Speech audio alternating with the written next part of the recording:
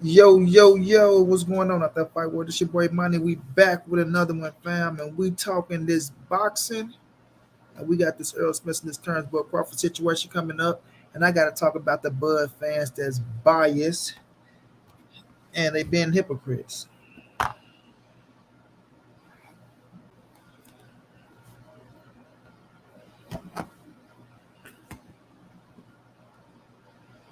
You know what I'm saying? Biased hypocrites.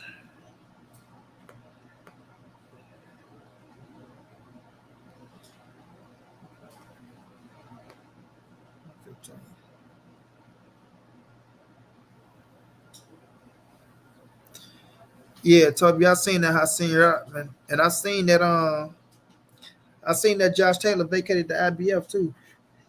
So that's another title for one of them boys to pick up.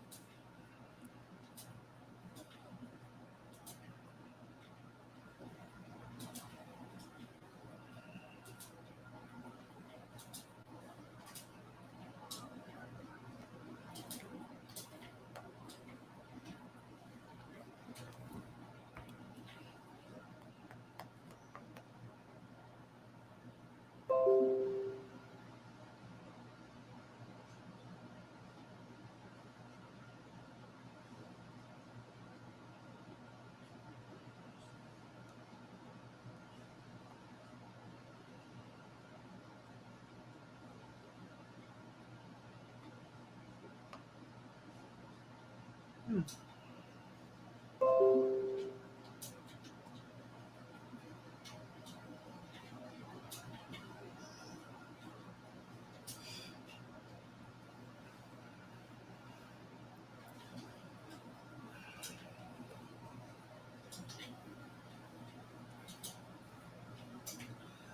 Tavares Morales, what's going down? I feel you, Jay. Omega, what's going down, bro? Yeah, dealing with some things, Omega, you know, bro.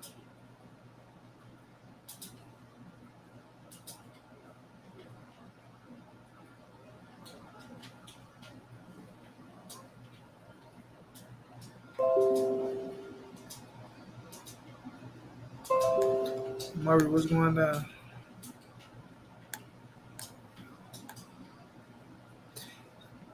Jared, what's going down?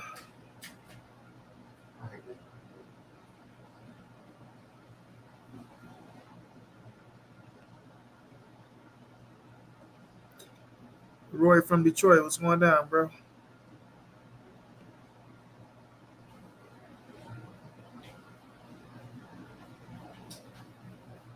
Yeah, Omega, man. Family issue, damn, my own little situation. Stressing me, bro. Stressing me, Omega. Stressing me, bro. Stressing me, bro. Justin James, what's going down? Derek Thigpen, what's going down, bro? Tony Dixon, what's going down, bro? Yeah, Toby. Robert Galloway, how he the most hated fighter, bro? How's Terence Crawford the most hated fighter, Robert? Abdul, what's going down? UPS, what's going on?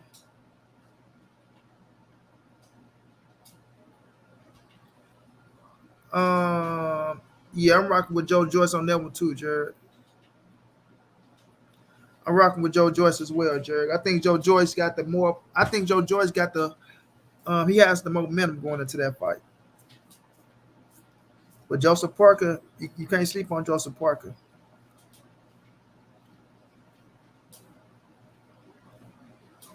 Natty Dread was going down. Josh Sanders was going down. How's Bud the most hated fighter, bro? Like y'all be coming here with these narratives, just be just crazy, fam. I'm not worrying about what everybody's saying, bro. I'm not worrying about that. I'm talking about how I'm listening to Terrence Crawford fans dish all over Errol Spence because they don't like what Errol Spence fans are saying, right? But they being hypocrites because they just seeing it one way themselves. They not seeing it both ways. They not being fair and unbiased as they tell other people to be. You know what I'm saying? See, people fall into that type of situations.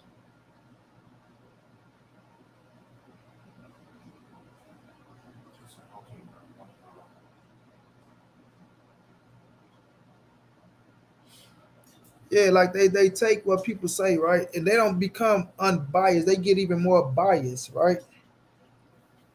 Like I tell y'all all the time, when I'm speaking on Terence Boyd Crawford and Errol Spence, I'm speaking on the business side and what we got to do to make that fight happen. Then when we get into talking about certain things, right? And if I point out a fact, people look at that as hate. But I'm listening to what people saying about Errol Spence, the ones that's riding for Bud, and it's real hatred. And it's coming from what Errol Spence fans said instead of them putting their own, you know what I'm saying, perspective on what they looking at it as,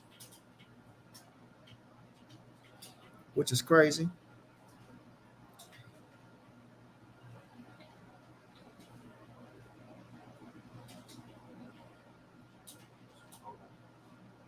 Robert Galloway, the reason why you just saying what you're saying,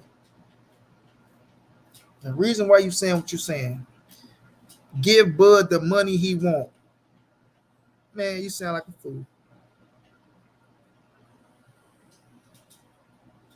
Renda Finley, what's going down?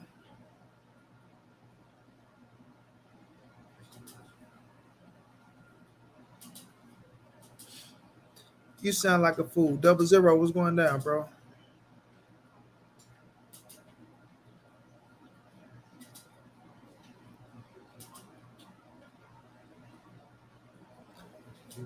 You know what I'm saying? You talking about give Bud what he want. You think these people stupid in these boxing streets? That's what's wrong with y'all, fam. You know, I'm listening to Cash talk. I'm listening to Cash talk, and they breaking down the fight, which I have no problem with your outcome of the fight or what you think the fight gonna look like or none of that,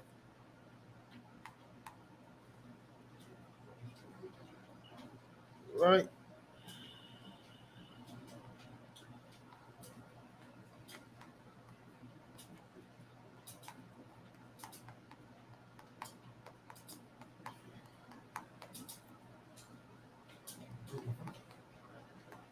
You know what I'm saying? Or none of that.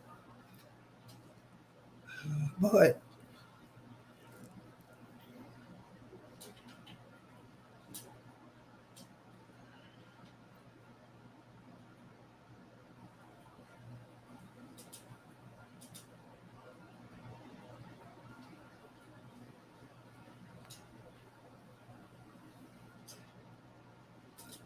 see Tony Dixon, look how you talking.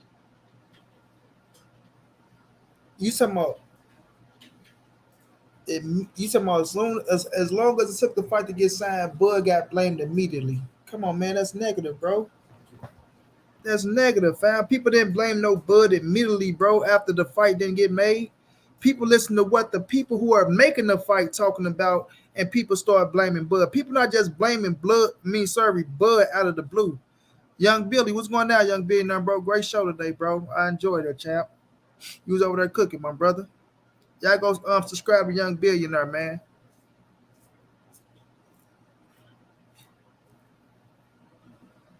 Oh, no doubt. I'm always listening to you, bro. I'm always listening to you. Sometimes I comment, sometimes I don't. You feel me? But best believe I'm hitting that thumbs up. You know what I'm saying? I'm coming through hitting that thumbs up for sure, for sure. Sometimes I just be sitting back chilling, fam.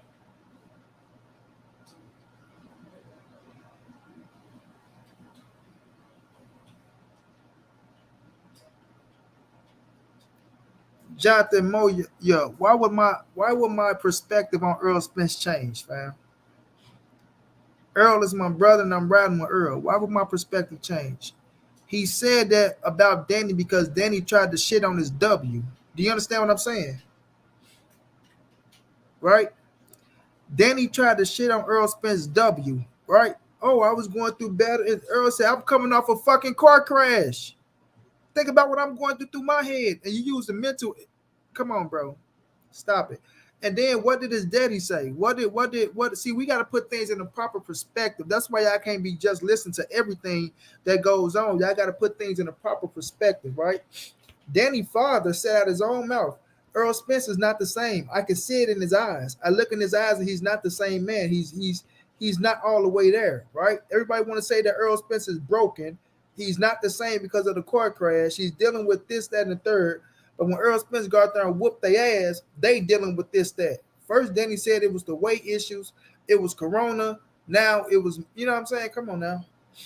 That's why Errol said that, fam. He never dissed the man for his having mental health, but you got to protect, you know what I'm saying, your victory, especially when you coming off of something.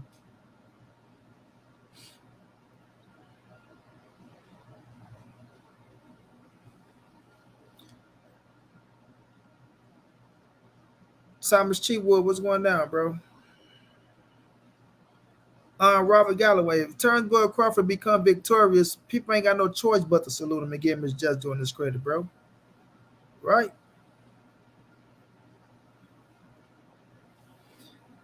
Alexander Mercer, what's going on, bro?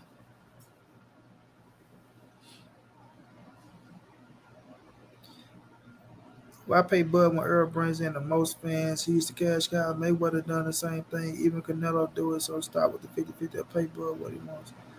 Yeah, brother, they know that, man. They know that. They know that's the truth. They know that's the truth. But they refuse to just, you know what I'm saying? They refuse to just respect it, bro. And that's what I don't like.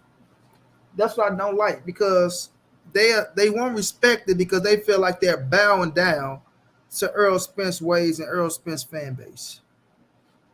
That's what they feel like. They really feel like that. Oh, if Terence Crawford accept what Errol Spence giving them, then we lose. Oh, we bow down. Like, no, bro, that's not what we got here. We're trying to get the fucking fight.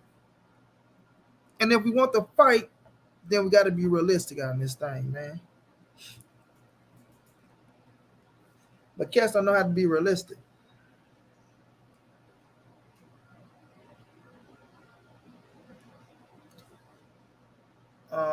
ODH checks his box. This gonna happen, bro. Watch. Dungeon talk. What's going down? I'm very like I'm standing on my word that it's gonna happen, bro. But I'm very sure, bro. And I'm saying I'm very sure.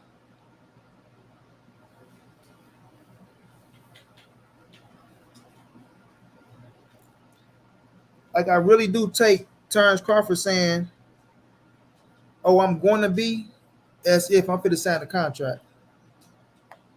Or I signed the contract and we just working on a few little things. You know what I'm saying?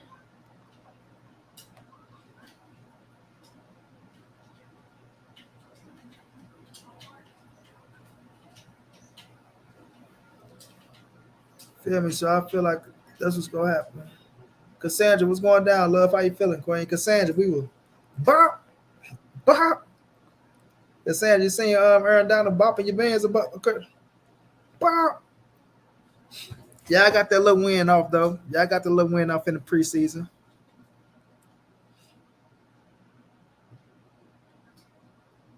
I believe the fight gonna happen in November. It's gonna happen. Did you watch the preseason game, Cassandra?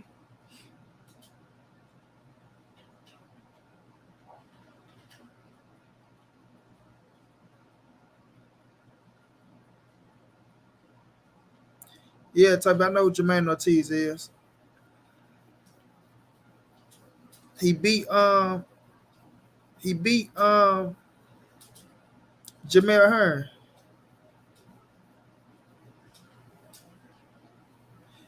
Yeah, he beat Jamel Hearn. He actually retired Jamel Hearn. I think that's the last fight Jamel Hearn had. Skills from North, what's going down, my brother? How you feeling, champ? Yeah, I ain't have a couple lives from y'all because I'm dealing with this insurance shit. This shit is driving me, man, it's pissing me off. It's pissing me off. Then other family shit. Man, y'all don't understand. Y'all don't understand. Y'all don't understand.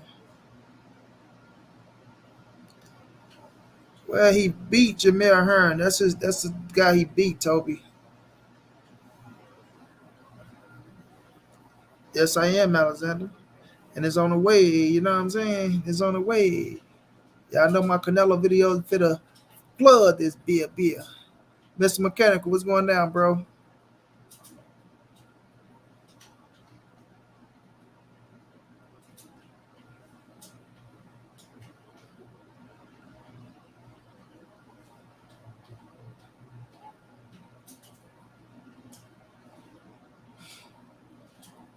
Tony, stop it.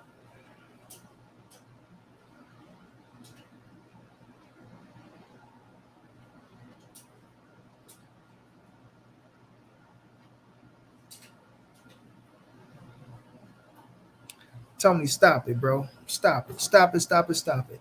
See, that's the mentality. That's the fucking mentality, right? And that's what I'm talking about.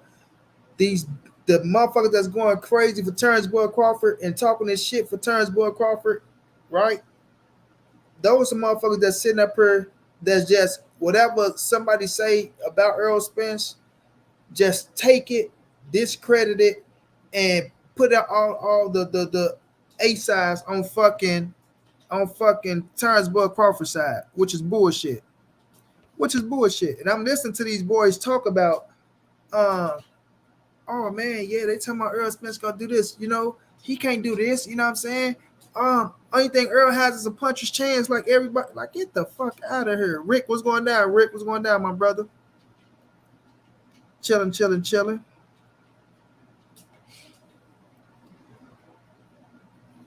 Okay, I want to know what's the fact about this, Tony.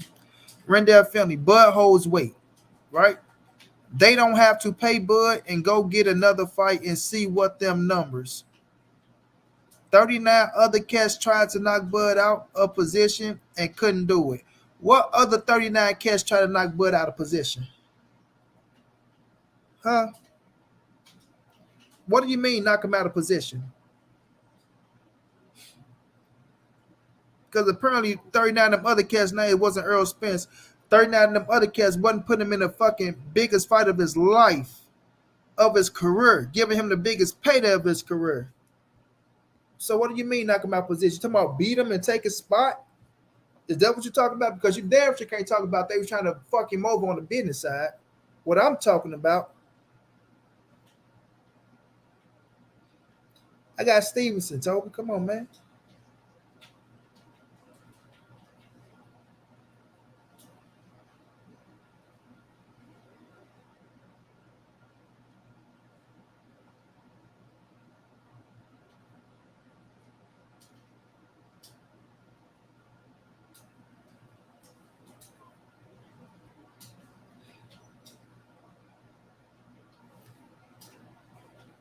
Oh, you already know, Rick. Well, I'm just saying this because I'm listening to cats. They talking, right?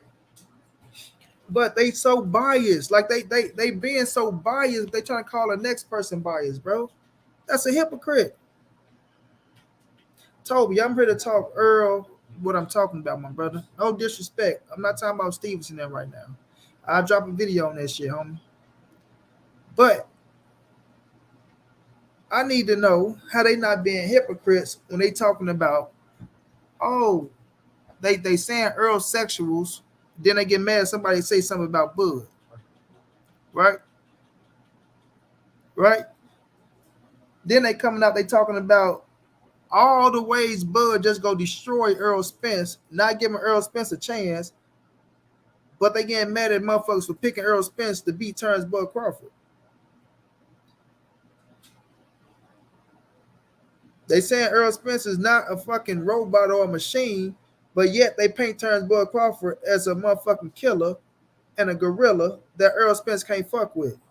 As if he's not a human, he's a machine.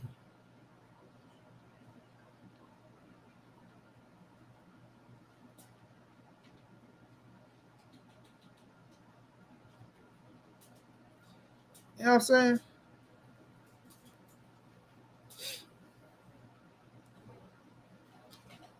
Which is kind of crazy to me, bro.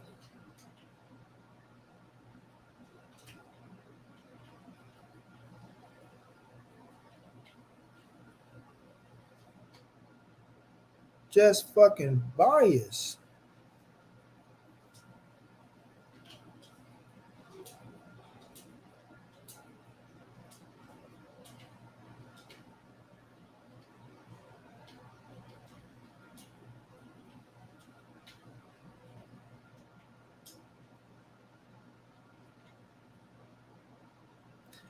Well, Tony, you keep talking about he beat two of the best fighters on his resume. Come on, man.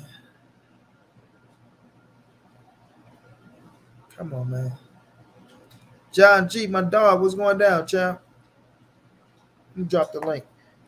You keep talking about they beat two of the best fighters on his resume, but you're not gonna put things in a proper perspective. As I say, put it in a proper perspective. And when he beat him, talk about, you know what I'm saying, the truth about how Errol Spence beat him and when Terence Crawford beat him, which one meant the most. Now, of course, Bud got to win to keep them scrapping the dapper, the bap of the lappers.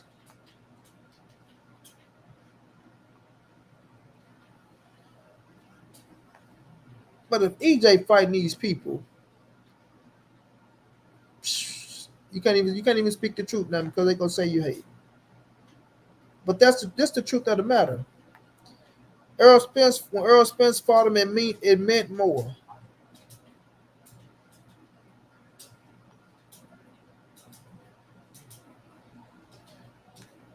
And that's what y'all don't wanna accept that. For some reason that hurt y'all feelings when that fact come out. You know what I'm saying? For some reason that hurt y'all feelings when that fact come out. That when he fought Sean Porter was WBC champion in better condition, didn't leave no stone unturned. I repeat, didn't leave no stone unturned. I repeat, didn't leave no stone unturned. And that hurt y'all feelings when I say that. When he fought Kell Brook was the A side, called all the shots, didn't leave no stone unturned, didn't leave no stone unturned.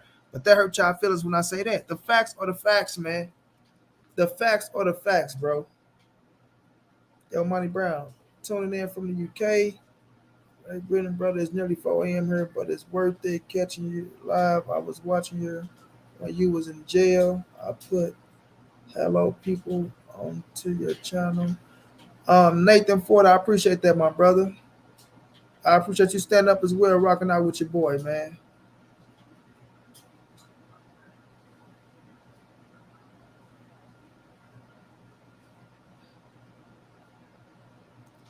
I really do, Nathan. I appreciate that, champ. Low Tolliver, what's going down?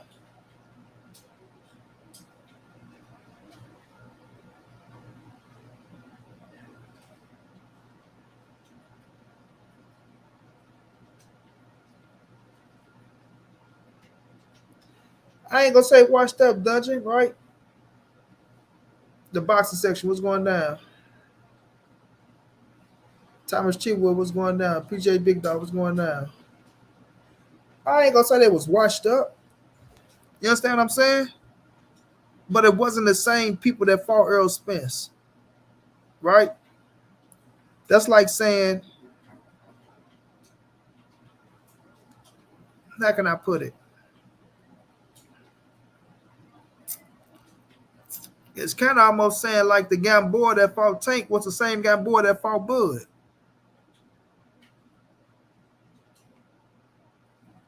You feel me? So if I say, hey, Rick, if you're still in the building, Rick. Hey, Rick, if you're still in the building, Rick. So if I say, motherfucking Isaac Pitbull Cruz beat Gamboa better than Terence Crawford, that make Isaac Pitbull Cruz better than Terence Crawford?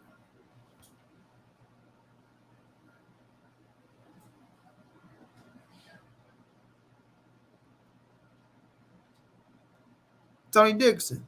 Is Isaac Pitbull Cruz better than Terence Crawford? Wait a minute. Hold on. Wait a minute. Wait 1 motherfucking minute. If I say Regis Prograis beat Julius and Dongo quicker than Terence Crawford, does that make Regis Prograis better than Terence Crawford? Huh? I say, huh, boy? Like that little chicken. What was it? A chicken on the cartoon? I say, boy. Hey, boy. I say, boy. Huh?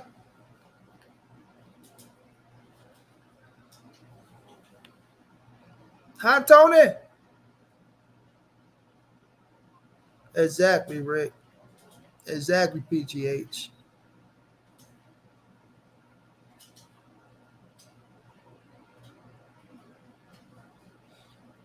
Right, Brooklyn. See, ain't no ain't no cat beat than Bud. Ask ESPN. What, Tony? You try to say ain't no cat better than Bud?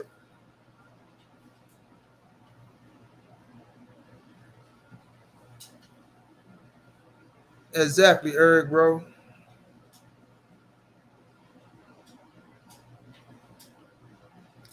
So,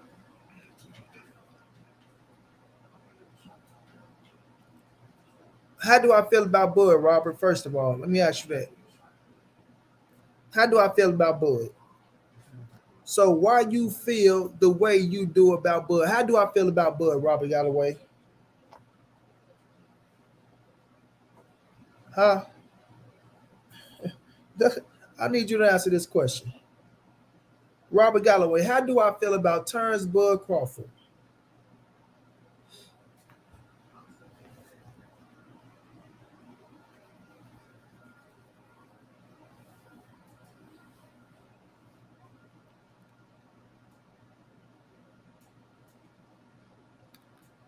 Come on, Robert.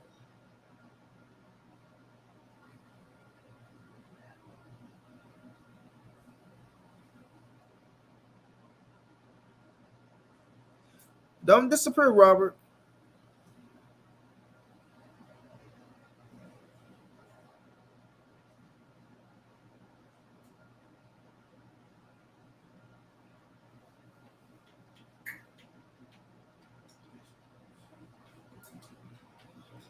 The link dropped, Nathan. You're welcome up here, bro. If you want to come up, anybody's welcome up right now, as long as you ain't a troll.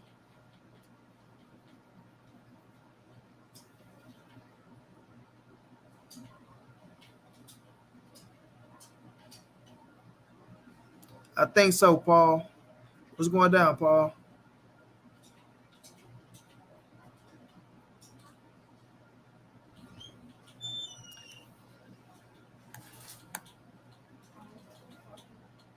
Yeah. Thank you. They do. Oh shit. Gotta make sure ain't nothing wrong with you. Jo, What's up, man? what's going down, bro? So I'm a big boxing fan. You feel what I'm saying? I like Spence. I like Crawford, but I don't know, man. It's just the promoters who get in the way of these boxing fights, and I'm not liking it. The promoters is getting in the way of how? Because you know how Bob Arum, he's always getting in the way of something. Like Terence Crawford, in my opinion, he should have went over to the PBC. Like he tried to sue Bob Arum. His contract was up. I think he went back to Bob Arum. I don't know that whole situation, but as far as I'm concerned, I just feel like you know what I'm saying. Like it has to have something to do with the promoters because if both fighters are saying they want the fight, you know what I'm saying, and then the promoters they got to agree on something. The contracts got to get made, the money this and all that other stuff. So I just don't know. Yeah, but right now Terrence Book Crawford is a free agent. Terrence Book Crawford and Bo Mack is representing Terrence Book Crawford. Right? So now it's on Terrence Book Crawford to get out there and sign a contract that's formidable and that works for everybody, not just Terrence Boyd Crawford. And that's where they fucking up at. Because right now they only on some shit. They're trying to make some shit only work for Terrence Boyd Crawford. It don't work like that, bro. You know what I'm saying? It don't work like that. You got cats they want to crack jokes and like you got like us. Man, it's cats I want to come up here that I know ain't gonna come up here because they know for a fact what's gonna happen to their ass. But you know they want to sit and they want to make fun of the business side now. They want to downgrade everything that's in play for Errol Spence to make it look like it's Errol Spence, which is bullshit. Now, when we talk about back end money and we talk about Al Heyman, we know that's a fact. We know it's real, you know. But you got cats out here, oh, they want to make it like back end money ain't real and shit like that. When you have Steven Espinoza coming out saying that you know they offering a great deal to fucking Terrence Bud Crawford, but he's not. You know they looking for more than this, that, and the third. They're trying to get more up front.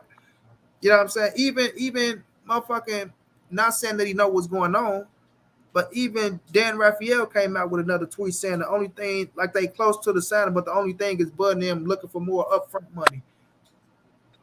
So it's like it's not that it's the promoters right now, bro, because no promoter is promoting Terrence Bud Crawford. He is his own businessman at this point. So it's gonna come down to him and his manager and his slash trainer Bomac to get on board with the deal.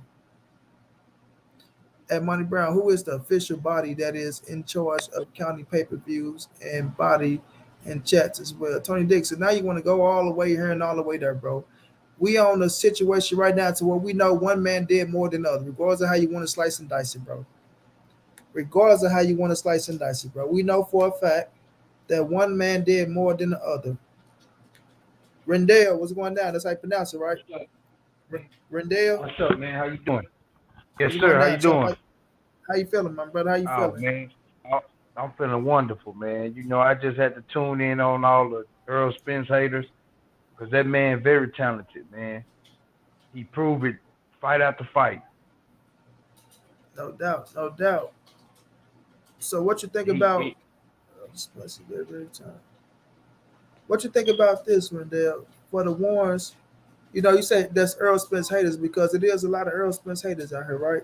right, But what do you right. think about them being so biased towards Errol Spence, and then they turn around and say that Spence fans are biased Earl Spence fans are biased towards Terrence Bud Crawford, not giving him a first shake, but they turn around and be biased towards Earl Spence and not giving him a first shake. Right. And this honestly I feel like for Errol Spence, this will be the hardest fight of his career to me because Bud is very talented. But you have to look at the talent that Errol Spence have fought. Man, he made Dennis Ugas look like he was a C class fighter. He made Danny Garcia look like a C class fighter. So when we are supporting Errol Spence and saying the truth about Errol Spence, these are facts. It's not something that we're just saying or making up or trying to make Earl look good. It's facts. I mean, the proof is in the pudding. You know, like I think Terence Bud Crawford is very talented, but I just don't think that he can handle Earl Spence. I feel you on that, bro, and I agree with what you're saying. It's gonna be a hell of a fight both ways, right? Right, But I just don't like the fact of when I listen to these dudes talk right, that they don't. It's not a fair. It's not a like a fair playing field, right? Even on they channel, they want to right, sound like they so fucking unbiased and that they give everybody a fair shake. But when it comes down to the come down, all you doing is you got the fight one way. You got Earl Spence getting his ass beat. You got him getting stopped. Um, he don't make adjustments. I mean, I'm listening to this shit. I'm listening to right, everybody. right, And I'm listening to how they trying to act like Earl Spence fans are so fucking biased and not fair, and they blame Bud for everything, but they turn around and doing the same thing. So it ain't no balance. exactly. You know what I'm saying? It ain't no There's balance. no They looking at balance. it, yeah, they wanna argue about some shit instead of just being fair. But when you ask them to put the facts out there, these motherfuckers don't come with no facts. The only thing they try to do is challenge you on what somebody else said about Terrence Bud Crawford, and that's what make their Right, judgment. You know what I'm saying? right, right. And to get, I ain't trying to hold you up too long, Why but not? to You get to good, the bro? point of he don't make adjustments. If they go back and look at the Kell Brooks fight, he made many adjustments to win that fight because Kell Brooks was tough. This was at the time when Kell Brooks was on top of the world. He made Hey, so many adjustments in that fight to take that fight away from him. It was ridiculous. And Earl Spence, people, it's like people love to hate on him, but to me, he's the golden child. He's the best at 147. And I feel like if he moved to 154, 160, he'll be the best. So, and I'm not being biased. I see that in him. He's a dog. I mean, you can't that's a take that fact, away bro. from the dog. That's No, a for fact. real, man. Ain't no, I come up with that, and I'm happy you brought up the Kale fight, bro. Because if you can't look at Right, that fight and see Errol Spence making adjustments, because a lot of people just say, "Oh, he broke his eye socket. That's the only reason he won." Bro, the fight started off right, kind of even for the first 6 rounds. Kell Brook was right, on his shit. Kell Brook had all the bro. He had energy, right? He had confidence. His jab was on point. right, He had his fans there, right? He had everything in his favor. What I was trying to say, everything was right, in Kell Brook's fucking favor. Yep. everything, bro, everything, and he fought up to that status, bro. They keep bringing in, oh, what Triple G did. Listen, Triple G never dropped Kell Brook. He broke his eye socket, yes, but it's Nope. not like he. It's not like he. Yep. He sure did. Let me say this though, but it's not like Triple G like put a physical beating on Kell Brook. Okay, like he broke his ass socket, and then he went 6 more rounds just taking a beating. You know what I'm saying? No, the ass socket got Right. broken, the fight was stopped, bro. You know, so it's like they try to bring up certain Right. shit to try to discredit. But if we come out here and say, oh, well, like who the fuck was that said it? Tony Dixon, I think. Oh, well, he beat two of Earl Spence, two guys on Earl Spence's resume better than Earl Spence, right? And they'll use Right. Kell Brook. They'll use Kell Brook, Rendell. They'll use Kell Brook. Oh, he beat Kell Brook better than Earl Spence beat him. But when we say Earl Spence beat and stopped Kell Brook, oh, Kell Brook was washed up and he had a broken eye socket.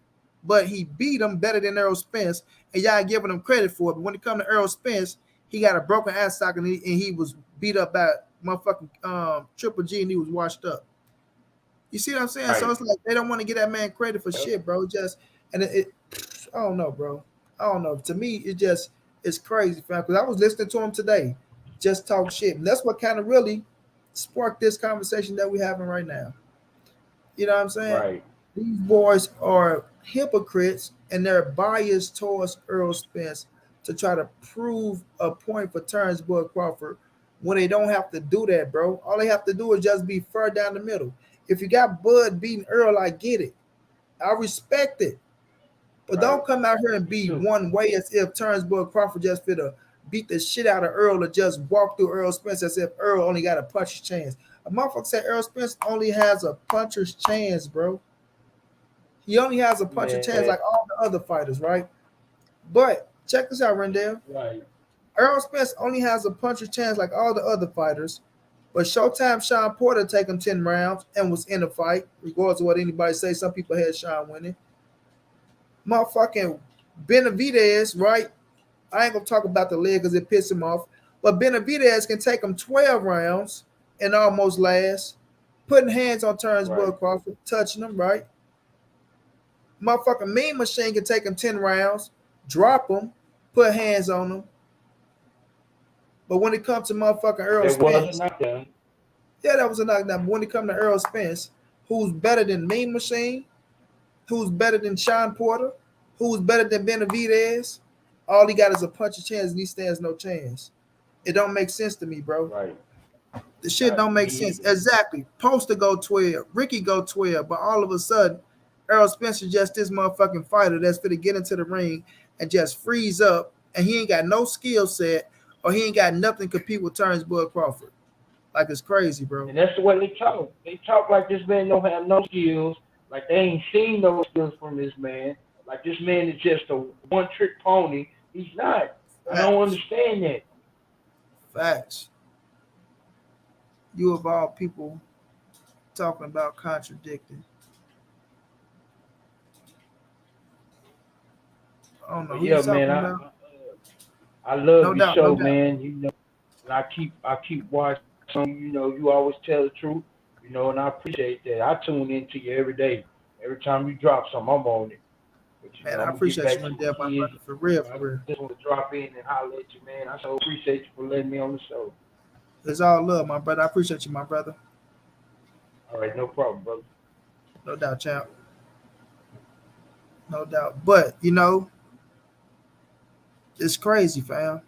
It's just crazy. It's just crazy. And I know I've been missing the action for 2 days. What was 3 days, fam? I might have to go miss for a couple days. Y'all don't understand, bro. Dealing with this insurance shit ain't no joke. You know what I mean?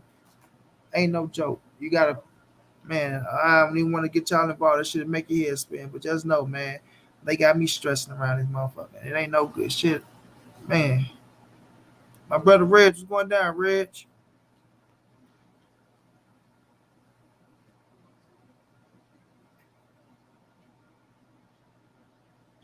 So yeah, so it's like when they speak on this fight, bro, they speak as if motherfucking Errol Spence is just like I'm looking at them like it's crazy. Like y'all gotta understand, bro. Y'all got to understand. When I talk about Errol Spence and Bud inside the ring, I'm giving a fair assessment to where I said I believe it's a 50-50. No doubt, Toby. My bad, Toby. My bad, Toby. My bad. I stand corrected, champ. I ain't really say nothing off the wall. I just read it as I'm going down and shit. And sometimes I don't even see the name. I just see the message. So, it's all love, fam. It's all love. But nonetheless,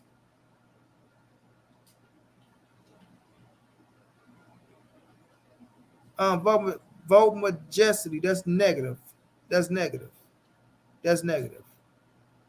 That's negative. I see a lot of Spence fans say this shit gonna be a hell of a fight. I see a lot of Spence fans that says the 50-50, right?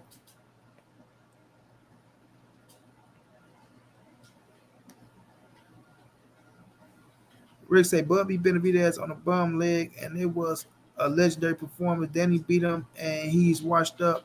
Facts, just like Khan, Brooks, and Porter was long in their careers too. Is all I'm saying. Exactly, Rick. But I ain't gonna even bring that up, Rick.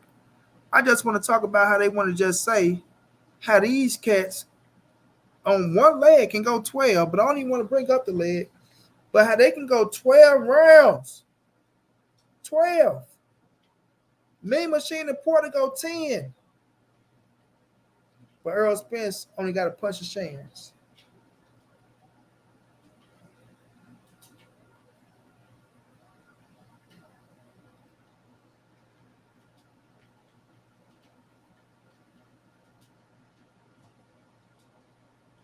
Man, chilling, Reg. Just trying to get in the live stream, man. Going through a lot, bro. Going through motherfucking deaths. Man, shit. Let me tell you, bro.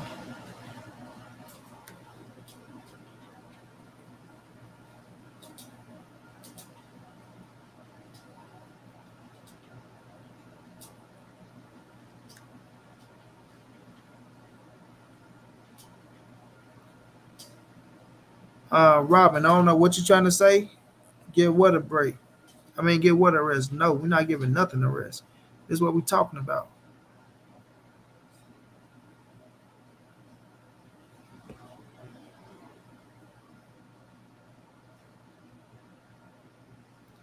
Y'all want to come in and tell somebody give a rest on what they talking about on their show. All you have to do is tune out. Period. Don't even click on the motherfucker. If you don't want to hear what we talking about with Errol Spence and Bud, or you don't want to hear what they talking about with Errol Spence and Bud, tune the fuck out and don't click in. But you want to come in and tell somebody, no, we ain't giving shit a rest. That's what we talking about until we get this goddamn fight, until it's over with. Evidently, you want to listen to what the hell we talking about because you brought your ass in.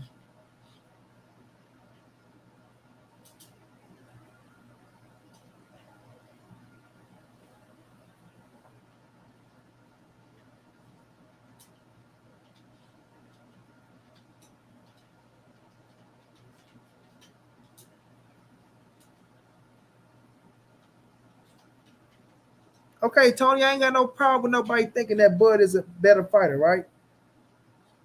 But that's not how they put it.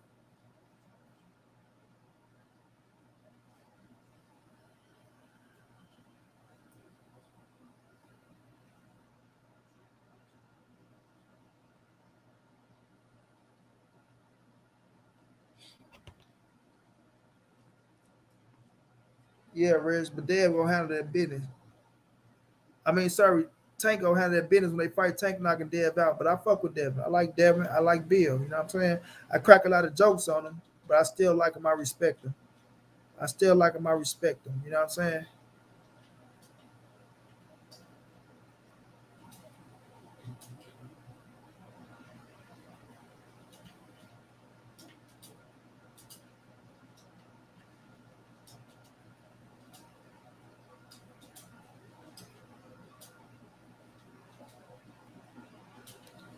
Feel you, Greg.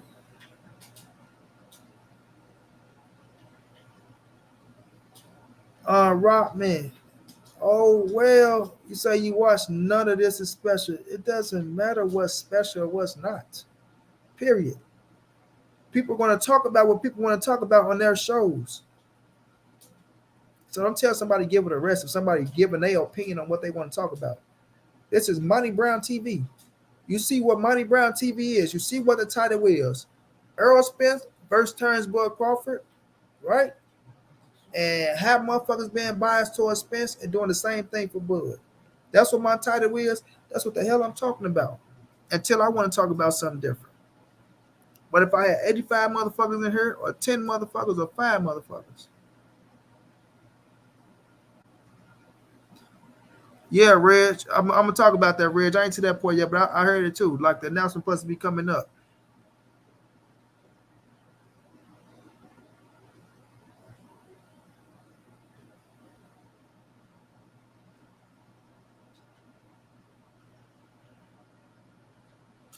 Nitty G, you don't know. You don't say what's irrelevant. Oh, well, no, we can talk about what we want to talk about, and you supposed to put irrelevant and not relevant.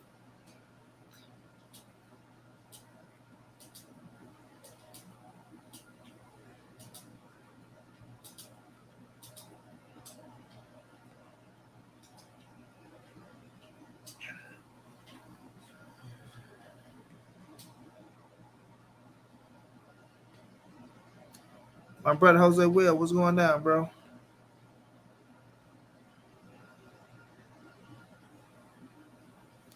Tony Rome, my brother, what's going down, bro? Y'all hit that like button, smash the like button, y'all. Smash the like button. If you could, show love, donate to the channel. Help the boy try to reach the donation goal. Everything y'all donate is going to a great damn cause, a damn good cause that your boy need help on anyway. So if y'all could, show some love, fam. I agree with that too, Reg. I damn sure agree with that. But I ain't mad at him.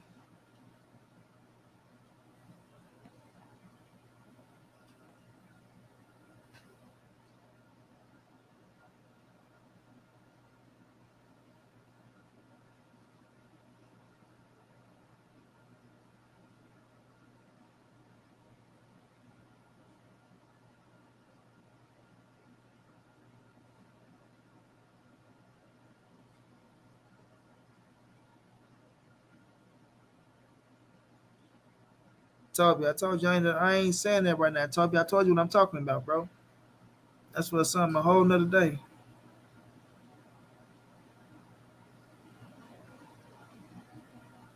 No doubt, Mr. Aggressive. Red said the same thing. I feel the same way.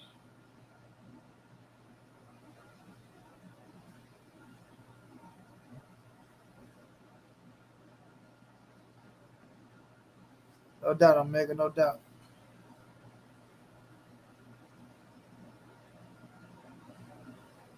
My bad, Nitty, my bad. I take that back, Nitty. I stand corrected too, then, champ. My bad, Nitty, my bad, bro.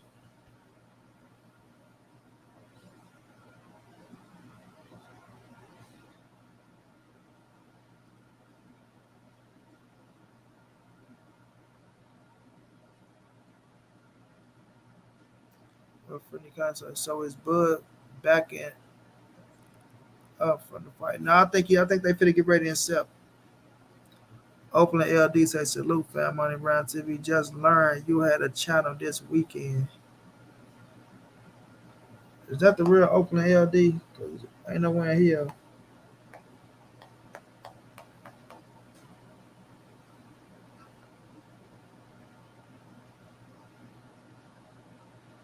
No, I don't think that's the real Oakland LD, bro. Cause I think the Oakland LD been to my channel before.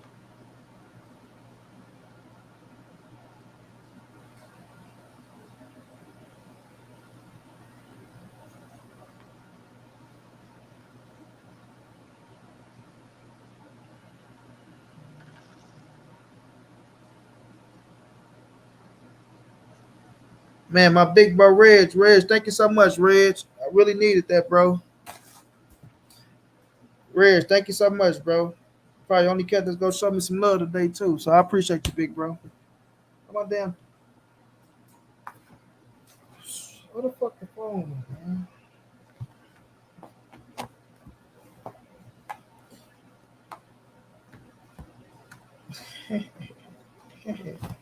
Oakland LD, are you serious, bro?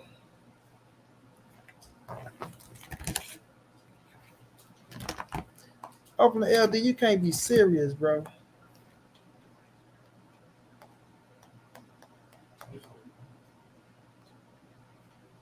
Oh man, that make me feel bad as fuck now, dog.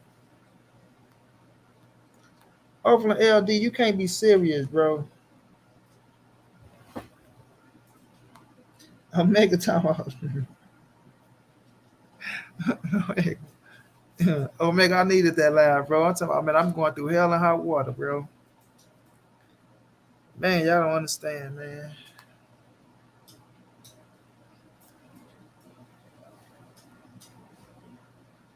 I don't wish the wheelchair on none of y'all, nobody, right? And I know it'd be looking bad when people be seeing people in the wheelchairs. But bro, when I tell y'all, it ain't even a fucking wheelchair. It's about the shit that goes on in the wheelchair. It ain't fighting the wheelchair. It's about all the other shit, bro. Like, man, when I tell you this shit ain't for the weak, boy, sometimes shit how you ready to blow your head off. Oh, Megan say you sent me a cash app yesterday. I appreciate that, bro. I'll probably let me see. I probably missed the motherfucker. I would have told you thank you, bro, when you came in this bitch.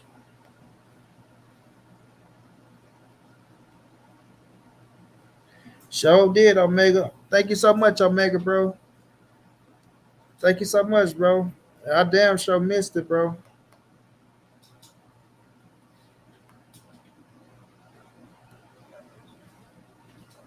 I appreciate that, Omega.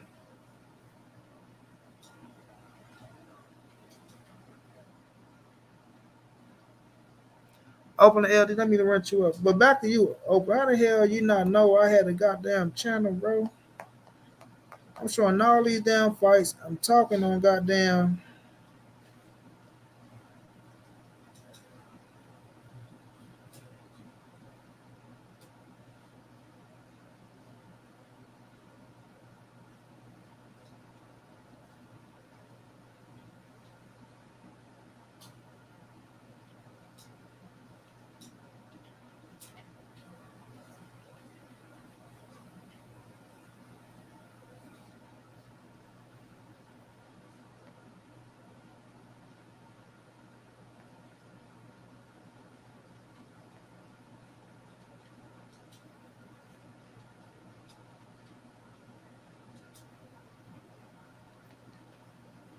Yeah, I've been doing this shit for so long, bro.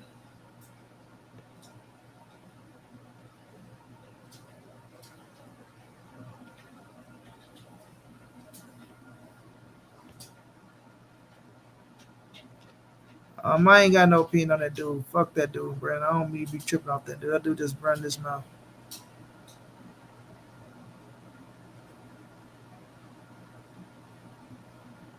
Oh yeah, Omega shit. This shit's stuck like that, bro.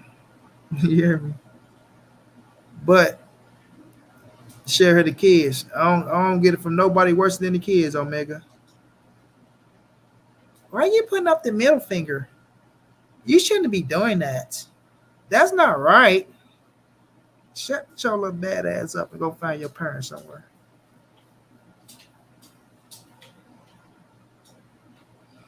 Since 2002, Red, since I was 15, bro. Almost 20.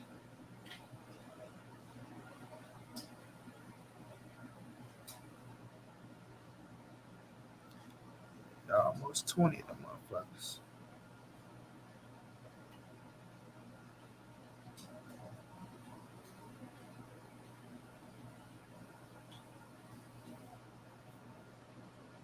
Said, but I learned because I was watching a video of you destroy some YouTube clown. Yeah, probably that South Park clown ass dude. Probably South Park clown ass. Omega said, money cooked too much to not have a channel.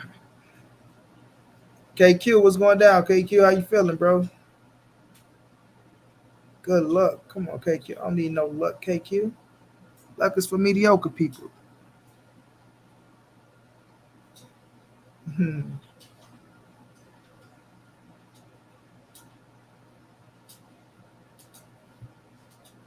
Urbanicourt, you gonna get blocked.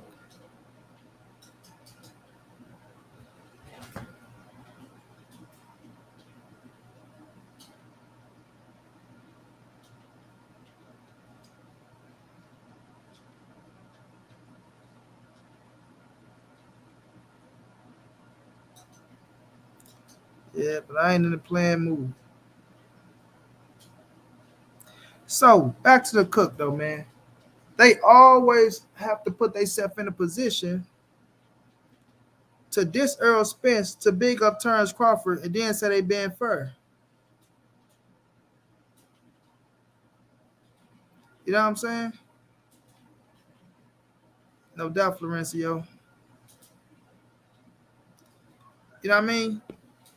And it's crazy to me. It really is. It really is crazy to me. You know, so I love to have some motherfucking yeah, Reg. I don't know what the fuck. I don't know where that shit come from. My brother Tony Rome, what's going down, bro? I got Andy Ruiz in that fight. I feel like Andy, it's a good scrap though. But I'm gonna break that down. I'm gonna break down the other fight in the video.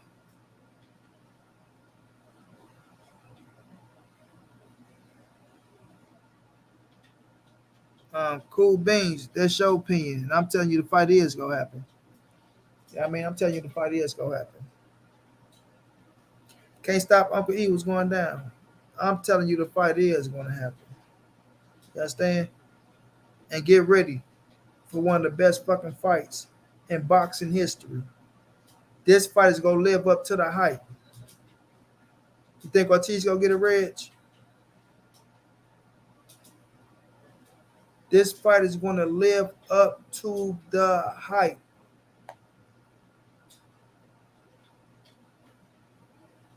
Shit, Zerda was just arrested, wasn't he?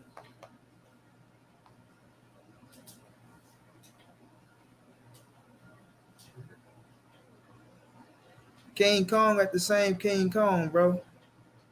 And what that boy say? King Kong ain't got shit on me.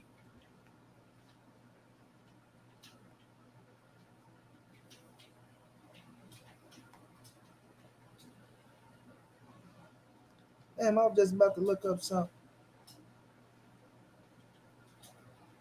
I slipped already. What a Wilder fight at Reg. Yeah, Zerda just got arrested, bro. So I don't know what the fuck going on with that shit. Yeah, that's what he got. He has the power, but I still feel like he lost it, bro. Like the reason why King Kong is done because he don't have no punch resistance right now, bro. He has no punch resistance. He has no punch resistance.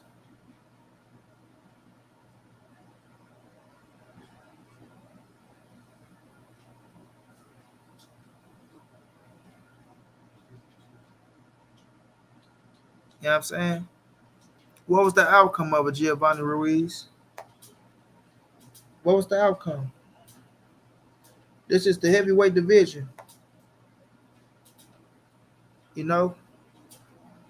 Well, we know one punch can change everything in the heavyweight division. I was supposed to look up something. Forgot what the fuck I was gonna look up.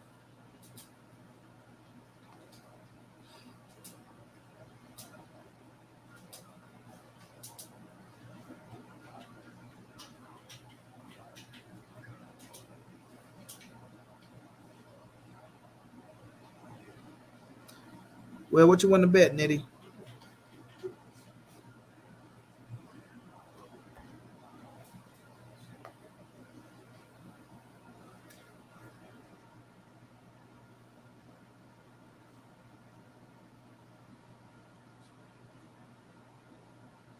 Yeah, I don't know what the hell Hassan Rodman doing. Victor Belfort. I don't know what he think he'll get off of that shit. It gotta be just a payday.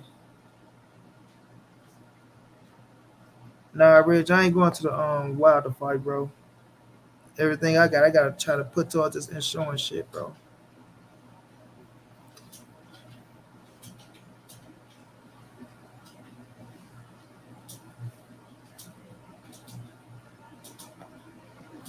I got Andy winning, bro. I got Andy winning.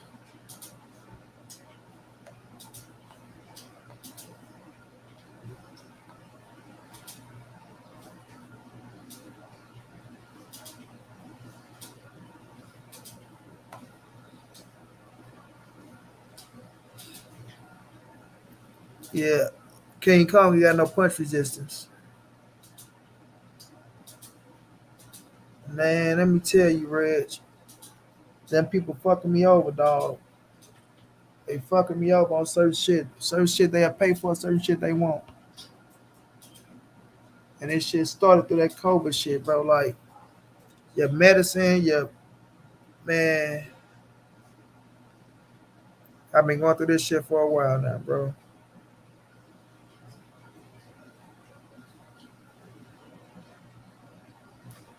I've been going through this shit for a while. But I ain't gonna talk too much on her because, you know, motherfuckers like to take your business and say all stupid type of shit. Man, Reg, thank you so much, bro. For real, bro.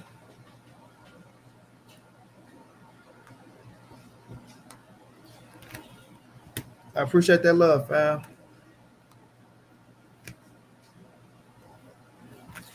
Omega, I didn't even get to watch the fights last night, bro. That's how you know I was going through some shit. That help out big time, Reg. That help out big time, bro. It really does, bro. That's what all that shit going to.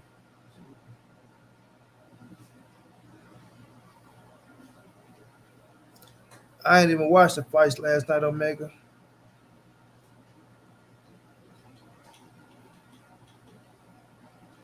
Kwame, what's going down?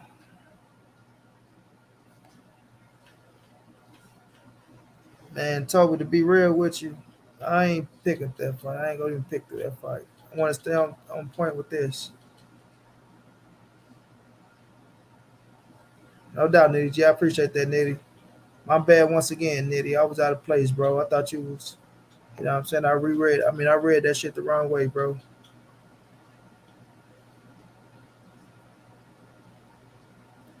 You thought who died, Omega? Who?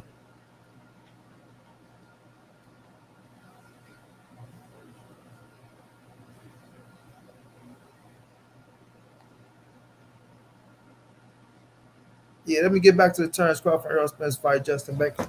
Because they get to asking about all other fights. I get to getting sidetracked and shit. And I get to talk about other shit.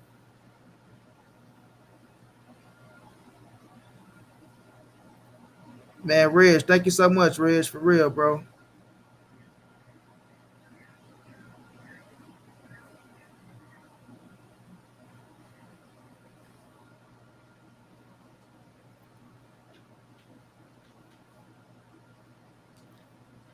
I think I'm gonna see something. Let me go to top ring.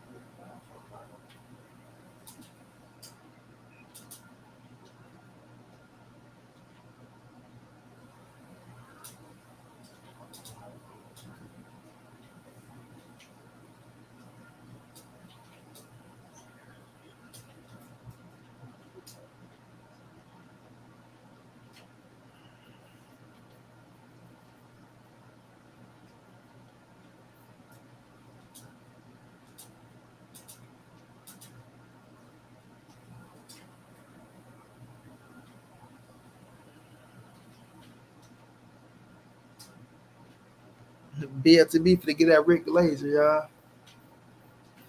BLTB about to get that Rick Laser. I'm trying to go to the top rank thing, see if I can see that knockout.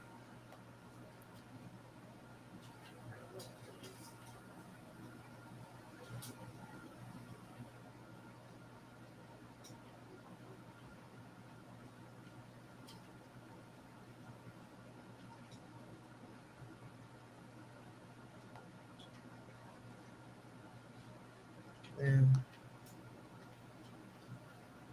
anything I can do to help, bro, you doing something.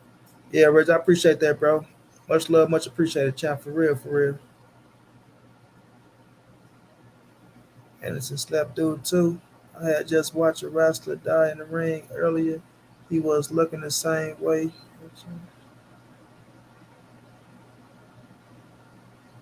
No doubt, Cedric. Young Billy, I just read BLTB last post. Let me go to top rank and see if I can see that knockout though. And I'm get back to the Spencer Crawford. But when it comes to this Spencer Crawford, right? Oh, you already know, Reg. Ooh, ooh, oh my God! I see what you're talking about, Omega. That motherfucker Torres look like motherfucking Denny Green and shit.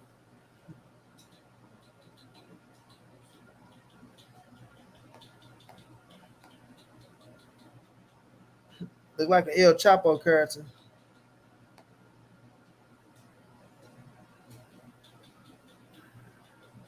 Ooh, like that boy flat on his face. Yeah, I appreciate that, Reg. You know the motherfucker gonna show love, man. I tell you that much. But I appreciate you. My brother Omega did yesterday. I appreciate him. This one fight's about to quiet everything. I read that. But back to the Spence situation, bro. Now, when I talk about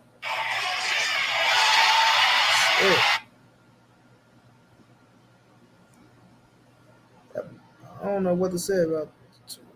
Man, look at Jared Big Baby Anderson.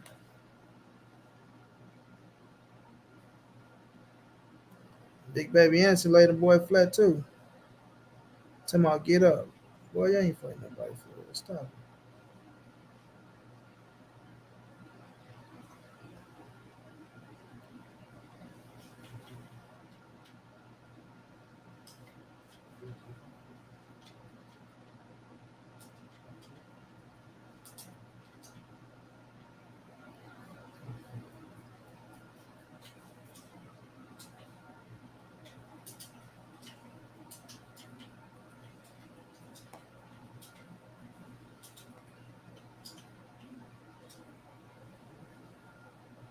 I'm gonna go back and watch Richard Comey and Jose Pedraza though.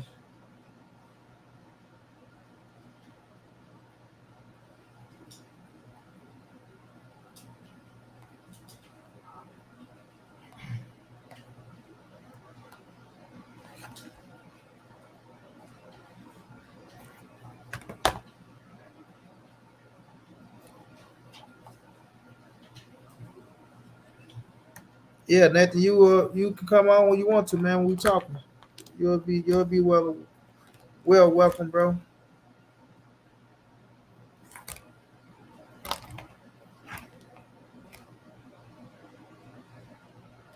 Don't make me go buy a wheelchair lift and put it on my van and pick you up, bro. Oh, Reg, for sure. Reg, you in the city, bro. We for sure gonna make something happen. What I was doing though, Reg, I was looking around at this little place. I think they got like you can rent these little vans and shit, like I did out in Dallas, where they got a little wheelchair ramp you can drive your shit up in.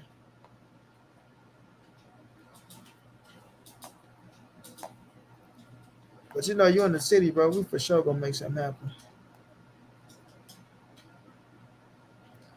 That's something you ain't gotta worry about.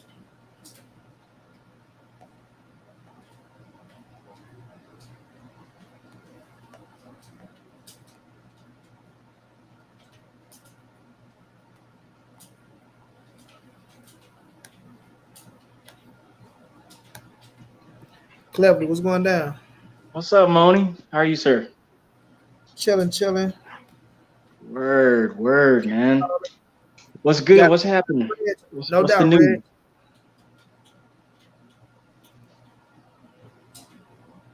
Can you hear me, Moni? Yeah, I hear you. I was reading the comments, Claire. Hold on. Gotcha. What's going on, man? How you feeling? I haven't seen you for a couple days. You been relaxing? We're Nah, just man, been going dealing with some shit that I'm trying to take care of. going through life. Going through life. Okay. Exactly. Hit you up in that Cash App here right after this. I just want to say what's up. What's up? I was just watching Bernie a little bit. And what Man, he talking about contradictory.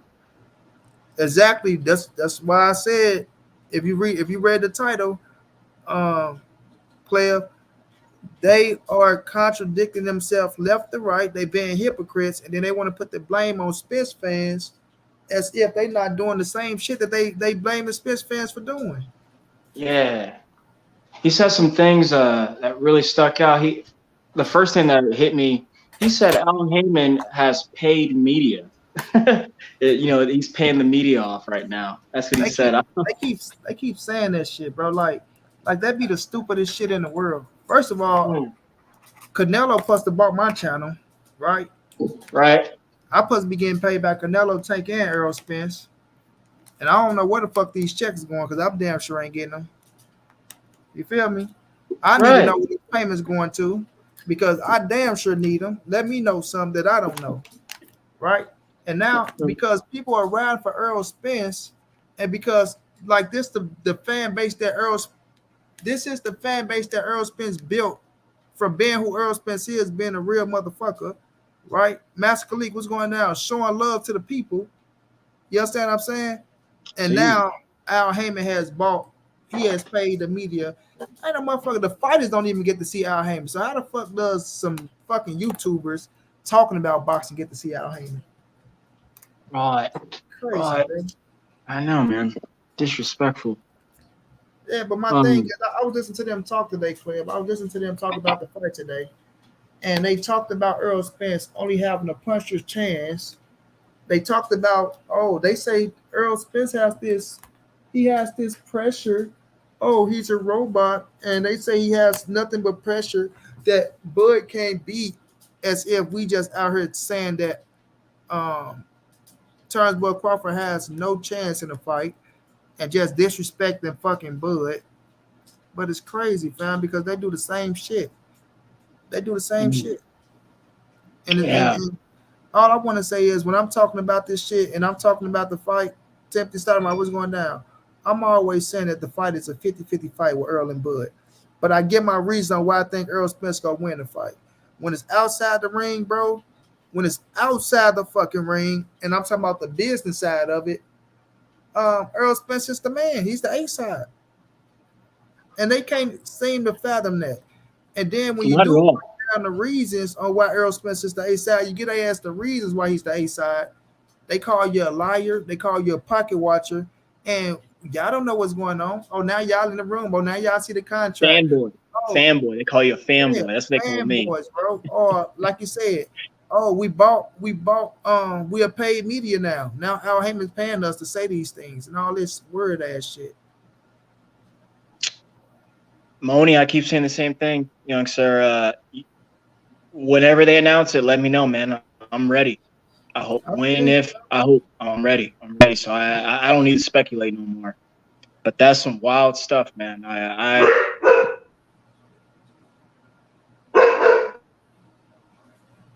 Oh, it's good. The dog ain't hurt nothing. Yeah, I got too many dogs, man. I rather heard a dog bark than some of these motherfuckers talking. I ain't gonna lie to you. Shit. Oh boy, man. And it's girl, shut the fuck up, man. Hush. Aura. Yeah, man, that shit's wild, man. I don't even know what to say. It just, I hate to say this coin phrase, but fake news. Just like everything they're saying, they're just making up thin air, just making up stuff. So yeah, I thought that was weird. I thought. But they're gonna say about the Errol Spence. They're gonna say about the Errol Spence people though. In better news, we're about 1 week away from football, man. Ever since we had that football conversation a couple of weeks ago, that's been on my mind. We're gonna be switched up. I watched the last 2 games today, man. The Jets and the Giants had a hell of a game, right? Oh my God, Quan Alexander. I think that was the Steelers. Right, Steelers in Detroit. I caught a little bit of that. I caught a little bit of that doing some house chores. But quickly, real quick. Smacked that boy with that goddamn ball, knocked it up out of his ass. I'm talking this one on his insane. But go ahead, bro. What you gonna say?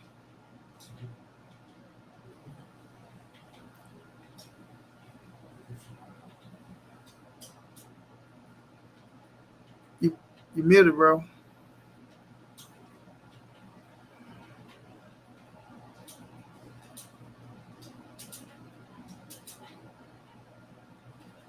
I still love them, Reg. They still my Rams. They gave us a chance, but either way I go, they still my Rams, Reg. Of Uh, course. Um, I watched the Nebraska game. Nebraska was up. Let them boys come back and beat them. with I looked at some of the Florida State game. Florida State beat the shit out of them boys. Um, today I didn't catch. I think it was what I missed the game today, but Thursday they finna jump off though. Thursday them bitches finna jump. But it was some good games on. I watched. I caught a few of them. The dog took his book too. Right, Love Tolliver. No, Reg.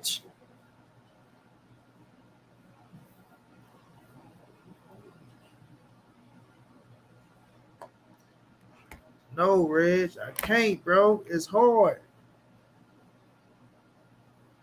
And another thing about Kansas City, Reg, well, they was talking about it. They was gonna try to split half and half. I don't know if they gonna give us a few games, come to St. Louis with a few games. I can't do it, Reg. I can't sell out. I can't sell my soul. Fuck that. I'm rocking with Kansas City. Sit at $100. Come on, Reg. You can't do me like that, bro. Stand on my principles. But then what I was about to say. Yeah, they posted talking about they gonna give us a few games around this motherfucker. They gonna bring a few Kansas City games to St. Louis and shit. St. Louis won't say nothing about the rounds, bro. They won't talk about none of them games. They won't talk about none of them games. But I will show you though. We had a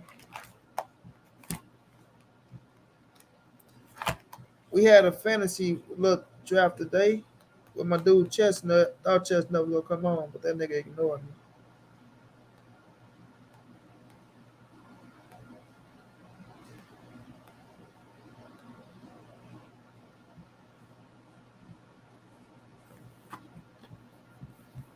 That nigga Chestnut ignored the shot. But my first pick, Reg, was who? Oh, Patrick. This is my lineup, y'all. Patrick Mahomes, Aaron Rodgers, Saquon Barkley, Zeke Elliott, Devontae Adams, Hollywood Brown, Hunter Henry.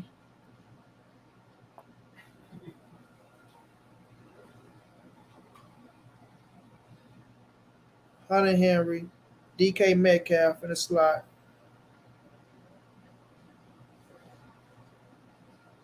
Goodwin, Allen Robinson. I got Michael Parsons, got K. White, Baker, Chandler Jones, Hubbard from Cincinnati. My dude Floyd, Leonard Floyd, Harrison Smith. I got my thing good. I was go see if y'all boys want to get down in the fantasy draft. I'll go get 10 people. Now I needed him, bro. I needed him because he was the baddest motherfucker that was on there at that time.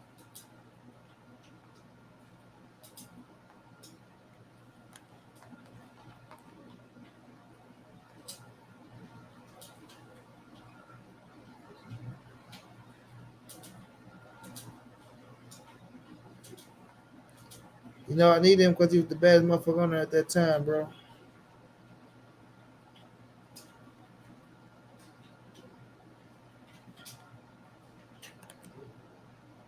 I hope so. So you coming through?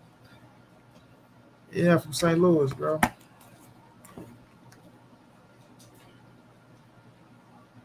Oh, now you know I got Zeke. Zeke, my dog.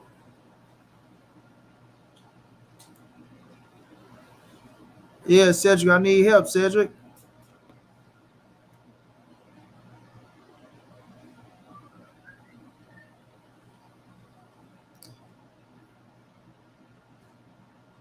I don't think Zeke done, Reg. As long as he can get in that end zone.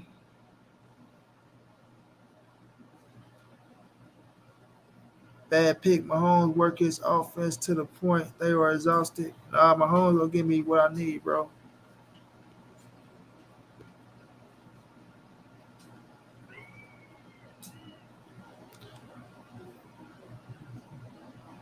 Unbox collector, I appreciate that.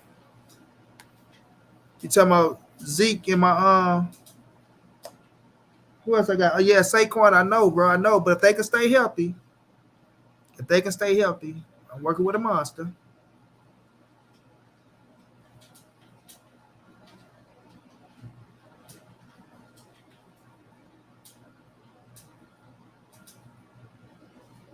FDX Flex, yeah, bro. Same here.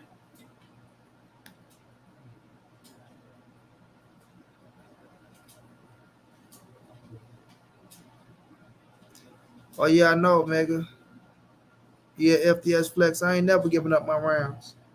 Omega, you seen Aaron Rodgers right there?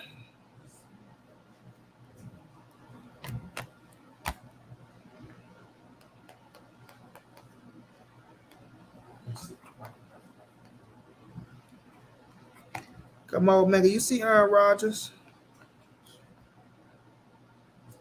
Omega holding the ball means you can still make something happen. But come on, y'all, don't get me on the no, look. Tuesday, baby, every Tuesday after the 8, we go talk football. But right now, let me get back to this Errol Spence shit because y'all know if I get to talking football, man, I'm gonna be on football all damn day. But you see Aaron Rodgers, and let me show y'all something, fam. Let me show y'all something real fast. Let me show y'all something real fast. And your boy won it all last year. And your boy won it all. Hey, what that say? What that say? STL what? What that say? Yeah. Quit playing with me. Yeah, man, Chestnut. Chestnut came in second. I won in 2 leagues. I won the Chestnut League and I won in my dog league. Yeah. Quit playing with Monty Brown, man. I does this, fam. And where that boy that told me that Drew Lock was gonna be the starting quarterback for the Seattle Seahawks. Where are you at now? Where are you at now? Go sit up here and tell me, Monty Brown, you don't know what you're talking about. They want to make Drew Lock the starting quarterback. Yeah. Where you at? And I told they ass that it was gonna be Geno Smith. Oh man, Who was that? Nathan? Who's that told me that? Look out what that boy name was.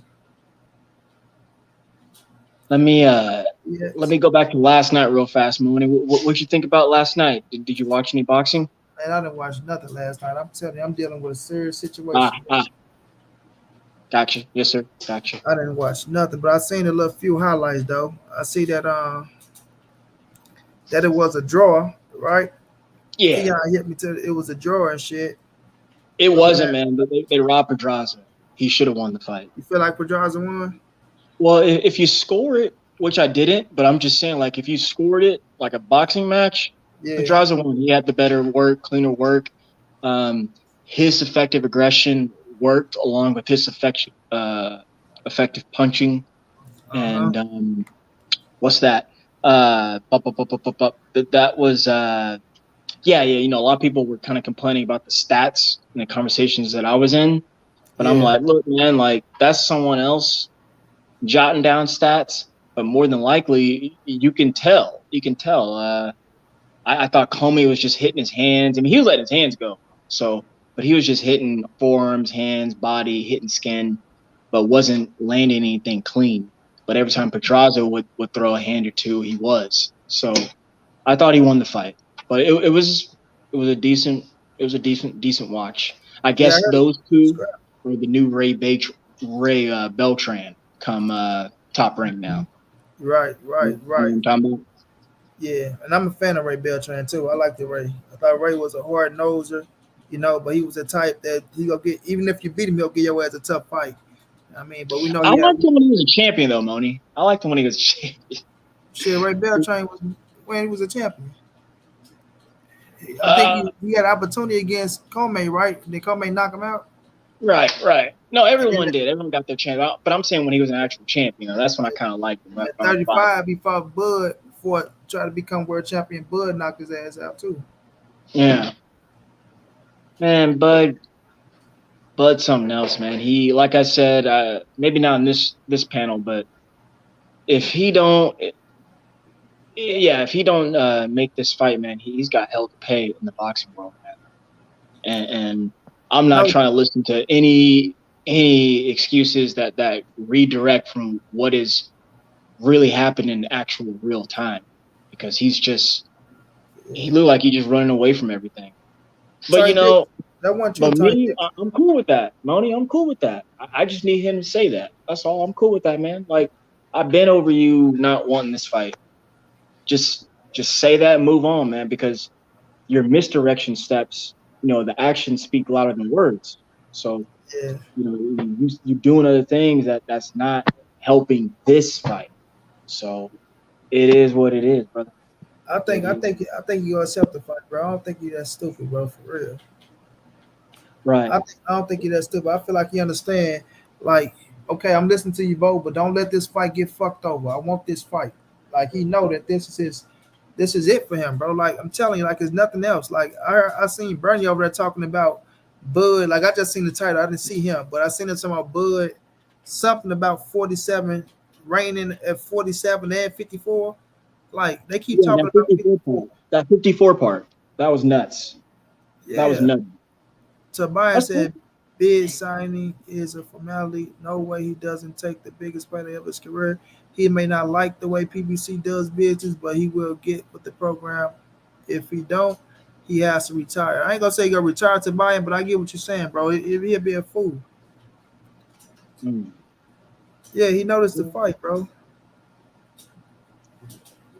Moni, between you and I, man, in your space, bro, he's not going 54.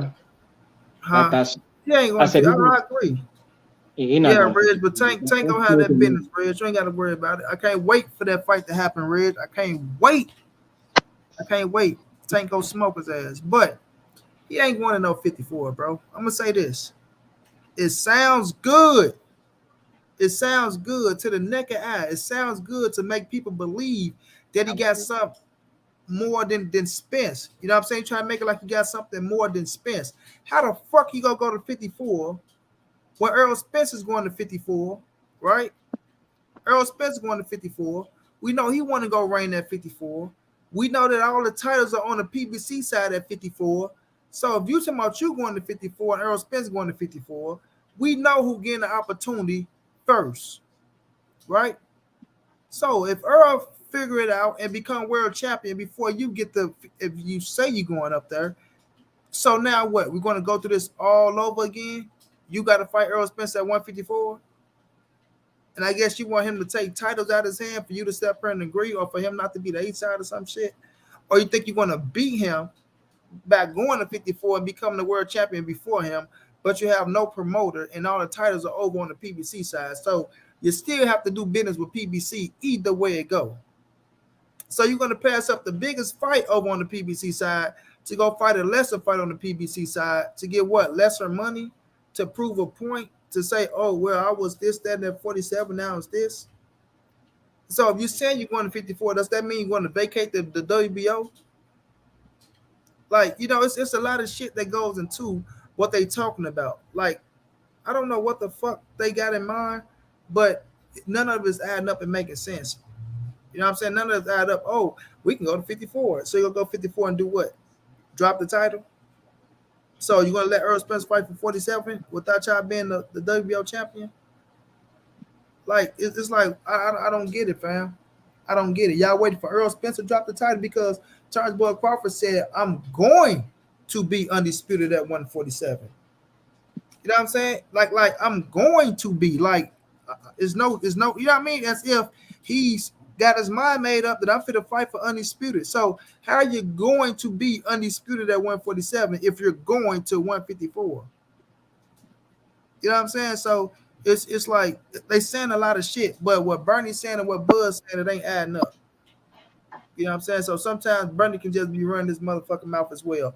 But they want to say, oh, well, Bernie word is more credible because Bernie is with Bud and he's over there. He's actually on the side of Terence Bud Crawford and he's his friend and he can do this and he can do that. But he's contradicted every fucking thing Terence Bud Crawford said. He did that multiple times. It's not what friends do, Moni. That's not what friends do. They don't contradict one another. Yeah, Fuck bro, that. we did. But I caught him, cleverly. I caught him like a couple times to where he had to come back and clean up himself. Oh, okay, guys. Oh, all right. Because Buzz, he said one thing, Buzz said another. Well, this is just what I think, guys. Like, no, first you said Bud, motherfucker. Now it's just you now, right? Right. Okay. Moni, let me ask you something real fast. I've been meaning, I think I've asked it twice, but no one heard me when I asked it in those different streams. Do you think at least one of the reasons why he hasn't signed is because he doesn't have any backing? Because the irony in that question is that he's a free agent and no one takes any money out besides the people who he pays, like a Bomac. So do you think he's kind of in unfamiliar territory without having big backing behind him? Do you think that's one of the reasons? Yeah, bro. And I feel like it's, But really think about them things. No. Really think about I remember, who was it? Damn. Luis Ortiz, right? King Kong, when he's fit to fight Anthony Joshua, right? And they fucked up the money for King Kong. It was the money he wanted, but they were trying to dig for more, right? Because they thought he was vulnerable. Okay, well, Big Baby Miller, he just got popped for steroids. Anthony Joshua needs a dancing partner, right? I remember So now. I remember now. as much as we can squeeze out of them to get this fight, man, because they feel like he's desperate. You know what I mean? Oh, they need somebody to keep the show going. Otherwise, it fucked the show up. You gotta understand. It was like 2 weeks or something before the show, and they was coming over to America to fight. So they try to put the full court press down and get as much as they want to. But Eddie Hearn was like, you know what? We offer you motherfuckers $10 million. Fuck y'all. We're going to Andy Ruiz, and Andy Ruiz got the fight. It's kind of like that. It's kind of like they're in a position where they're trying to, where they trying to bogart. Oh, you guys need us, or guess what? You're gonna have to scrap the show, right? No show, no Errol Spence, no Terence Bud Crawford. How bad do y'all want it, right? Because that's all they saying, dangling the motherfucking carrot. How bad do you want the carrot? How bad, you know what I'm saying?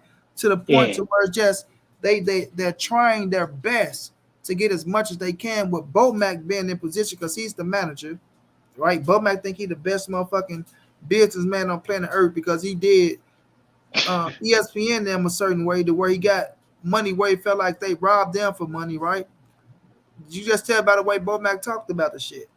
Oh, well, I got a great fucking deal, man. I got a great deal, man. Like, man, it's a great fucking deal. So, he's over there trying to, man, just negotiate for as much as he could, and he trying to stand on his ground because they think just standing on, stop showing the dog, bro.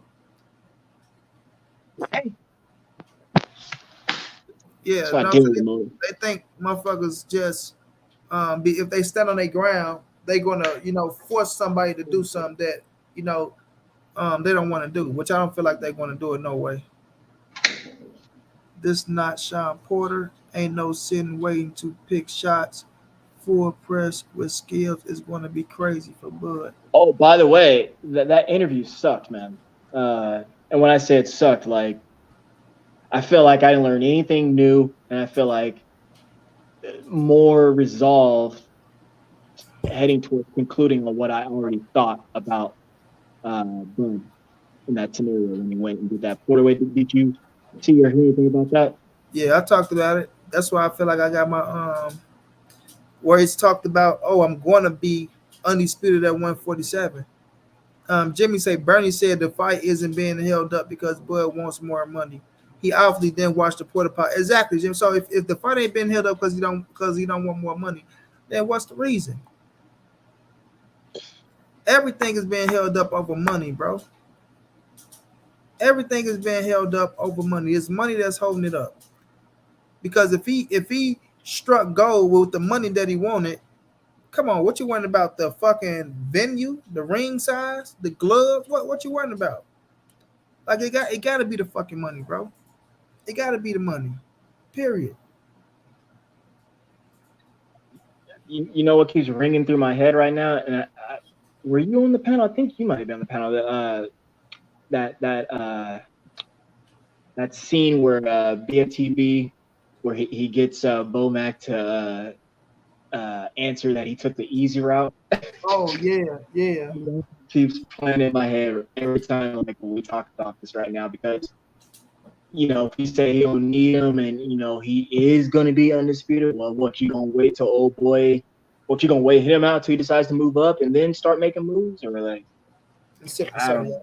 Yeah, it's like I already know what they on, bro. They're trying to squeeze every dollar they can squeeze, but it's not gonna because you're dealing with screwed up businessmen, right?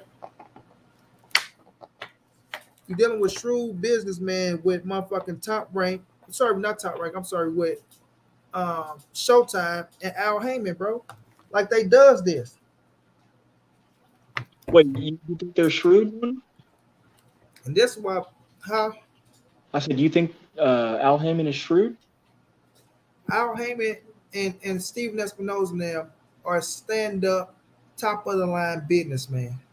Right. Okay, we're on the same page. So when they're sitting up here and they giving you an estimate of what things are going to be, and they're giving you an offer to where it's the biggest fucking guarantee that you ever got, and you getting money on the back end that we all know that other fighters don't complain about, right? Other fighters don't complain about it, right? Right. Because they never been in that format or they never felt that type of shit before. They want, we need this up front because we doing this and we doing that. Which Bomac, everything keep coming back to Bomac for me, bro.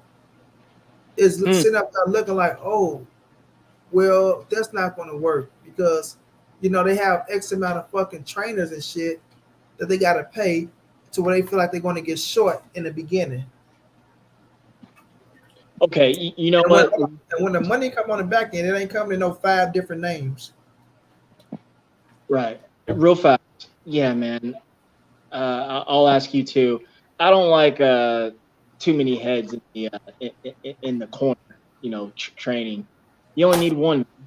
You only need one. 2 is okay. An assist. Assist is nice, but 2 and 3 different voices going on in the corner. It's a no from me. It's a no. Yeah, I don't know why you got all them out there. And then secondly, I would ask, does K. Karoma, does he just train alone, or does he always train in duel situations? Meaning in the actual fights? After Mud Cody, the link is right there, so you can click on it and come on up here. If you feel like we hating on Bud, come up here and tell us how we hating on Bud. Instead of y'all sitting right there in the chat typing. The link is right there for anybody to click on. If you feel like somebody is hating on Bud, come up here and tell us how we hating on Bud. I don't think we have said anything hateful of Bud thus far. This entire conversation. In fact, we haven't even talked about him. we talked about the deal and recently Bomac, his manager. Exactly. The thing we did say about him is that he hasn't taken barbershop. Fred think he knows everything about Al. Yeah, Fred got a vendetta against Al and PBC right now. Fred trying to take down the court on their ass. Another weird question you probably heard too. Why do you think Al Heyman doesn't speak to the public? Say it again. I said, why do you think Al Heyman doesn't speak to the public? Because that's Al Heyman business, bro. Al Heyman ain't never been speaking to the public. That's his business. That's what he does. And, it's been working so far. And he's been successful for this long. So, he don't got to. Right. We're not seeing Al Heyman fight. Right. He doesn't speak to the public because what gain is there in it? If anything, it really makes negotiations from his perspective a lot more strenuous than they probably already are. And real power is quiet anyway. He's not Don King. He's not Bob Arum. He's not Eddie Hearn. That's not what he does. He's really, in a lot of ways, in a lot of ways, he's really a middleman. If you really look at the true business of how it's all set up with the guys that funded it and gave him the money. And he's smart. You know what I mean? He really is smart. I mean, you don't hear any of his fighters complaining, you know? So I wouldn't talk if I were him either. When you got a guy like Floyd Mayweather, what is there to say? What do you really need to say? When you got all the YouTubers, what do you really need to say? What do you wish he would speak more? No, Al Heyman ain't got to say shit. No, I was just being curious there. What's your name, man? Yeah. Mr. Norris. For sure, man. Word. Yeah, so I mean, that's just my personal opinion. He's never been a guy to really speak. You know, he's never done it. So, you know, I mean, I don't see why he would. I don't think there is anything to gain by him speaking. You only speak when there's benefit, like especially when there's business on the line. The less you say, the better. If you want to know about Al Heyman, go watch The Black Godfather on Netflix. Teach you everything you need to know about Al Heyman. I'll keep that in mind. Everything you need to know about Al Heyman. Al Heyman is not a man to be in front of the cameras because he don't have to. He's all about making the best deals and making everything flow. That's it. And that's exactly what he's been doing. And that's exactly what he's going to do. And when you hear people, and I ain't talking about just small people running their mouth hating on fucking Al Heyman. When you hear other big entities talk about Al Heyman, they giving Al Heyman the praises, then you'll know that motherfucker is the real deal. Period. Right.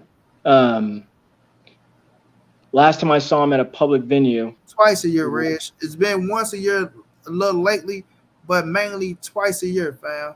Like Errol go fight twice a year. It's always been kind of like twice a year. But that's the top shotters, and they make it great fucking money to hold them over. I was saying the last time I saw him, he was at Madonna 1. Madonna 1. Just like Mr. Noah's clicked that link and came up here and speaking this piece, you can click that link and get up here and get your question asked, bro. You know what I'm saying? You talking about quit all the hating on Bud. Get up here and tell us, first of all, how we hating on Bud. And then you can ask your question of what you want to ask, bro. Because other than that, no, we're not asking no questions from out the mud, Cody, from the panel to the chat. Especially how you came off. Bro, is it money or money, dog? He been calling you money and shit. Money is all right. Money. Okay, for sure. All right. All good. Yeah, so when I'm looking at the situation, though, just on what the topic is on, anyways, it's like I'm listening to, and like I say, of course, you might go to some Errol Spence channels to where they say some weird, crazy shit too, right? That I don't be in agreement with. But majority of the time, I heard people talking about the business side to get to the fight. We trying to get to the fight. That's what people don't understand. We're trying to get to the fucking fight. And for us to get to the fight, we all got to be realistic about the shit. And that's something that people that's like, we turns Bud Crawford fans, but the fucking faggotites and the ones that just so fanatic out about Bud Crawford, they can't be realistic. They can't be realistic. They want to just say, like, their main thing is Errol Spence, just give Bud what he asking for. Hey, MB, but you know that a lot of that's going on really on both sides. There's a lot of zealotry really coming from both sides, though. You know what I'm saying? Yeah, but my thing is the ones that's acting like they really want the fight so bad and that's going for Bud and just Errol should just give them. Why y'all just can't say, like, they'll never say, well, Bud should just accept the whatever they offer him, which is a hell of a deal, and make the fight happen, right? Just like they'll say the Errol Spence fans that never say, oh, Errol, just give him 50-50, right? But if we actually put, okay, let's just say the ones that say Errol should just give him 50-50 and the ones say, well, Bud should accept what they offer him right now. When you put both of those narratives up against one another, you got to see which one weighs more than the next. And Errol Spence size weighs more than the Bud side telling Errol to just give him 50-50 and the Errol side telling him you should take the 45-55 or whatever it is on the back end. You know what I'm saying? Do we have official numbers on what's been offered? We're not going to get the official numbers until the fight get made. But what Stephen Espinoza is telling us is it's the biggest guarantee that he ever made, and he's still getting back in. You know what I'm saying? And is anybody saying that have there been any verified reports that Bud Crawford is saying, no, I want more money? If Errol Spence telling him sign the contract, if Steven Espinoza telling him to be realistic, right? You got to be He's realistic. saying he's telling both guys to be realistic. Wait a minute, bro. No, he's not saying he's telling both guys. You show me something where he said we telling both guys to be realistic. Well, I thought I saw a YouTube deal about a month ago where he was standing there by himself and he was saying, both guys got to be realistic. They both sides have to be realistic. And I could be wrong, but I thought that was what I heard. I mean, go look at Tay Jones. He just had Steven Espinoza on about a week or two ago. Okay. Right? Mm-hmm. So Steven Espinoza saying even though if Terence Crawford and them try to scrap the deal, he gonna try to spark it back up. So he gonna try to do everything that he could to make this shit happen. Now he couldn't say too much. Right. But he let us know that. Yeah, he let us know that people was lying when people try to make it as if they was having real problems like the PBC and a Showtime situation that was going on. They was in a big rift. That's why they can't make the fight happen. He dead in that shit. You feel me? Yeah. But he's telling them to be realistic, fam. Like, okay, we're not fit to just go overboard because they trying to get more money up front. That's Terence Boyd Crawford them terminology. That's the way they've been doing business, and that's how they're trying to continue to do business because they never did business with the PBC and the Showtime side. They don't do business like that. That's not how it works. They never done business like that. It's not that. That's not how it works for them. They never done business like that. So they're not getting the concept of you motherfuckers will see more money after the fight's over with and when all the pay-per-views is added up. You know what I'm saying? But what they trying to do is get more up front because they have more fucking hands in the cookie jar. Well, I brought that point up on Paul's channel the other day. I was like, one interesting thing that stands out to me is that, Bud Crawford seems to have more hands in his pocket than does Errol Spence. And if that is the case, then he's got to negotiate for more money. You know what I mean? That puts pressure on his side because, Derek James gets paid as a trainer. I don't know how he gets paid, but I'm just saying he's a trainer. You don't hear him talking about the business. He's adamantly against talking about the business. In fact, his theory has always been, I want what my guy wants. If he say that's what he wants, then that's what I want. All the other stuff, you know what I mean? I don't get into that. That's not my business. If and you hear Bomac speaking like he's a manager, which if that's the case, then he gets more than just. Bomac is the manager. Bomac is the manager / trainer. Exactly. But they have two other trainers over there as well, and Bomac always going in thinking about not just Bud Crawford but his other fighters as well. You know what I'm saying? He always. So you're saying he got a poker face that he has to maintain for not just this fight, but for future fights as well. Is that what you're getting at? What we know Bomac to do when he talk business is always to go in with his other coaches and his other fighters. Go listen to him when he signed us the big deal with ESPN. Oh man, we came out good on this one, man. To where we all straight. The coaches, Misa, Raul, even my fighters. So he go in thinking about representing for his fighters and for Terence Boyd Crawford, which is not always a good thing to do, because you put you taking what's best for Terence Boyd Crawford and you sitting to the side. Not saying he's doing this on this one. I'm just saying for his Bomac, and I'm saying this is not good to do. You taking what's best for Terence Crawford and you thinking about everybody else instead of doing what's best for him. When this fight is about Terence Boyd Crawford, Nathan, it's a good looking dog. Stop showing that goddamn dog, man. He's a good looking dog. Yeah, that's what is a good looking dog. But you got to worry about what's going on. And Monica, what's going on, Queen? I'm happy to see you, love. How you feeling today? So you know what I'm saying? He has to come out and do what's best for Terence Boyd Crawford, bro. Yeah, well, I mean, does Bud have any future interest in that as well? You think? You said does Bud has? Does he have any future interest in that as well, as far as the business side of things and being involved? Or is that all exclusively Bomac? Yeah, like you said that he's. That's what I don't know. Like I say, He don't have a promotion company to where, they was under his. It's like if he had a promotion company, I can understand it. You feel me? But you don't have a promotion company to where those fighters are signed to him. Bomac saying those are his fighters, to where I feel like no, it's not a good thing. I'm quite sure you got to have some type of understanding by it. You're saying it's a conflict of interest, really, for Bud, is what you're saying. Yeah, I don't think it is a conflict of interest, because if you walk away from this table, because not saying this was going down, if it points down to Bomac saying, okay, well, we didn't get this, that, and the third because I didn't feel like I got what I wanted for me and my coaches and my fighters, and not saying this is what it is, you know what I'm saying? But if he walked away from the table because that was the reason, he was trying to get more money for that reason, hell yeah. I feel like you did Bud as a disservice on this one. This shit like now people saying, oh well, PBC trying to get a 3-fight deal out of Bud and they want to do this, they want to do that. I highly disagree with that. I highly disagree on the simple fact of PBC is not short on welterweights.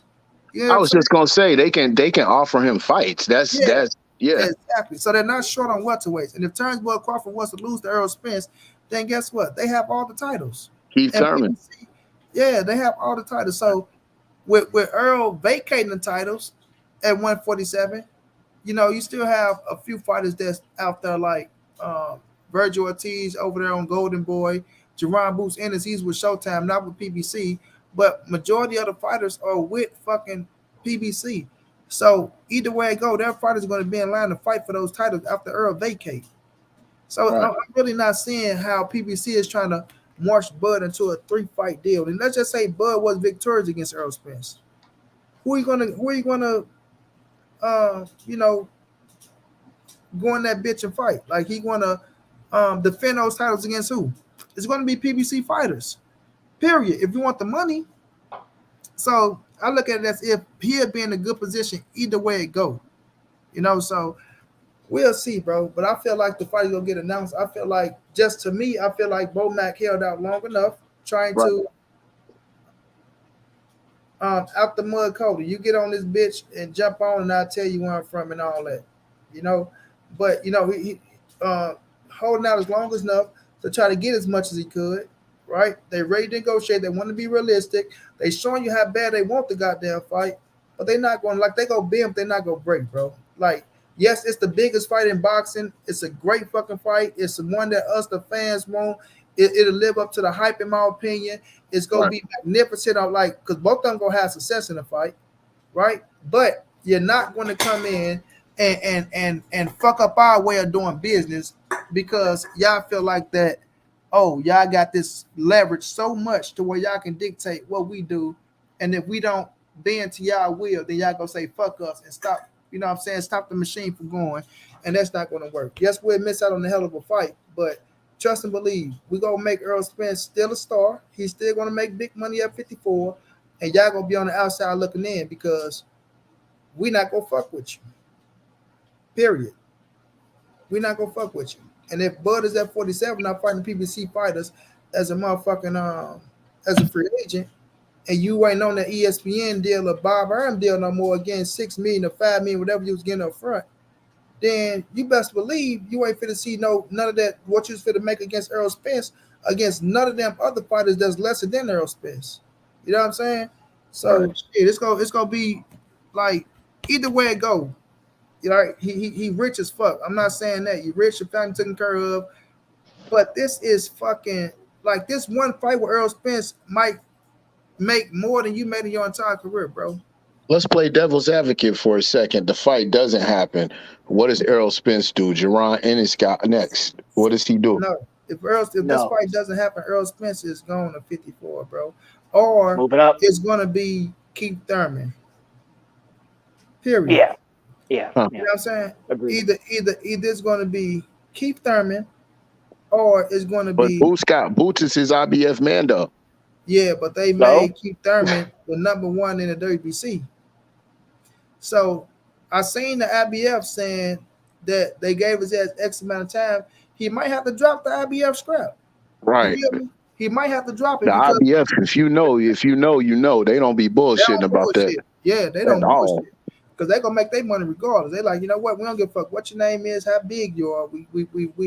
We've been lenient with you to see what y'all gonna do. You know what I'm saying? So I feel as if if the Bud fight don't happen and they right there, they might just make him drop that bitch. You feel me? I don't know. Like they strict, but if he make the Keith Thurman fight happen, which is still a fight that they can probably make some money out for, the IBF might let them hold on to it. So that's how it come down to. They just want to see you in the ring fighting some goddamn body, not just holding on to the scrap.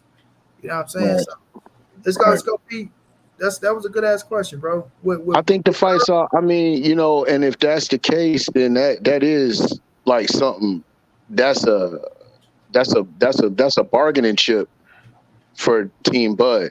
It really is. Yes, You know that's what what I'm I say. saying? But the thing is this, bro. Once again, we will bend, but we not go break. You're not fitting no Vaseline us into some shit that we like. It for you, for instance, right? If I'm coming in and you're like, okay, Monty Brown, I like what you're talking, right? I need that little motherfucker to make this business go, right? But at the end of the day, if you give me a hell of an offer, you like, okay, bro, I'm not gonna just go crazy and just give you Right. something that we know, Right.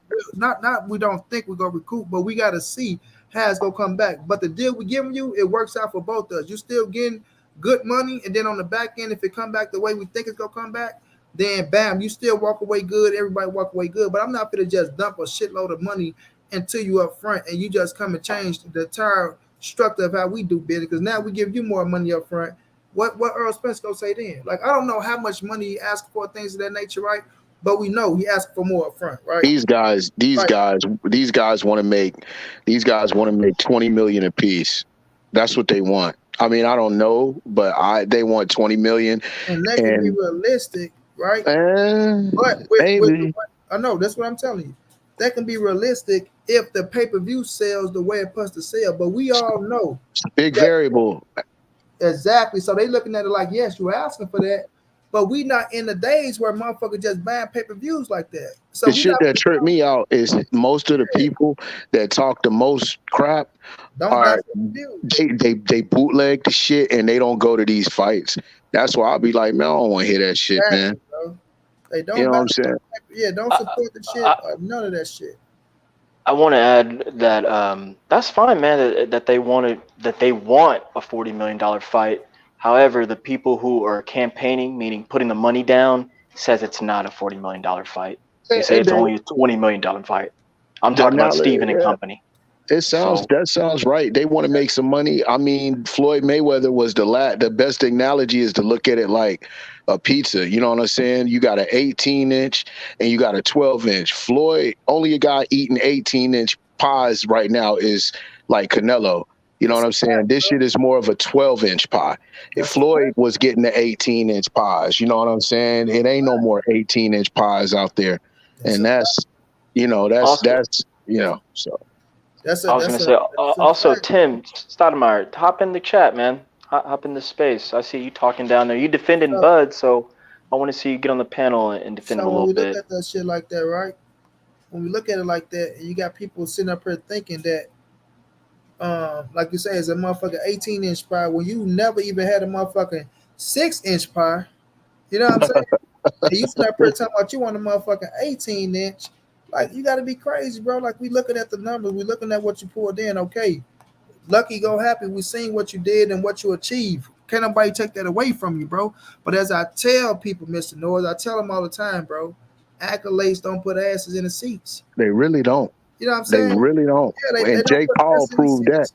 Yes, bro. Like, okay, just because you out here and you 3 divisions, former undisputed current 147 WBO champion, you not putting asses in the seats like that. And It when never you do went your platinum pay-per-views, or yeah, even gold. exactly, bro. So it's like people looking at that shit like, man, you got to be crazy out your mind if you think you about to pull us up out of X amount of dollars because you talk about, oh, I'm a Hall of Famer. There's a lot of motherfuckers going to the Hall of Fame in boxing right now that ain't getting no motherfucker $20 million a fight. You feel me? You got to be Yeah, realistic, bro. You have to be yeah. realistic, bro. You don't have that type of fan base. You're not pulling in shit like that. You're not Canelo.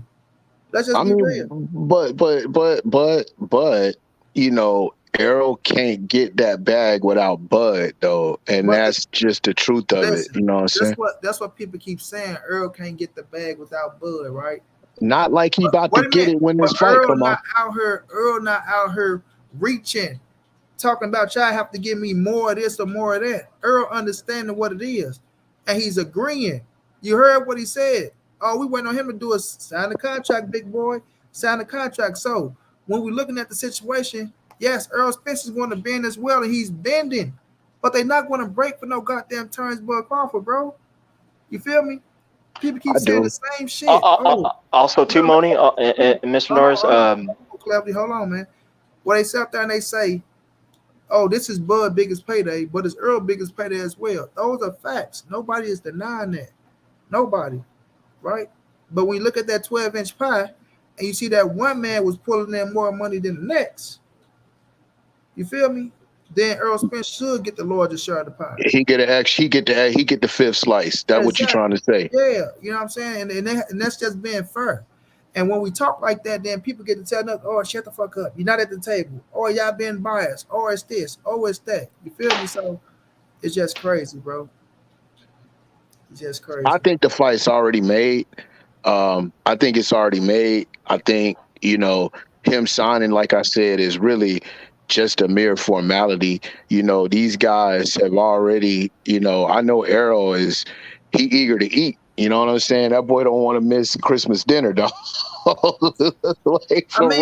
mean, when you look at Terence Crawford, you got a lot of fucking kids too, bud. You got a lot of kids, my boy. Well, no, I'm just saying that, we know that Errol, he been at 147 a little too, quote, unquote, long. You know what I'm saying? He's been there a little too long. Errol telling us, either it's Terence Crawford or I'm gone. Right. You know what I'm saying? He letting us know. And I agree with you 120%.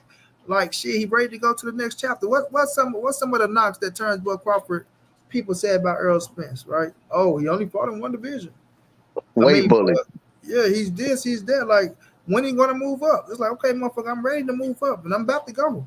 So, y'all can sit up here and keep trying to motherfucking pressure and stall and this, that. I just know Bud better look exception. He better look. He gonna get beat. The question is of how he gonna get beat, and he better lose a split after all this shit.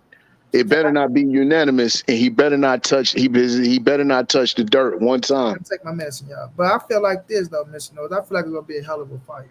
I say it all the time, bro. Hey, boy. Give me one of these. I feel like. So you say it's a split.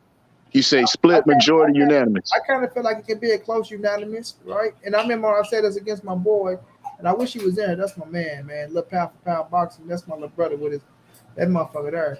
But I said it can be a close. It can be, it could be a split, or it can be a close unanimous. I think it's gonna be unanimous. I do too. I mean, we see a lot of flaws in Terence Crawford. I think it'll be a close unanimous, right? But you see. This is why I was listening to some guests today, and they say, they make it as if Errol Spence got this pressure, as if he's just, he's this pressure fighter, to where he can't be stopped. He's a robot, like he's gonna do this to Terence Crawford. He's gonna do that to Terence Crawford.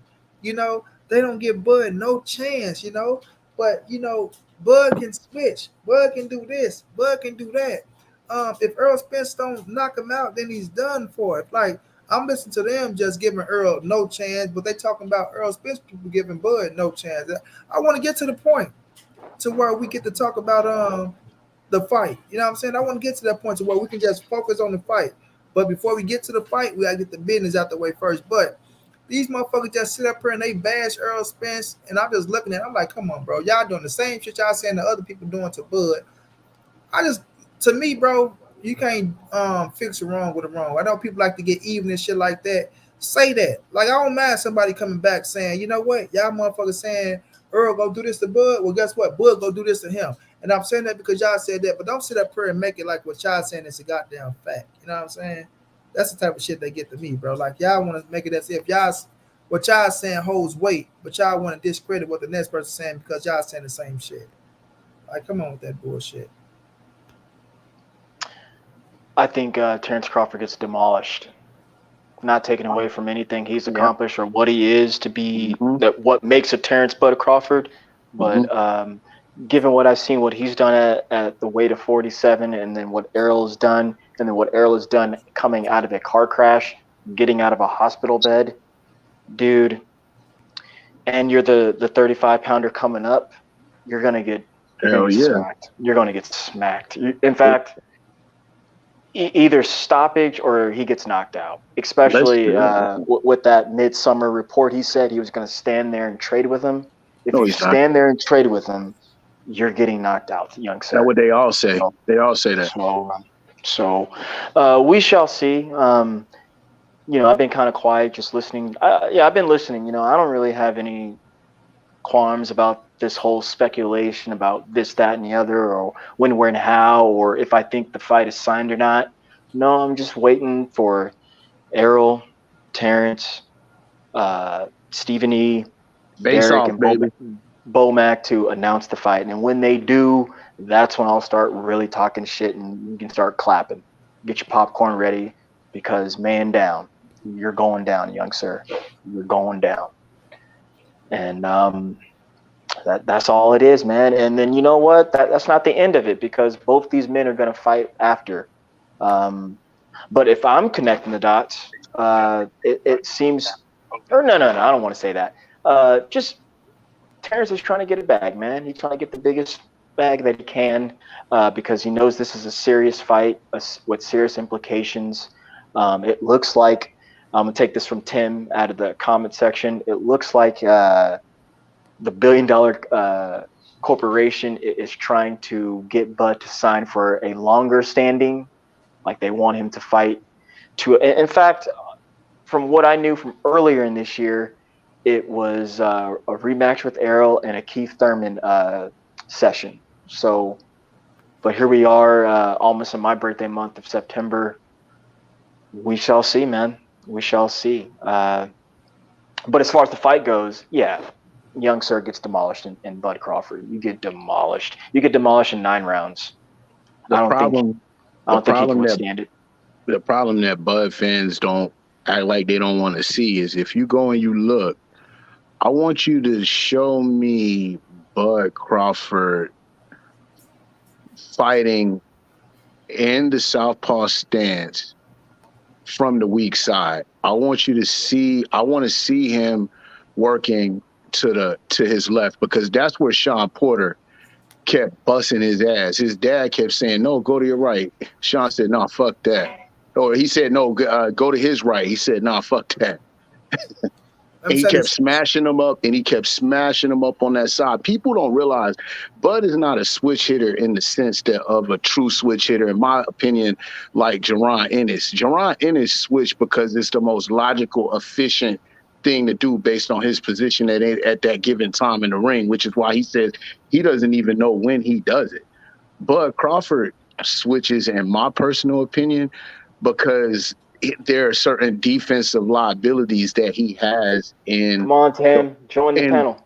In the orthodox stance, and he gets hit. He gets hit a lot there, and in the southpaw stance, if you look, he's really quick to clinch. You know what I mean? When he's forced to move to his left, and I think that's something that Errol Spence is going to exploit. I mean, I've really gone through his fights and looked for like trying to prove myself wrong, and I challenge anybody out there, you know what I mean, to just right now pull up the fight against Sean Porter, pull up a random fight, pull up the one against Gamboa, and show me where he's punching from the weak side, where he's really working from the weak side. He doesn't do that. He doesn't do it. Just saying. Right. Shouts out to my brother John Kramer. John, what's going down, bro? I see you. Shouts out to everybody that's joining the chat. Y'all smash that like button, man. Y'all smash the like button. Show love, y'all could. Donate to the Cash App, the PayPal. Show love. Happy birthday donation. Go. Everything you donate go to a great cause, man. I appreciate everybody, fam. I like what you're saying, bro, and I say that all the time. When he goes southpaw, and then another thing you got to understand is when Bud switches southpaw on these fighters, he throws them off, right? He throws them off because they're orthodox. Right, Mr. Norris? So when you got the better angles as a southpaw and you're a hell of a fighter like Bud, even though you is getting touched, you're not going to have those same advantages against Errol Spence when you switch southpaw, bro. You know what I mean? You're not. and Errol Spence is the natural southpaw, to where he's going to really have the advantage. But a southpaw versus southpaw, you have to fight. Yep. You got to fight, bro, because you don't have the same angle that you'll have on an orthodox fighter. And I said all the time, if Bud stay orthodox, then Errol Spence gonna have the advantage. That's the southpaw. You feel me? Right.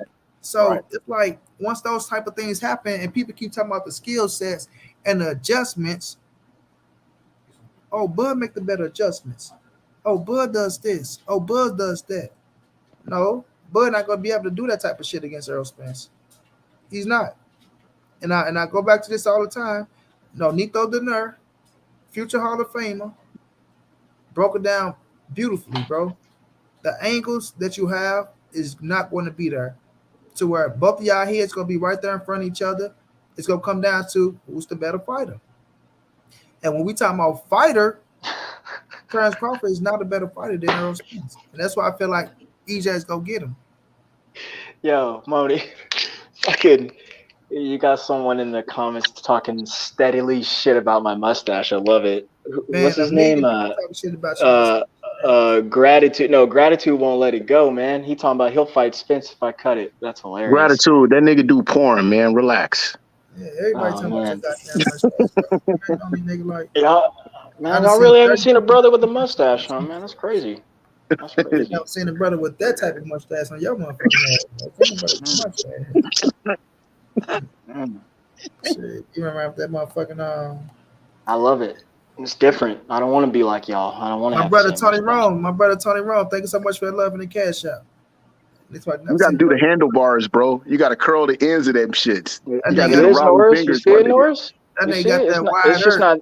It's not thick enough yet. It's not Hey, long that enough nigga got yet. that. Hey, he got the fighting Irish mustache. When niggas be putting their hands up like this and fighting shit. Motherfucker got that like this. Oh shit! Fighting Irish. Ah, fuck. That's hilarious. You know, Tim, join this. Join it, man. think I mama know gonna Tim. fight your ass Tim in on the everybody's shit. with a bushy ass But mustache real, like that. right. But right. let me say this too, bro. Earl put out that tweet, letting motherfuckers know like that's the type of mode Errol Spence is in, man. This is the type of mode Errol Spence is in, and I don't know, y'all. I hit Earl up and shit. Tuesday he might call in, he might not. So we don't know, man. You know what I'm saying? So I'm just letting y'all know. Tuesday he might call in, he might not. Who? So Bernie? fuck nah, EJ. Hell no. Oh, okay.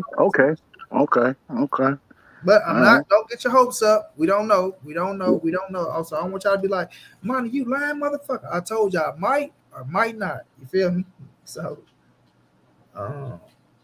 He ain't got nothing to say. What's the that's gonna be fucking say? That man ain't got nothing to say other than let's fight. That's it. who you talking about, Earl? Oh no, I'm talking Damn about right. that's Damn an right. interview, bro. That's an interview with EJ. That's an interview that I'm working on. But we'll see. Well, man, y'all be easy, man. Thanks for having me, man. I appreciate it, man. I'm gonna check out. Oh man, Brother it's got all to get up in the morning. You know what I'm It's saying? all All right, y'all. Be good, man. Peace. Be good, I man. Have a good appreciate start you, to the bro. week. Definitely. Yep. You too, man.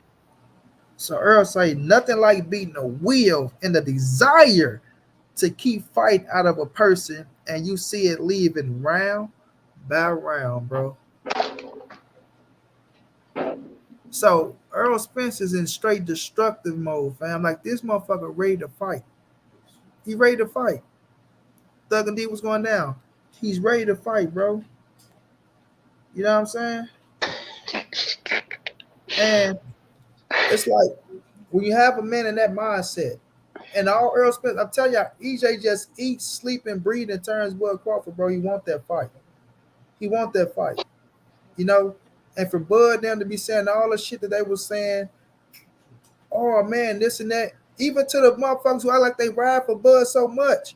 For y'all used to be saying all the shit that y'all was saying. Oh, he's saying everything, but let's fight. He don't want to do this. The man said sign the contract and let's get it on, fam. Like, I still stand on this. I still haven't seen one person that's going for Bud to just say, Bud, just sign a contract and give us the fight. Go in there and whoop his ass and take that position. Still haven't seen one. Still haven't seen one, fam. All I'm saying is motherfuckers continue saying the same shit. Errol Spence ain't telling what to take. Y'all not in the contract room. Give him what he want. Give him more money. Like it's crazy to me, bro. It's crazy to me, bro. Man, I wish I got to get this out before Norris left there. Going back to that Sean Porter fight with Bud, I always say Sean Porter was the perfect opponent for him, man. He was, no matter what, his style was going to keep coming forward to a counter puncher and someone who waits and baits like Crawford. So, even though Crawford took that punishment with a lot of right hand hooks, whether it be overhand or even just straight right hooks over the hand, he was just stepping back and keeping his distance. And then ultimately, when he hit those 3 body shots between 7th and 9th round, it took the momentum. It took the air right out of the old boy. So he was always going to do that. So that's why I fast forward a little bit, I always thought the Keith Thurman matchup would have been really, really interesting. Even though I probably got Bud winning that, Keith wouldn't. I think his boxing acumen wouldn't have allowed that. I think he would have. Definitely the first time he felt that power, he would have got on his bicycle and started moving a little bit. But he ain't gonna be coming towards Crawford like that. He gonna make Crawford work for it. He'll maybe trade with him once or twice, but he was gonna make Crawford work for it. So You saying Keith, right? yes, I agree, bro. I agree. Yeah, I agree 120%, fam. I definitely. agree 120%. And that's a good fight, man. Right? Like that's a Yeah. good fight for boxing, and both of them, like with Keith's standing, he's probably got 50 to 100,000. Not even. He's probably got 50 to 65,000 pay-per-view buys plus theirs. Like that's good money for them, man. So Keith did way more numbers than Bud with Pacquiao. You know what I'm yeah, saying? yeah, for sure, for sure. Tripping. So I'm not. Listen, I want this fight to happen so bad. And I believe it's gonna happen. Like everybody keeps saying, they think the fight signed the fight. If the fight was signed, we'd know. Let's say that. There's no reason to sign a contract and hold Please back. stop saying that. Yeah. So It's if the signed. fight was signed, we would know. Based on what? Yeah, that's what they're trying to do. That's what they need. They need this motherfucking fight signed so they can do what they got to do. You feel me? So if the fight was signed, we'll know about it. If you got Bud the best at 147, that's your pick. I got Errol Spence. Is Bud one of the best at 47? You're fucking right. He's 1B or 2A. Or the 2. motherfucker is bad. Not taking no credit away from Terence Bud Crawford. Bud Crawford. But to sit up and to assess the fight and say Errol Spence don't have a fucking chance, and it's just mind-boggling to me, bro. Mind-boggling. I don't agree with people who sit up here and say Terence Bud Crawford don't got a chance. And these people that's going for Errol Spence, that Earl go walk through him, Earl go do this, Earl go do that. I don't agree with that shit. Just like I'm not gonna agree with a motherfucker talking about, Earl Spence don't have a chance. Bud Crawford gonna do this to him, and Bud is gonna be so mean and this, that, and the third. And like, come on, bro, be realistic, fam. Jamal needs to say easy fight for Bud. So Jamal, how the fuck is it an easy fight for Bud, bro?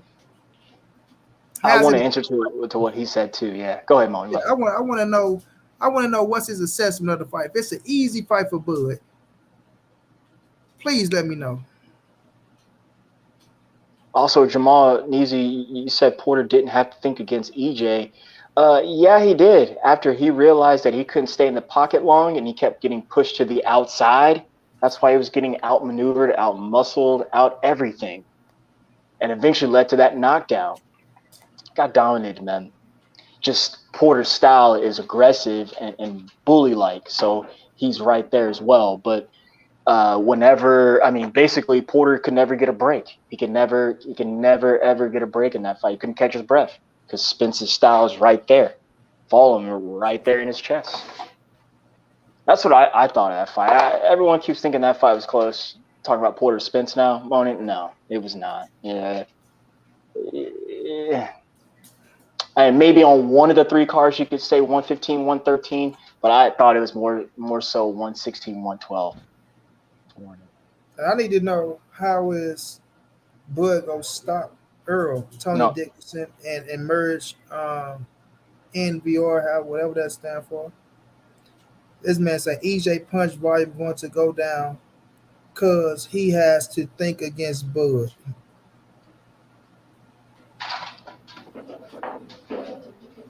Easy counter for Bud. So that's your assessment. Oh, low Earl Tyler, Spence punch man. volume is going to go down. Easy counter for Bud. Tyler. Oh man. The punch volume is going to go down. Man, y'all crazy, bro. Low. I won't bring it up, bro. I won't bring it up. I'll let you stay in this space. It's Oh crazy. no. That's not an assessment, my brother. Oh no. I'm sorry. Oh no. Oh no. That's not an assessment. Earl punch volume is going to go down. Easy counter for Bud. It's not an assessment to me. You feel me? Okay. Yeah.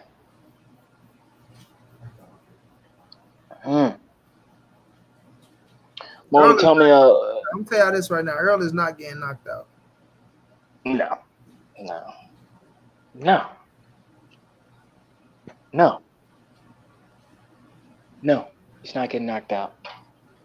The guy, you know, people are gonna laugh at this, but he spars with super middleweights all day and every day. He's fighting bigger dudes every day, man. He's not getting knocked out by no smaller dude. No. No. Yeah, it's gonna be a hell of a fight. Moan, I really don't, man. I really don't think of it. Maybe in the sense of that it's a mega fight, but no, man. No. I think Terence will have to last as long as he can. As long as he can. I think his style at the higher weights is trying to knock people out. He can't knock out. Well, he can, but he's not going to be able to knock out Errol. Errol's, if not equal or better than what he's been fucking with lately over the last 5 and 6 years. How you think the fight going, Clever? Break it down for him. Jay Smith, why we not giving out no game plan? What you plan go do? Well, what's that going to affect, bro? If you tell us how Bud gonna beat Errol Spence, how's that giving out the game plan? As if you in a goddamn gym working with the game plan that he's going to use to knock out Errol Spence with. Stop it, Jay. Nice try, but stop it, bro. How you see the fight going, Claire? I say it a million times, man. And before I give you my prediction, the reason why I don't really like commenting on it is because like the fight's not here, man, and it's creates so much negative buzz as far as what we think and what we want from it. But fast forward, I think Errol's style is too much for Bud. So what does that look like? Errol is a distance guy. He's distance control, meaning I've said this a million times. Meaning if you take two and 3 steps back, he's gonna take 2 steps forward. 2 steps forward, he's gonna take it back. If you go side to side, same thing, man. But also, he's also an Olympian, so he knows how to box very well. He's gonna keep a jab popping in your face. That jab's gonna be going up and down, meaning head to body, or he could double it up, but double it up, mixing with his 4 and 5, 6 punch combinations, man. He's very fundamentally sound. In the case of Bud, he's a counterpuncher who's at this level, at 47, who's relied on knockout power. So he's just taking time downloading data if need be, and you know that's looked good versus subpar talent, if not below average talent. But this case is different. So he's in a real fight, man, where he gonna have to fight. And I think when it does break out, he doesn't have enough in the tank to even fuck with that, man. Because truthfully, the last time I saw him fight was Gamboa, where he was getting tagged and not, I don't want to say getting outboxed, but the guy was matching him. And finally, you know, Gamboa just couldn't last. You know, it was just the tale of the two falling down. So I think Errol is going to be able to come forward on him, pretty much. And when and if Bud starts fighting backward, he won't be able to last. He's the naturally smaller guy, whether it be by a couple inches, a couple muscles, and a couple pounds, whatever. Errol's going to be a little bit much, man. A little bit too much. And I mean that with all due respect because I like Bud Crawford. But when we're talking about him and Errol fighting one another, no. Especially as of late, meaning the type of product you've been putting out. So, when and if we get it, that's what I expect. I expect him to get demolished in 8-9 rounds, man. I mean, what he gonna come out talking about Terence now, boxing, jabbing, and throwing hands on him? No, that's not how he fights. What Sir say? When has he had to do just what he can? Bud KO streak will continue. And hashtag Cooking with Sir. Click the link, come up here and tell us. What was that last part though? What was the last part? Bud KO streak will continue. You saying Bud gonna knock out Errol? No, it will not continue against Errol. And Tim, I do like Bud, man.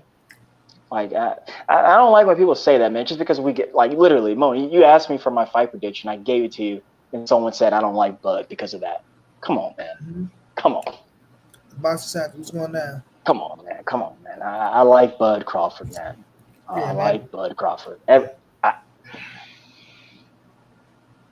Yeah. After Mud Cody, yes, he can outbox Bud. But real fast, Mo, ask your chat space. When's the last time they saw Bud box anybody?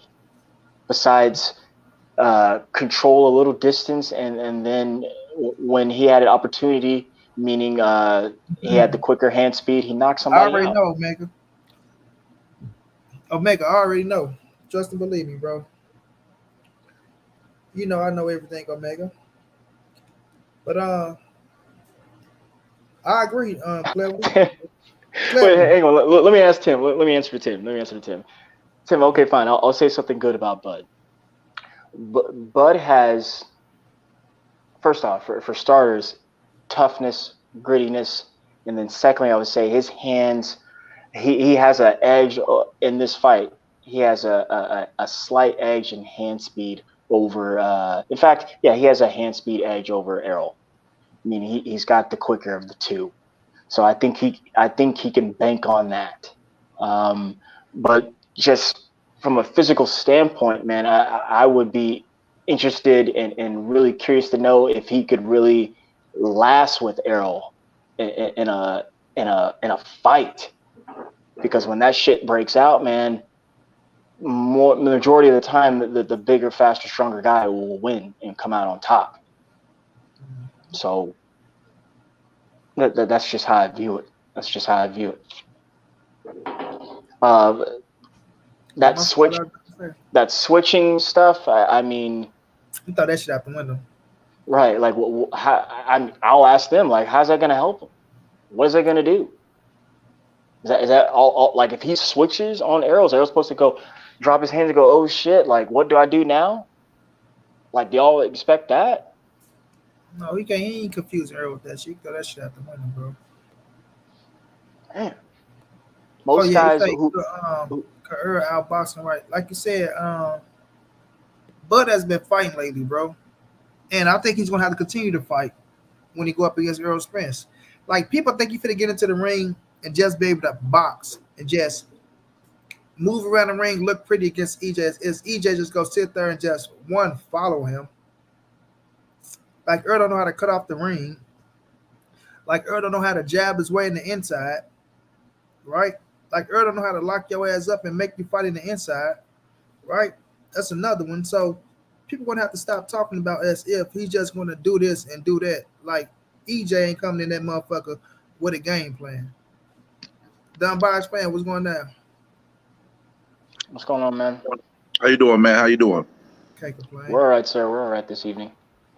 All right, so we might, we hearing news that it might happen, but I'm not sold until it's official. Until it's official. Until then, I'm not sold yet. A couple things I disagree with you though. What's your name, fam? I'm Steph. Steph. A couple things I disagree with you though on Steph. The one thing is timing is very important. And that's the Oh, one thing that Bud hold on, has bro. that So it's Cleverly Steph. Okay, so you Steph. Oh, I don't know why I thought Cleverly was your goddamn first name. No, my first name is Stefan, man. You look like a black person that In will be fact, named in Cleverly. fact, You'll be the last first person. You'll be the first black boy with a mustache like that in your name, Cleverly, bro. last name Moni is Brown, sir. Huh? so we got Stephon So, and Steve in the house. Okay. yeah. Well, Yep, what I yep, yep, yep. disagree with you about is that the timing aspect.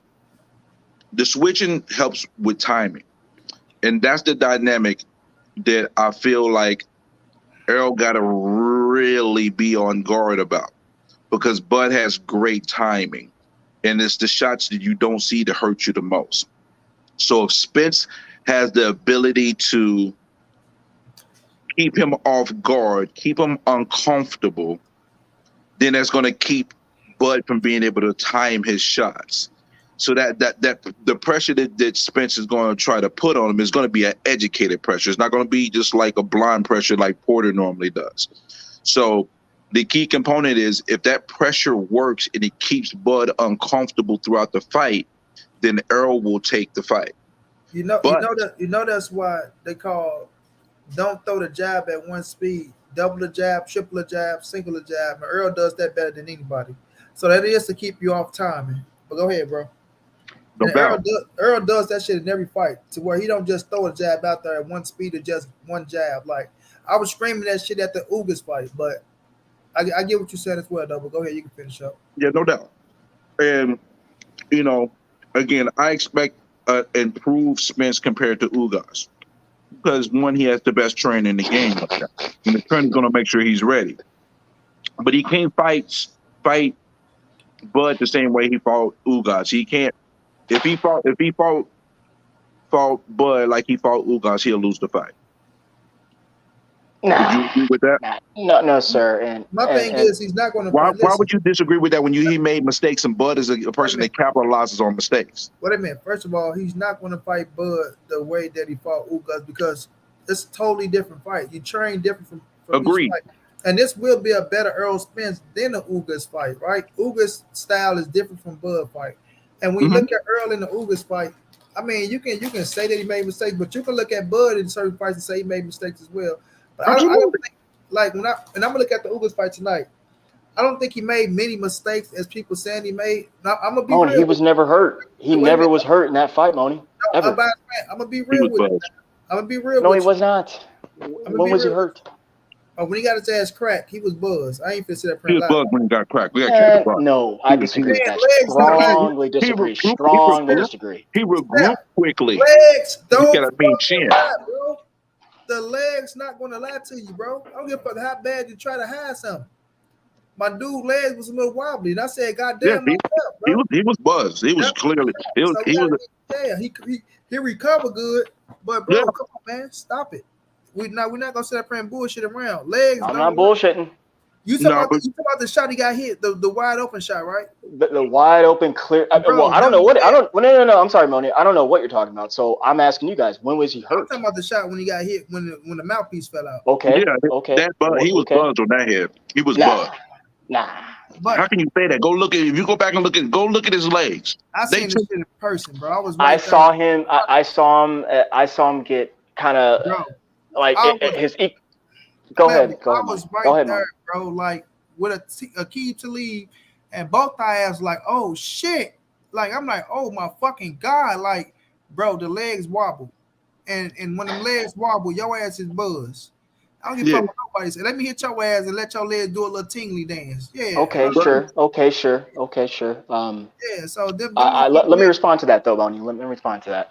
What I saw in that situation, I saw a guy not protecting himself, and whatever Errol said he did, that's what he did. But even when he got hit clear flush in the face on the chin and backed up like he did towards the ropes, I saw a guy get knocked off his equilibrium and was still athletic enough to be up on his feet. Now, granted.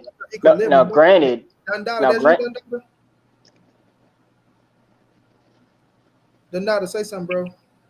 What it do, Monty? Oh, it's one down, champ. Hold on. Let Cleverly finish. Then you can go, bro. I was gonna say that now.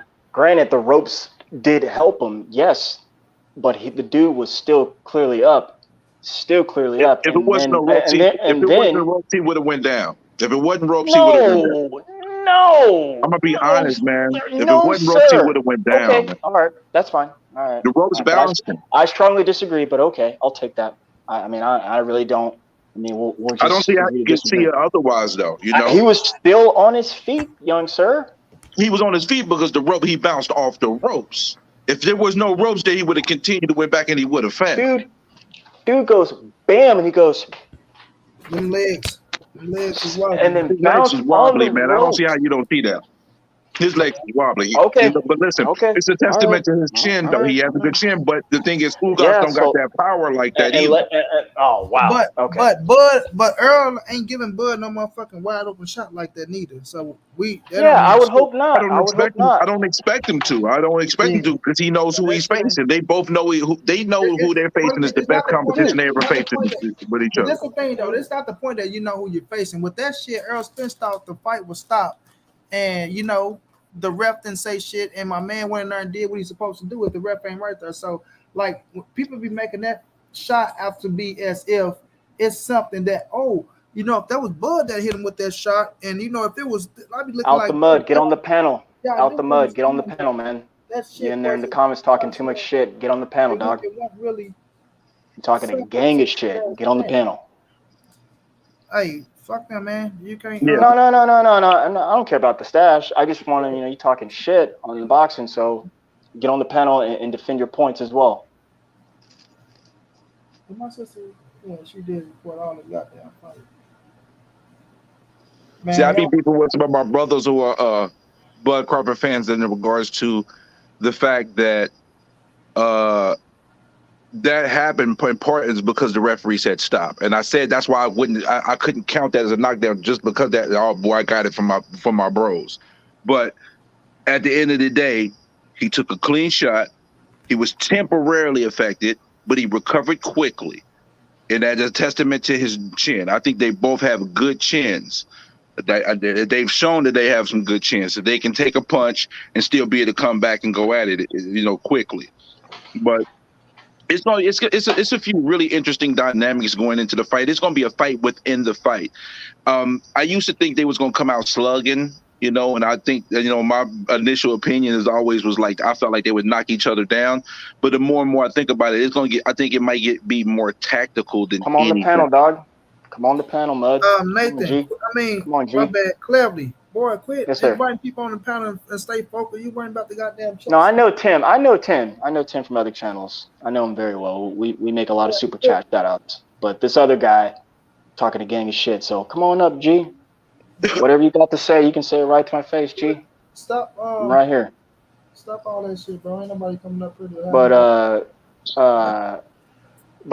I mean, man, the long and the short of it, Errol, I mean, whatever Terence has got to throw, I think Errol walks right through it, man. Let the unbiased fan, you say you thought it was going to be a fight inside a fight, they will come out slugging, but you were saying something else. Initially, yeah, like when I first was analyzing the fight, I felt like it was going to be one of those fights where they're going to come out slugging, they both going to hurt each other, they both knock each other down, and I stuck to that pretty hard. But the more and more I think about it, I feel like the first 3 to 4 rounds are going to be very, very tactical. It's going to be a fight for positioning. It's going to be a fight for angles. It's going to be it's not going to start off rough and tough and rock'em sock'em robots, because it's going to be a fight within the fight. They're going to be fighting for positioning, and I don't think Errol can just run through like you think he can just run through and take a Bud shot. And I don't think I think you sadly mistaken if you think Spence can just run through. Who's better at getting positioning then?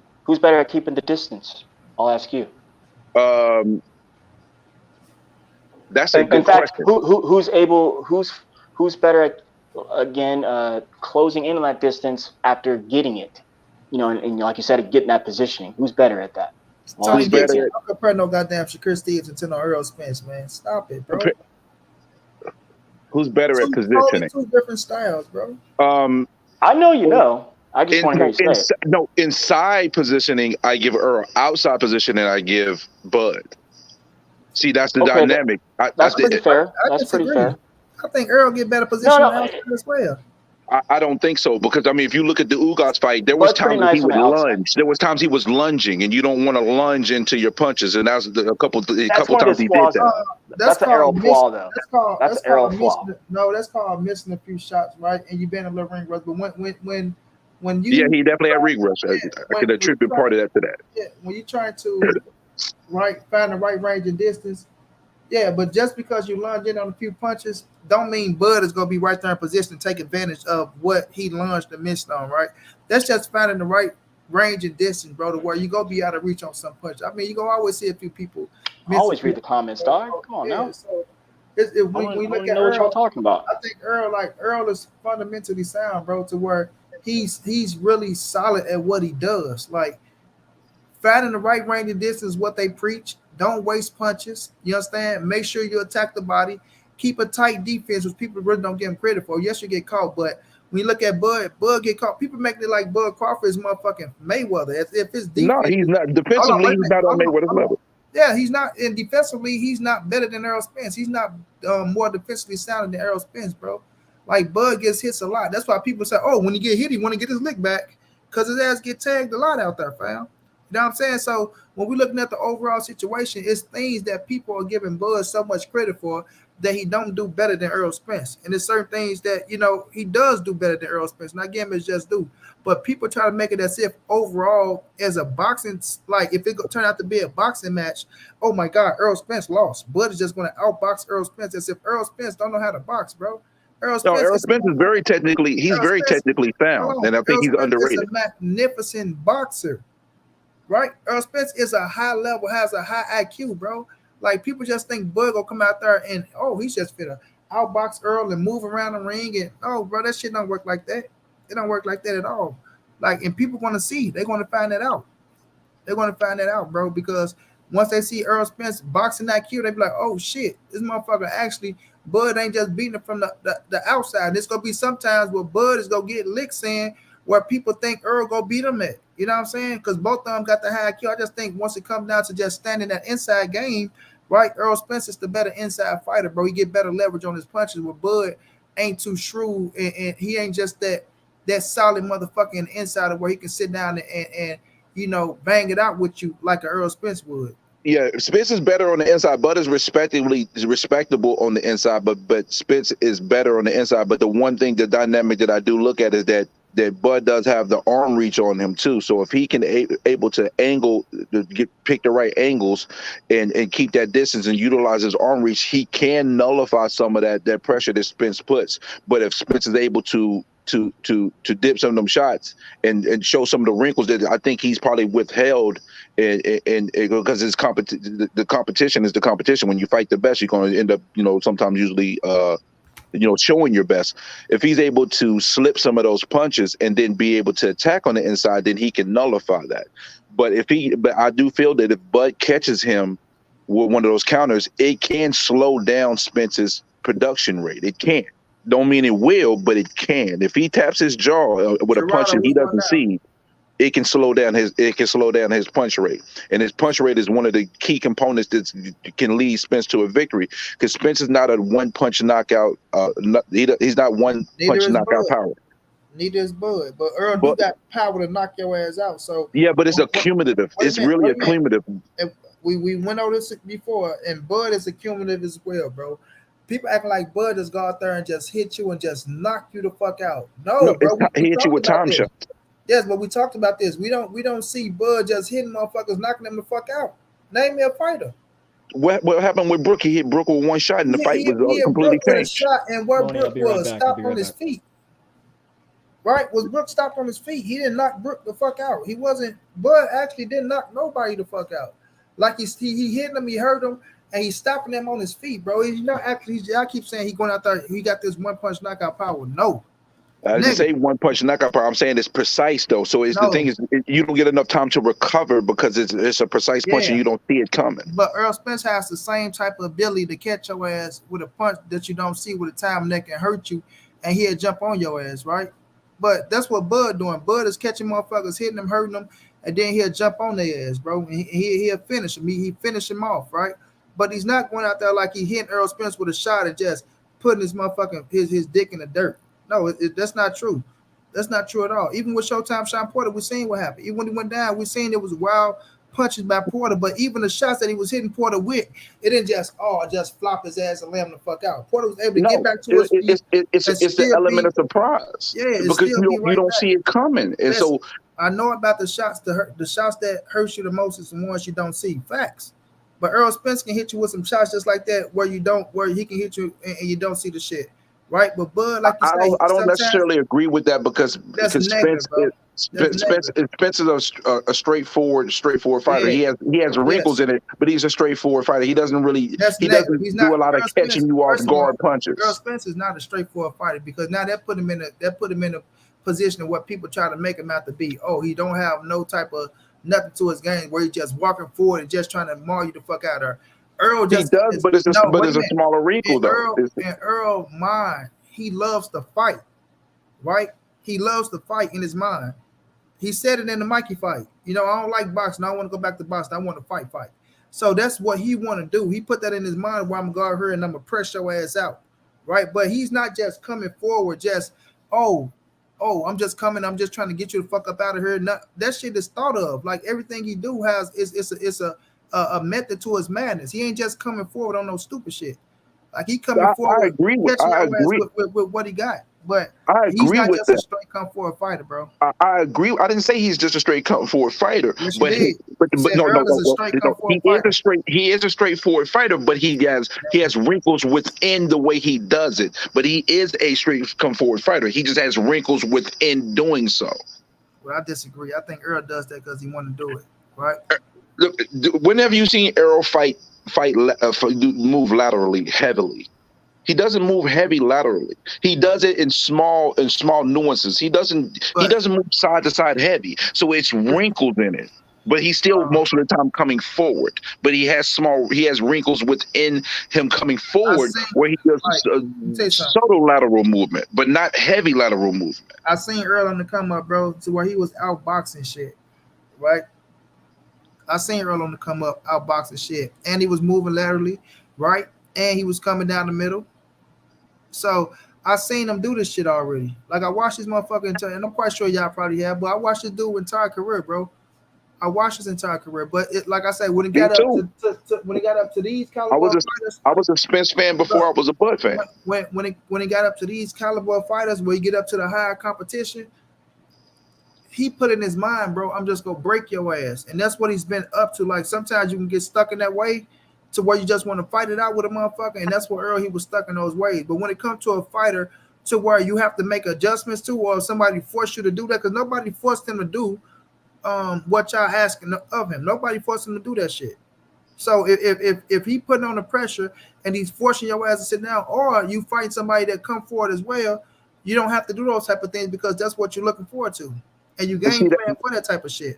But see, that's the dynamic that I'm talking about. I see the thing is, I'm not saying Errol can't do it. He just hasn't had to, and I think he is a good possibility. He'll get put in a position where he's going to have to with Bud, because Bud, again, if I state this very strongly, if he gets hit with one of those counter shots and it stuns him, it's going to change the dynamic of the fight. It is.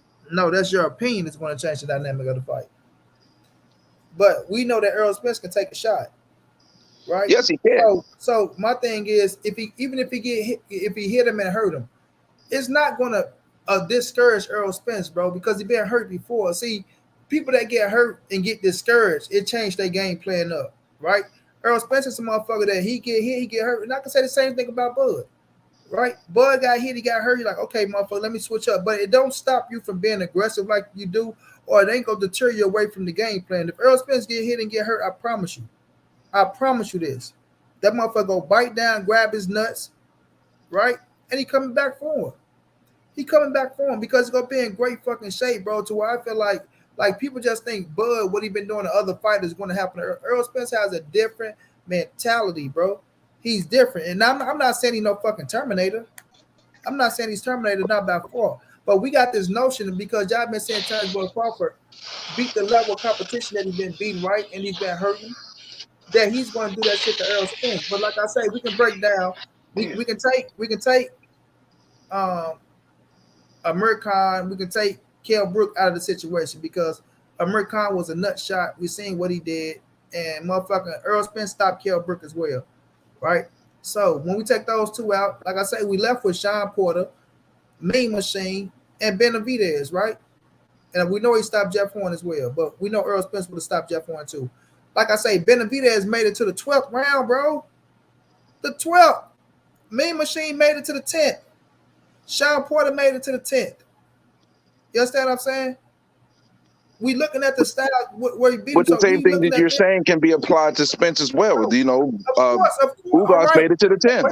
Mikey made it all the way through the entire fight. That's not what I'm saying, fam. I'm talking about the notion that y'all putting that Terence Bud Crawford is this motherfucking hardcore puncher, and then everybody keep making as if, oh, if he hit Errol with this shot, he's going to hurt Errol so bad. He's going to do this. He's going to do that, right? But we're saying that these dudes are making it to the 10th. And Mean Machine, motherfucking Benavidez, and Showtime Sean Porter ain't Errol Spence. They're not Errol Spence, right? Errol Spence is a better fighter than all three. Errol Spence has a better chin than all three. Errol Spence has better will than all three, right? I agree.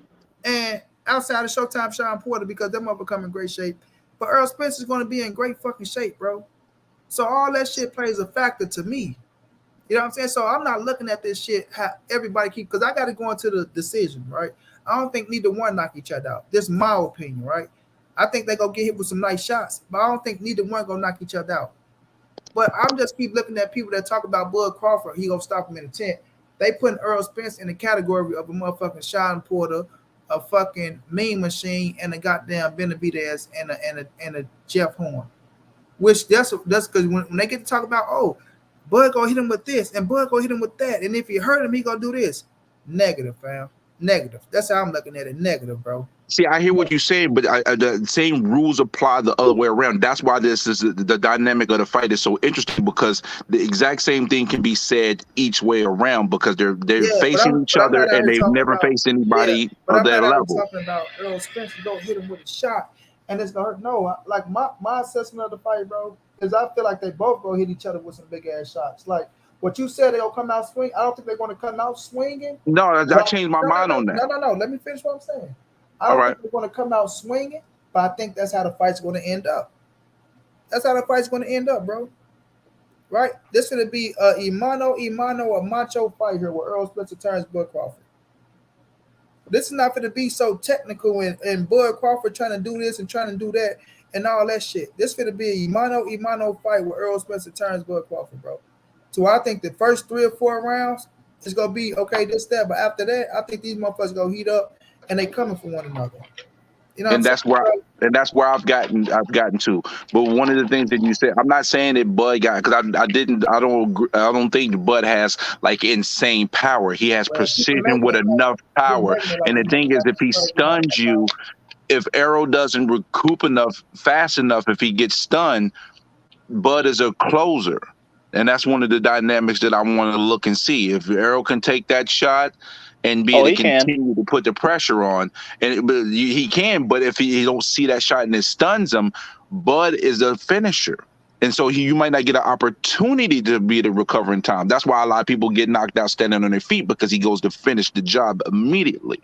And that's I think that's one of the biggest dynamics of the fight. If that does not happen, then we have probably have a really close fight going into the 12th round in regards to a decision, if that happens, because I really want to look and see what happens if Errol makes a mistake and Bud catches him off guard and how he responds to it. That's going to determine the fight, in my opinion. But I don't even think Bud can hurt him, though. That's the thing. I don't think Bud can hurt him. Let me say Why do you think Bud can't hurt him? Hold on, One second, I'm taking his jab. Hold on, Steph. Because I've been paying attention to you, unbiased fan, and you keep talking about if Errol make a mistake and Errol get hurt, as if Bud don't make mistakes and Errol can catch him. Like you never said up here and said nothing about Errol hurting Bud if Bud get caught. And we seen Bud ass get hurt just as well, and we seen Bud make mistakes and get caught. But the notion is you keep making it as if Errol is the ones that make all the mistakes and Bud catching him with something you don't see. as if Bud don't get caught with something that he Okay, don't. well, let me clarify I'm this just for saying. you, Hold on, I'm money. just saying. All All right, I right, let got me you. let you finish. I'm gonna tell you why I say Yeah, what I say, but I'm gonna let you finish that. but you like in this sense, Bud makes mistakes and Bud get hit. Like I say, more than Errol Spence, right? So if Earl was to go in there and catch his ass with something from him making a mistake and hurting him, do he recover in time from Errol Spence finishing his ass off? You see what I'm saying? So, I just don't be liking the way y'all be putting in one side that's if Earl Spence make all these mistakes and only Bud can hurt Earl Spence and Earl don't have shit coming back because he's just an accumulation puncher and he's not hitting like that. That's how See, y'all be I'm not okay. So Yeah, Warren. Yeah, Warren. I'm gonna respond to that. You welcome up, Warren.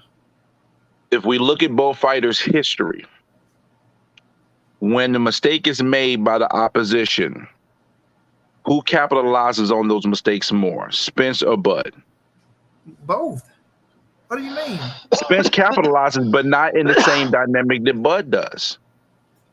Bro, look at I mean, the 9 knockouts in a row tells you a lot about what a fighter is doing in the ring when his opposition is making What? mistakes. Against who, though, saying brother? 9 knockouts in a row. Here we going to this against who crap? Like we like Spence and fought like like 8 times the Spence has competition fought better competition, but go ahead, Mooney. by a small margin. Wait a minute, bro. Earl Spence was on 11 win knockout streak though. So we keep saying, oh, so are we going to just forget about the knockouts that Earl Spence had? We're not gonna forget about him, but I'm not gonna sit here and say, "Oh, I'm gonna use that as a gigantic candlestick." If you're knocking out, wait a minute, but you just said that person said the Nash knockout streak is saying a lot to you. Okay, but let's go to Errol's 11 knockout streaks and who was the fighters that he knocked out.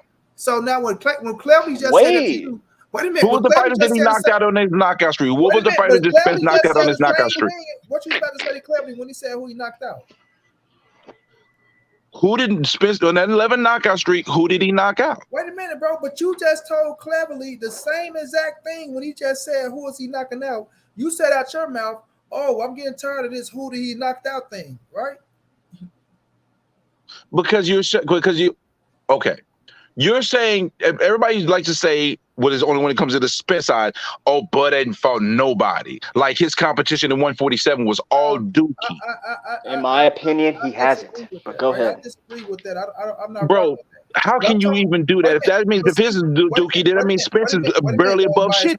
What it meant the unbiased fan, because when you just set up here and just told Steph, when Steph said against who, and you just said, "Oh my God, with this against who stuff," it was for to piss you off.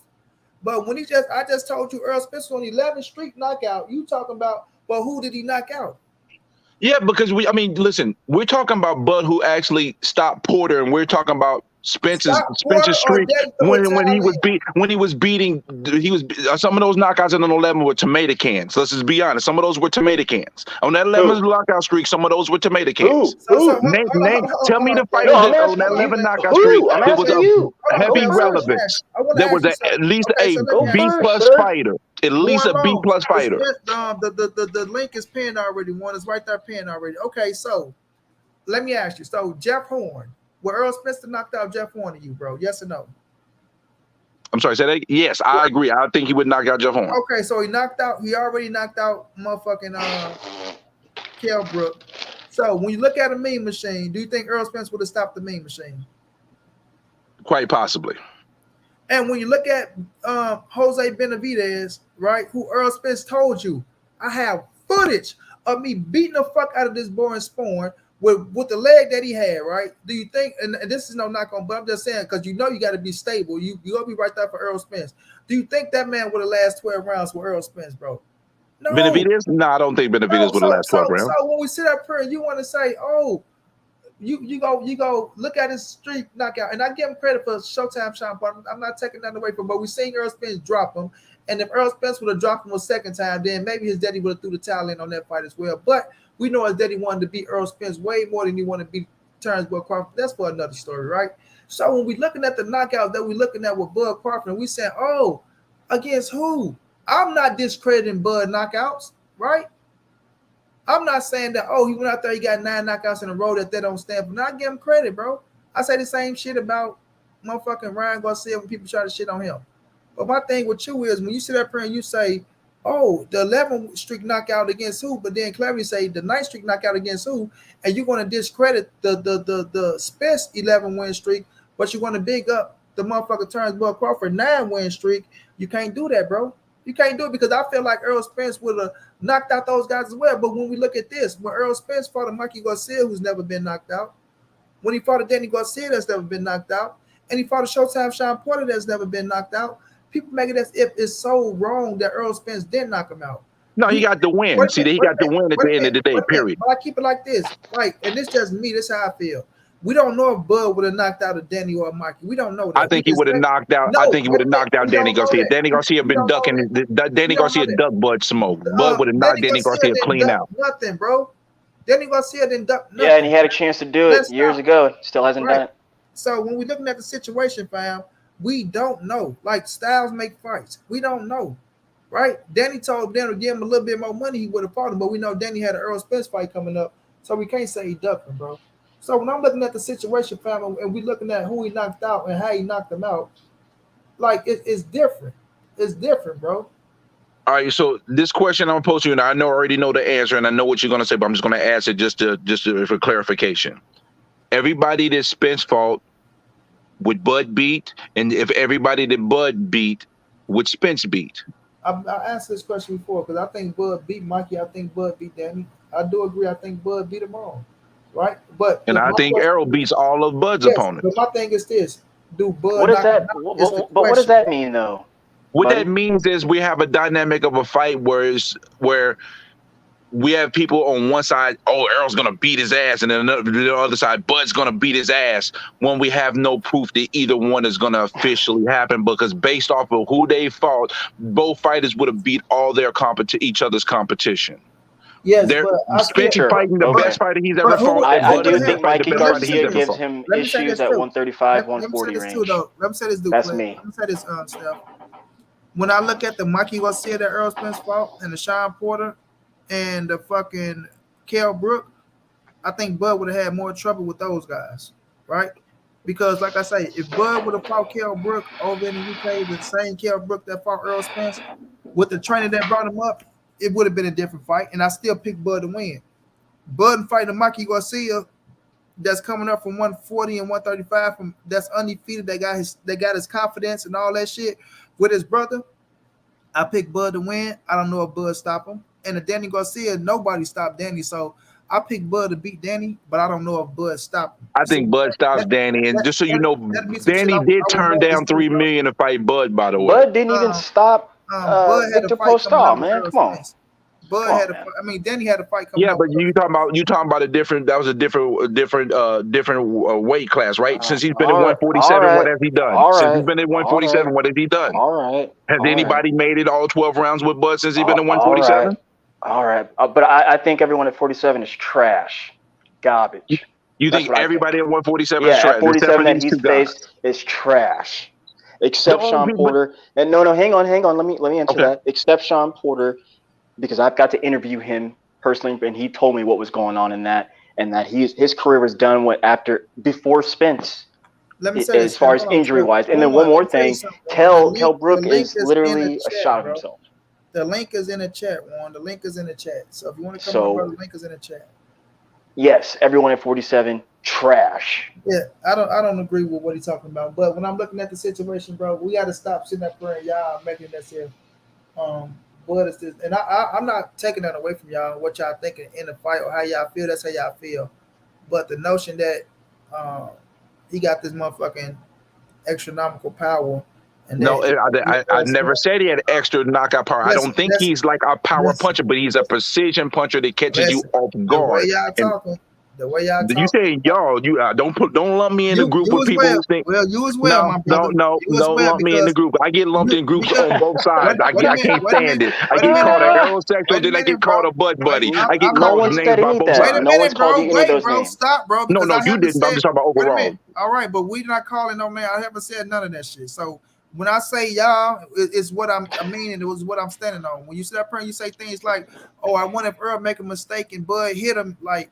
No, but I wonder if Bud make a mistake and if Earl hit him, how do we recover? So we got to just wait and see, how that shit plays out. You know what I'm saying? True story. True story. Jay We can do Smith, all the talking till we blue in the face, but we won't know till they get in the ring. Jay Smith, money, take that L. Take what L, Jay Smith? What the fuck are you talking about? He might be talking Wait. about that L you taking about Danny Garcia ducking Bud because he did duck Bud. Negative. Tell me how Danny No. Garcia duck Bud. He Wait a turned minute. down $3 million. What are you talking about? He turned down $3 million to fight, but he turned it down. And how much did he make to fight Errol Spence? He didn't get $3 million up front. He got more than $3 million, man. He got more than $3 million up front. He got more than $3 million up front. Up front, bro. He would have back end he might have got more than that, but for up front, come on, man. Come on, Monty. Stop the madness now. Do you understand what up front means and what the back means? You get guaranteed money. Guaranteed is upfront money. Guaranteed. Don't you know that was trying to be, that was going to be it, bro? A fucking $3 million flat fee of what he got against Errol Spence. Stop it, bro. I don't even like his motherfucking avatar, so I already know what you want. No, sir, ski. I don't know about that, Monty. I think you wilding on that one, bro. How can you say that? Because didn't he only get 1 point? Didn't he only get like 1 or 1.5 up front? Bro, Garcia got like 1 or 1.5 up front. Bro, how much did they get on the back end, bro? Well, none of us really truly know what they got on the back end. If you think, listen, brother, to make more, fucking fight Errol Spence and you was gonna get against Terence Bud Crawford, you are crazy, bro. If you think Bob Earn paid him more money than he made him fight Errol Spence on pay-per-view, you got to be crazy out your mind. I gotta be crazy when Porter made his most money. The most money he ever made was when he fought Bud. Upfront money where they hit their ass. That's lies. What? How's that lies? Porter already said it. Porter said he got paid the most when he fought Bud. The most money Porter ever made was when he fought Bud. That's not true. No, sir. Oh, so Porter lied on himself then. Porter lied on himself. Yes, he did. Yes, if you're saying that, yes, he did. Wow. Yes, sir. So Porter's lying on himself now. This is interesting news. Listen, brother. What do you mean, Steph? Pull that up. Reporter said he got paid more than he fought Bud. Pull that up. Because we know what the upfront was. Well, I don't want to lose y'all while I do my research. That's what's probably going to happen. You're not losing us. No, because if I go out of this, he'll probably kick me out of the group. Here, Showtime Sean Porter say he got paid more money versus Terence Bud Crawford than he did against Errol Spence. Or did they say he got paid more upfront? So it's that Picasso dude. That's pretty funny.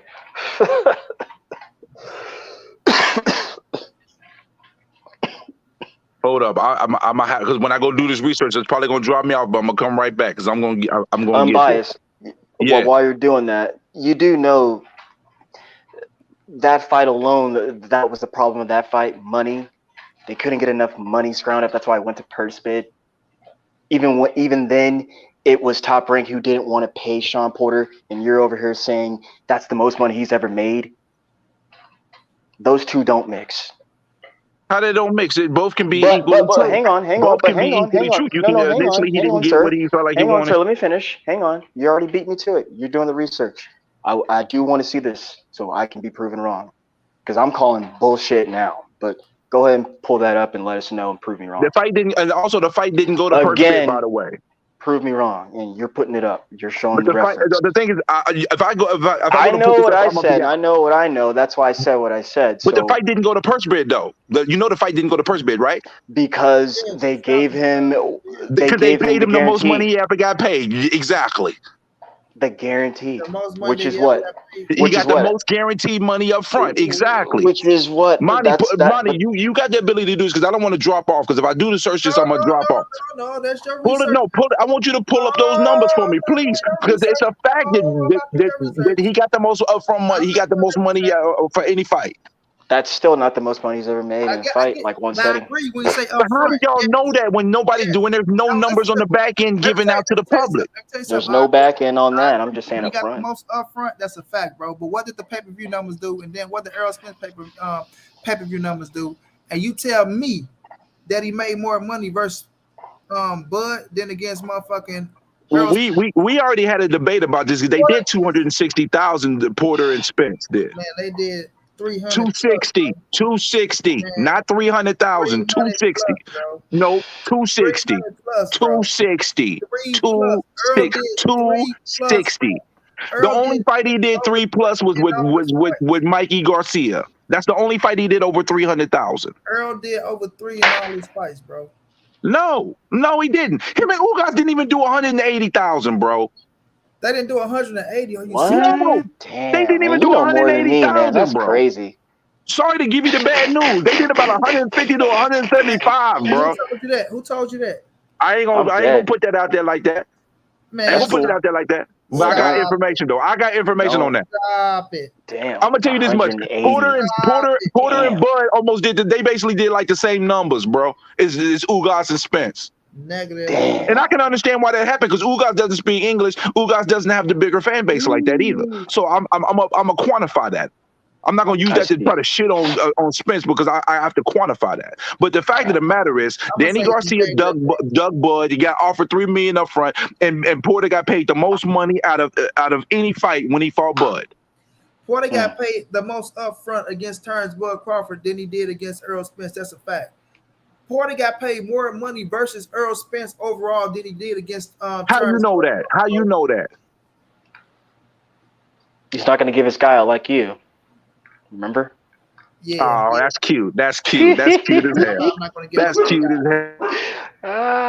I'm not gonna give up my Show. common sense tell That's us cute as hell. if they done more pay-per-view numbers, This bro. is great. I'm glad At I'm stemming for it. $75 a pop, right? You telling me that Showtime Sean Porter, right, didn't make more money fighting Errol Spence than Terence Bud Crawford? Hold on, my phone tripping. Bro. I'm sorry. That's common sense, bro. That's common sense. What's common sense again? That if they done more pay-per-view numbers than the motherfucker than the Terence Bud Crawford pay-per-view, right? Right? Not a guarantee because wasn't Porter only getting 40% of the pay-per-view? And you know when it comes to the pay-per-view, the networks got to get their money, and then the promoter got to get their money. So they only splitting 35 to 35% of the pot. Sean Porter made more versus Errol Spence than he did against Bud Crawford. Show it to me in black and white. I can't go by you just telling me that is a fact. Show it to me in black and white. Show it to me in black and white. Sean Porter got the more upfront money, right? Than he ever got, and that's a fact. You gotta show it to me in black and white, right? Otherwise, all we doing is just pure conjecture. Wait, but I'm biased. But the fact that we, but these are. Okay, 1 second. I'm sorry. Go ahead. Talk to me. Yeah, we're agreeing with you. He got the most money up front, but we're saying overall in the entire setting. But you show it to me in black and white. Show me then. I'm from Missouri. You gotta show me. You gotta show me where Porter made more versus Bud than Errol.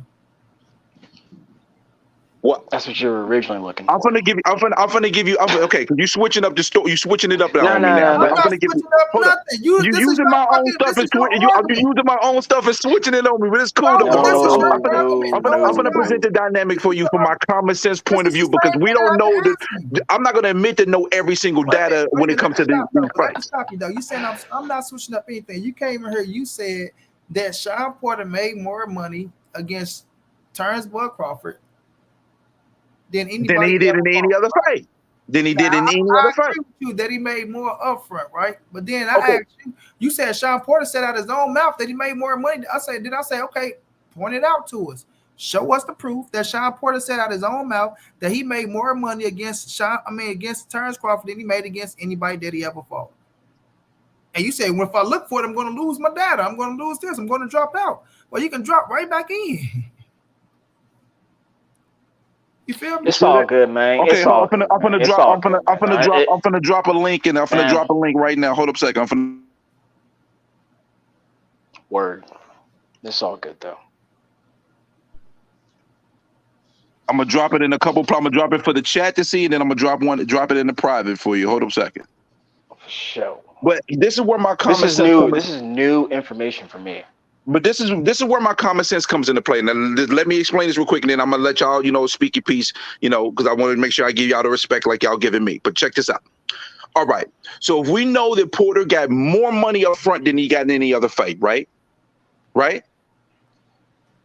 Yes. When it comes to the pay-per-view numbers, which we can act like we know 100% what the pay-per-view numbers were, but only thing I know is that Porter and Spence did 260, right? Mm-hmm. Bud and Porter did what was it 190? On a good day, yeah. It was for about it. 190. So we got a 70,000. We got a 70,000 difference. But Porter got paid $3.5 million more up front. How can you come up with numbers that he got paid more fighting anyone else other than Bud? Based off those, just based off using that simple data. What you just said to us don't prove to That's us some triangle anything, stuff bro. right there. But That ain't triangles. What you but That's showing like not I us? said, triangles. man, Hold on, Clem. Hold on, Clem. But it didn't even get 1.5 up What you front, showing? bro. What you showing us?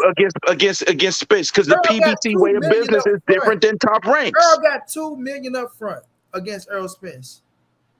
Porter got 1.5 or 1.3. Porter got 2 million up front. He got 2 million up front. He got Okay. 2 million up front, right? Mhm. And he supposed to pull like 4 million up front against Terence Crawford. And then when we look at the back end money, you want to sit up here and tell me that Porter didn't make more against fucking Errol Spence than he made against Terence Crawford. Right. But wait a minute. Let them crack their jokes, Steph. The back end money ain't real. Oh, that's just a lie. They Now, the don't get back end money real, but the thing is that y'all putting a number on it that you don't know about, that you don't know for certain. You speak on it as you're 100% certain, but the fact of the matter is you're not. I know that, bro. Sean Porter made more money versus Errol Spence than Terence Crawford. I highly disagree with you on that, and I highly doubt it.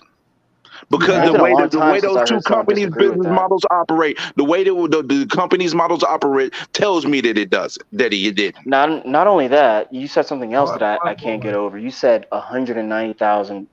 No, that's not at all what I heard. Boy. That was new for me, man. That's a lot.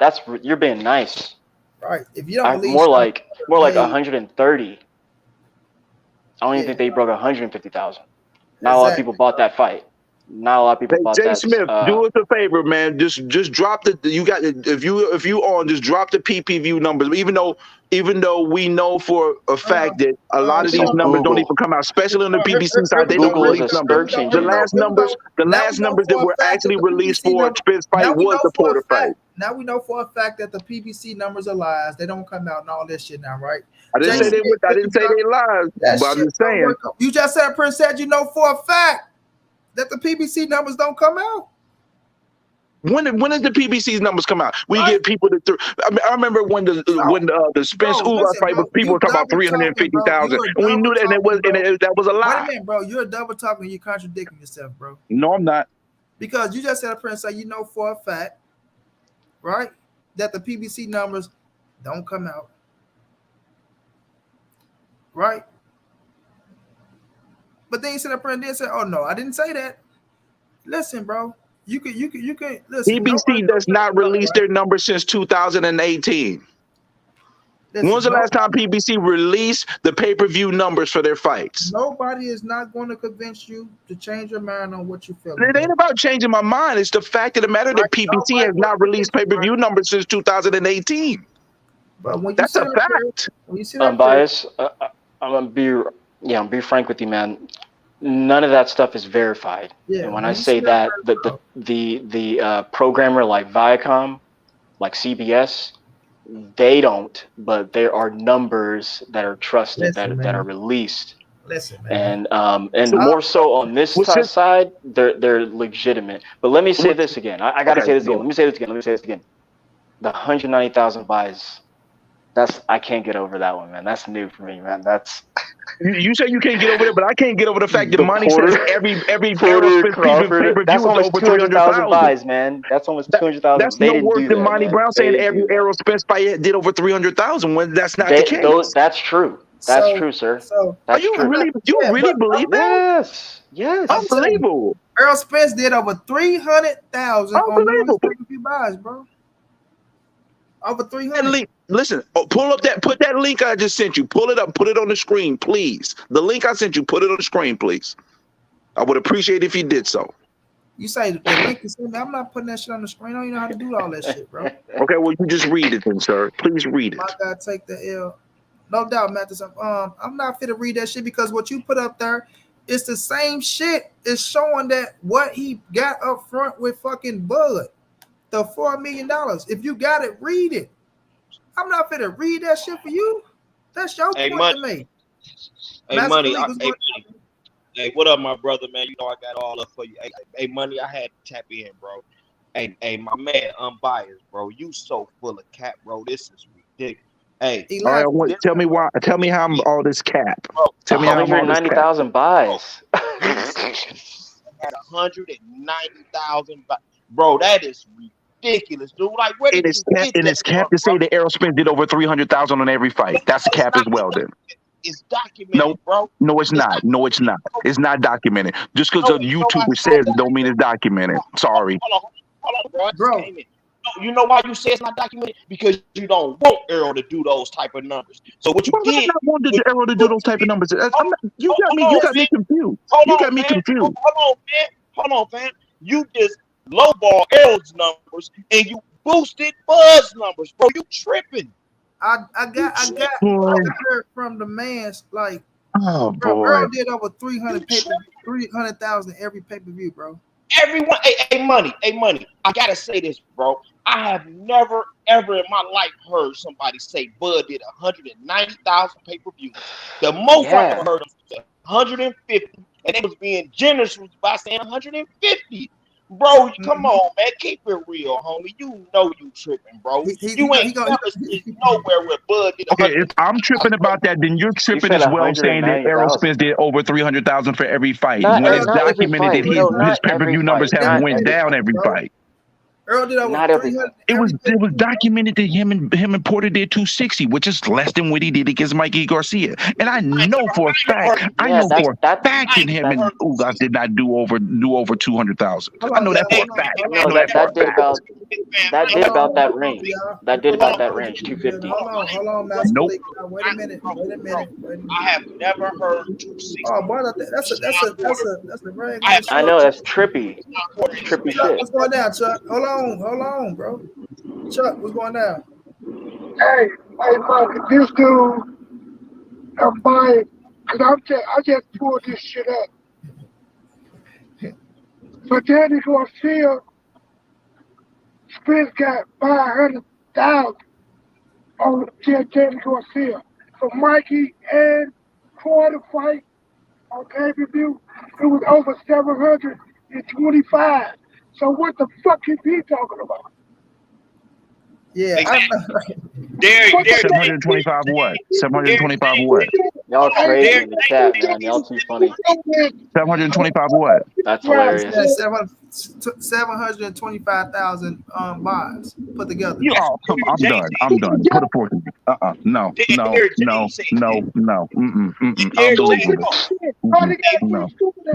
No. Now that's a super reach. That's Dalcine. No, they said put together, you gotta bro. name that your next title. When you put Mikey and 190,000. they said when you put Mikey and Sean together, bro, it did 700 something. Yes, it did. Nah, no way. Nope. Combined, they did probably close to. They probably did close to 6, right around 6, maybe. Listen at you, bro. You don't want to fix the facts.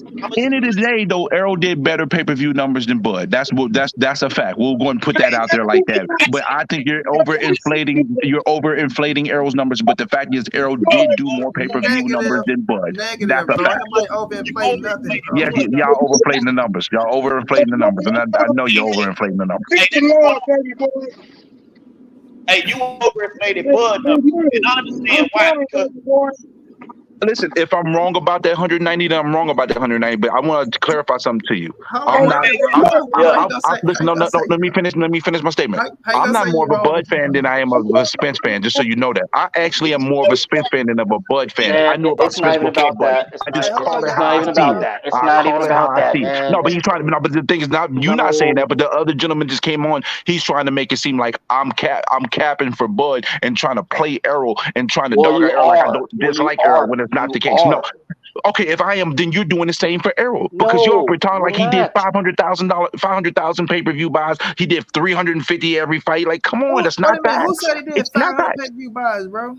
You talk about those two fights together. He did 720,000. That basically means he did 370 and 350. That's not the case. He did not do that many. He didn't do that many. He did 350 with Mikey, and every fight after that they started going down. No. Hang on. Why did you just come in here Why did you just come in here and inflate Bud numbers like that? Ain't nobody ever heard no 190,000, bro. Why did you just come in here and inflate those I numbers? thought it was 190,000. If I'm wrong, I'm wrong. I'll stand on that. If I'm wrong, I'm wrong.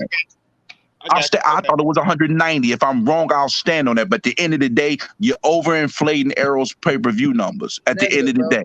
But he still did more than Bud, so it doesn't necessarily matter. Negative, bro. You trying to say we overinflate, bro? Oh my goodness. Another thing I want to touch But on to another point, though, I can't believe you're trying to say that Danny Garcia didn't duck Bud, though. He clearly ducked Bud.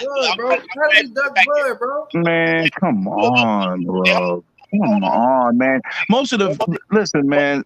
Hold on, bro. One more thing I want to touch on, money, is when the brother was talking about those 9 or 10 straight knockouts that Bud had, and then my man Steph was like against who, and he tried to downplay it like it didn't matter. And then when the brother came back and said, well, Errol had 11 straight knockouts, he come right back and say against who? Like, just completely contradicting himself. Like, fam. No, it's not contradicting. You want to bring up his 11 knockouts, but those are knockouts on his way to the come up before he started facing the top-notch competition. I'm not going to sit here and get excited about him knocking out a bum. I'm sorry. I'm just going to be honest. Peterson is not a bum. Since Bud has been in the welterweight, he has stopped every fighter. That's a fact. Okay. All right. That's facts. That's facts. I'm not taking that away. But the point that you try to discredit Errol, when he had I'm not discrediting Errol. The thing is, y'all try to use that as a point to make. Hold on, family. When the fact that hold on, bro. I'm gonna give it right back to you. When you talk about those 9 or 10 knockouts he had, those weren't all welterweights. When you talk about the 11 straight that Errol had, those was all welterweights. When you talk about the 22 knockouts, those were all welterweights. And let's keep it real. Earl's knockout ratio is higher than Bud's. Bud is what, 38-0 with 29 knockouts. Bud is 28-0 with 22 knockouts. That's a higher knockout ratio. Yeah, we'll give that up. Also, too, I'm biased. I would say 30% of those knockouts go against when Errol wasn't even ranked. Like, wasn't even ranked in the sanctioned bodies. Like, he didn't get ranked till maybe 3 fights before he got his first belt. Let me catch you, man. Matthew Thomas say, "Hey, money, this guy not into facts, not a good debater with no facts." I'm not gonna say that. I'm not gonna put my man down like that. Listen, I'm gonna let them try to throw dirt on me because people would be fans of one side. People be fans of one side. I'm not a fan of one side. I actually am unbiased. Well, I kind of beg the difference on the unbiased, bro. I know you beg the difference, but the thing is though, you give Bud credit for his fighting skills, but that's where it stops for you. That's negative, fam. Come on, bro. Right. I don't know. Okay, that's what y'all do, man. I don't like that. Hang on. Yeah. Money. Let me get this out. They always hit you with that. Like, you're saying like we're not a fan of Bud. First off, you don't even know that. And then second off, we've said, hang on. I heard what you said, man. And then secondly, I didn't say anything. I'm listening. You didn't, man. Okay. Go ahead, Steph. I don't like when people say that. They say we're not a fan of Bud. That's not even what. That's not even what the original debate was in the first place. That's not what I said, though. But I never said that. Weak. I just think that's weak, man. But I never said that. I said you're a fan of his fighting skills, but that's where it ends. I didn't say that y'all wasn't fans of Bud. You don't even know that, and that's not even what was even being debated in the first place. Let me catch a super chat, bro. He said, "Dude, just talking out his ass. Take that bullet back to whack mob." Are you good over here, man? You throwing shade? Okay, that's cool. That's cool. I mean, but listen, I ain't got time for the shade. That's cool. You entitled to your opinion. Hey, unbiased. I'm gonna keep it real with you, bro. I'm not a fan of Bud because I don't like the way he moves. When you say you're a fan of his skills and that's where it ends, you're right. With me, I'm a hell of a fan. I love his skills. He's one of the best in the world. But other than that, it's a wrap. I'm not a fan of Bud. But I'm going. And I respect your honesty. Yes, I'm going to. Now let me say this. Let me catch this in the chat, right? Well, my man says, if you telling Bud to sign for less than he feel he's worth, you can't be a fan, bro. See, this was wrong with y'all, bro. That's what's wrong with y'all. And that's why we at where we at right now, right? Because now when y'all say, oh, you can't tell Bud to sign for more than what he's worth, but then y'all tell Errol Spence to take less than what he's deserving, right? We're not talking about, y'all talking about what somebody feel they worth, and then when we're looking at the situation, we can look at and even my man up here just said Errol Spence does more pay-per-views, right? So we sit up here and we agree that the man do pay-per-views. We agree that the man is the A side. But when it comes down to signing the fucking contract and getting the fight on and getting the signed seal so we can see the fucking fight inside the ring, you motherfuckers that come up here, oh well, boy, want 50-50. And we can't tell not work. But Bonnie, you can't hold his foot to the fire when he ain't waited for 4 years to get the fight. He ain't waiting no fucking 4 years to get the fight because the fight wasn't even available in the motherfucking 4 years and he was trying to get the goddamn fight. He told y'all the goddamn fight wasn't available in the 4 years. Bob Erb told y'all the fight wasn't available in the 4 years. The fight is available now. This is more realistic than the fight could ever fucking been, bro. Y'all sitting up here talking about, oh, he said I'm gonna get the belt and do this and do that. At the time where he was trying to fight Errol Spence, he just signed a new fucking contract with fucking ESPN. I said this shit. ESPN won't let him go to no fucking Showtime. You don't have to go to Showtime. They could have did a joint venture. They could have did a joint venture just like Fury and Spence, just like Fury and Wilder did. They could have did a joint venture. And Terence Crawford wasn't pulling in that kind of fucking money back then to do a joint venture. Y'all crazy? And neither was Fury. Neither Fury was Wilder. Neither Fury and Wilder. Because you look at their number. Heavyweights. Are you fucking crazy, bro? Yeah, granted they heavyweights, but you make the money on the second fight. You make the money on the second fight. Bro, stop it, bro. Stop it. If we really true fans of boxing, we should have already been on our second fight by now. We should be on our second fight by now. We're true fans of the sport of boxing, the best fight in the best. True fans now. I mean, hold on, Steph. You just said up here and said they made money on what fight? The second fight. When did they do the joint venture? Huh? When did they do the joint venture? Don't motherfucker. The first fight. No, now I'm a motherfucker fight, now, huh? Okay. The first fight they did a joint venture. Come on, bro. That's how I talk. That's no disrespect, bro. I know. I didn't take it as disrespect. I just said that. I just wanted to emphasize that you said that shit. The first fight, bro. The first fight, right? Stop, dog. When you look at Fury and Deontay Wilder, bro, you got the country versus a motherfucking country, right? You got Fury over there with the UK people. We talking about the heavyweight division, bro. And we know how big the heavyweight division is, fam.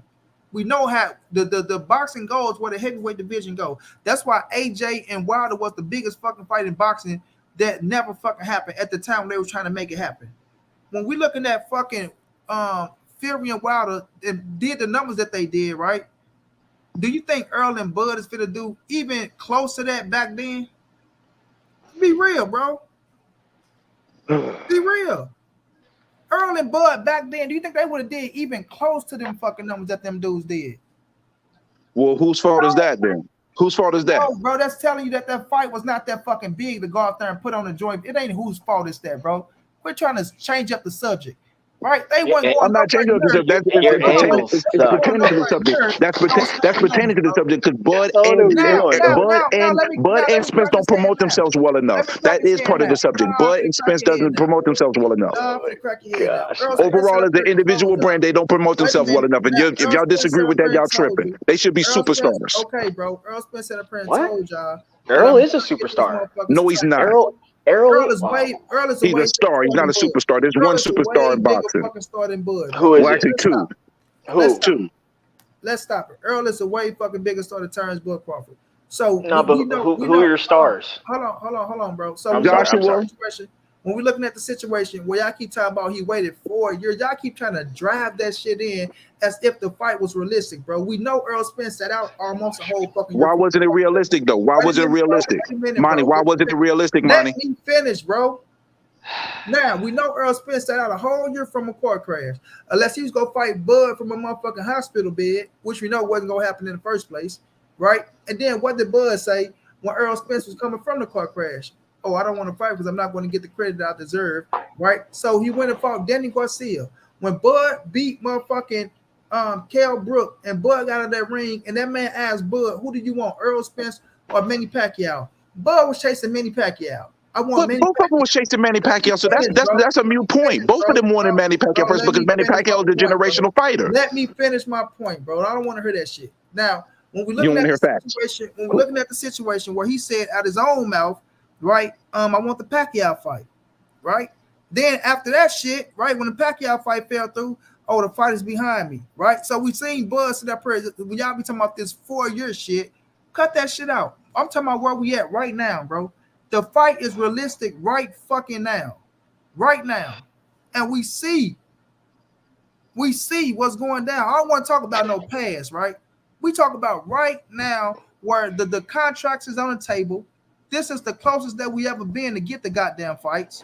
And they ain't paying him what he did, and they didn't offer him. They didn't offer him enough money for him to immediately sign. And you want him to immediately sign, even though he get paid, get bigger money before that. This is the most money he's ever gotten. Hold on, Steve. Is it?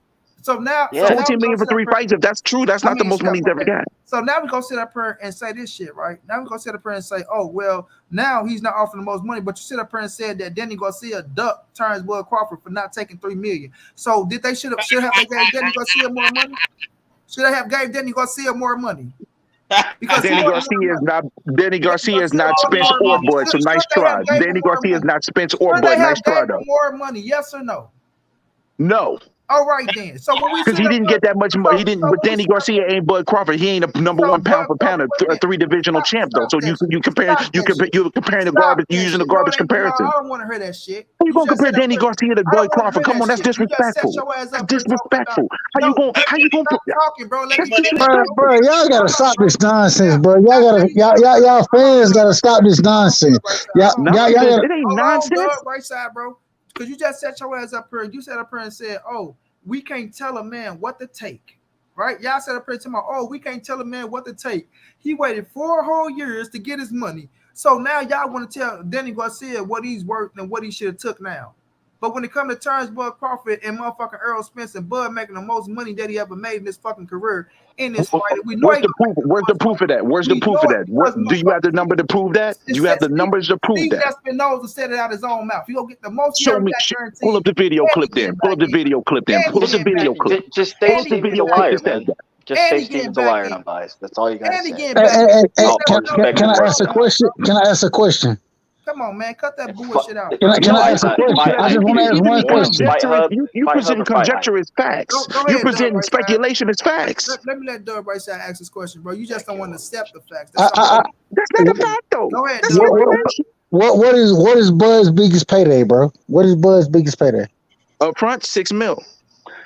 And so now you're telling me. Hold on, Doug. I'm gonna let you go and I'm gonna let y'all finish, bro. But let me tell this dude McElroy something. He's talking about money. You ain't getting no money to cap about Earl. What the fuck is you talking about, bro? Ain't nothing I said was cap, nigga. Y'all just can't take this shit because it ain't in y'all motherfucking nature to get these real money. Facts, you're presenting speculation like it's facts, though, my guy. Wait a minute. First of all, you just sat here at your own mouth and told me that Bud wasn't offered the most that he was gonna get up front. And he gonna make the most money that he made in his career. Where's the proof that he's getting offered the most money? Where's the proof? I can give you the proof. I can give the proof. I can give the proof. Go ahead, Doug. I ain't finished. You can give me the proof of what Bud's being offered right now. I ain't finished. No.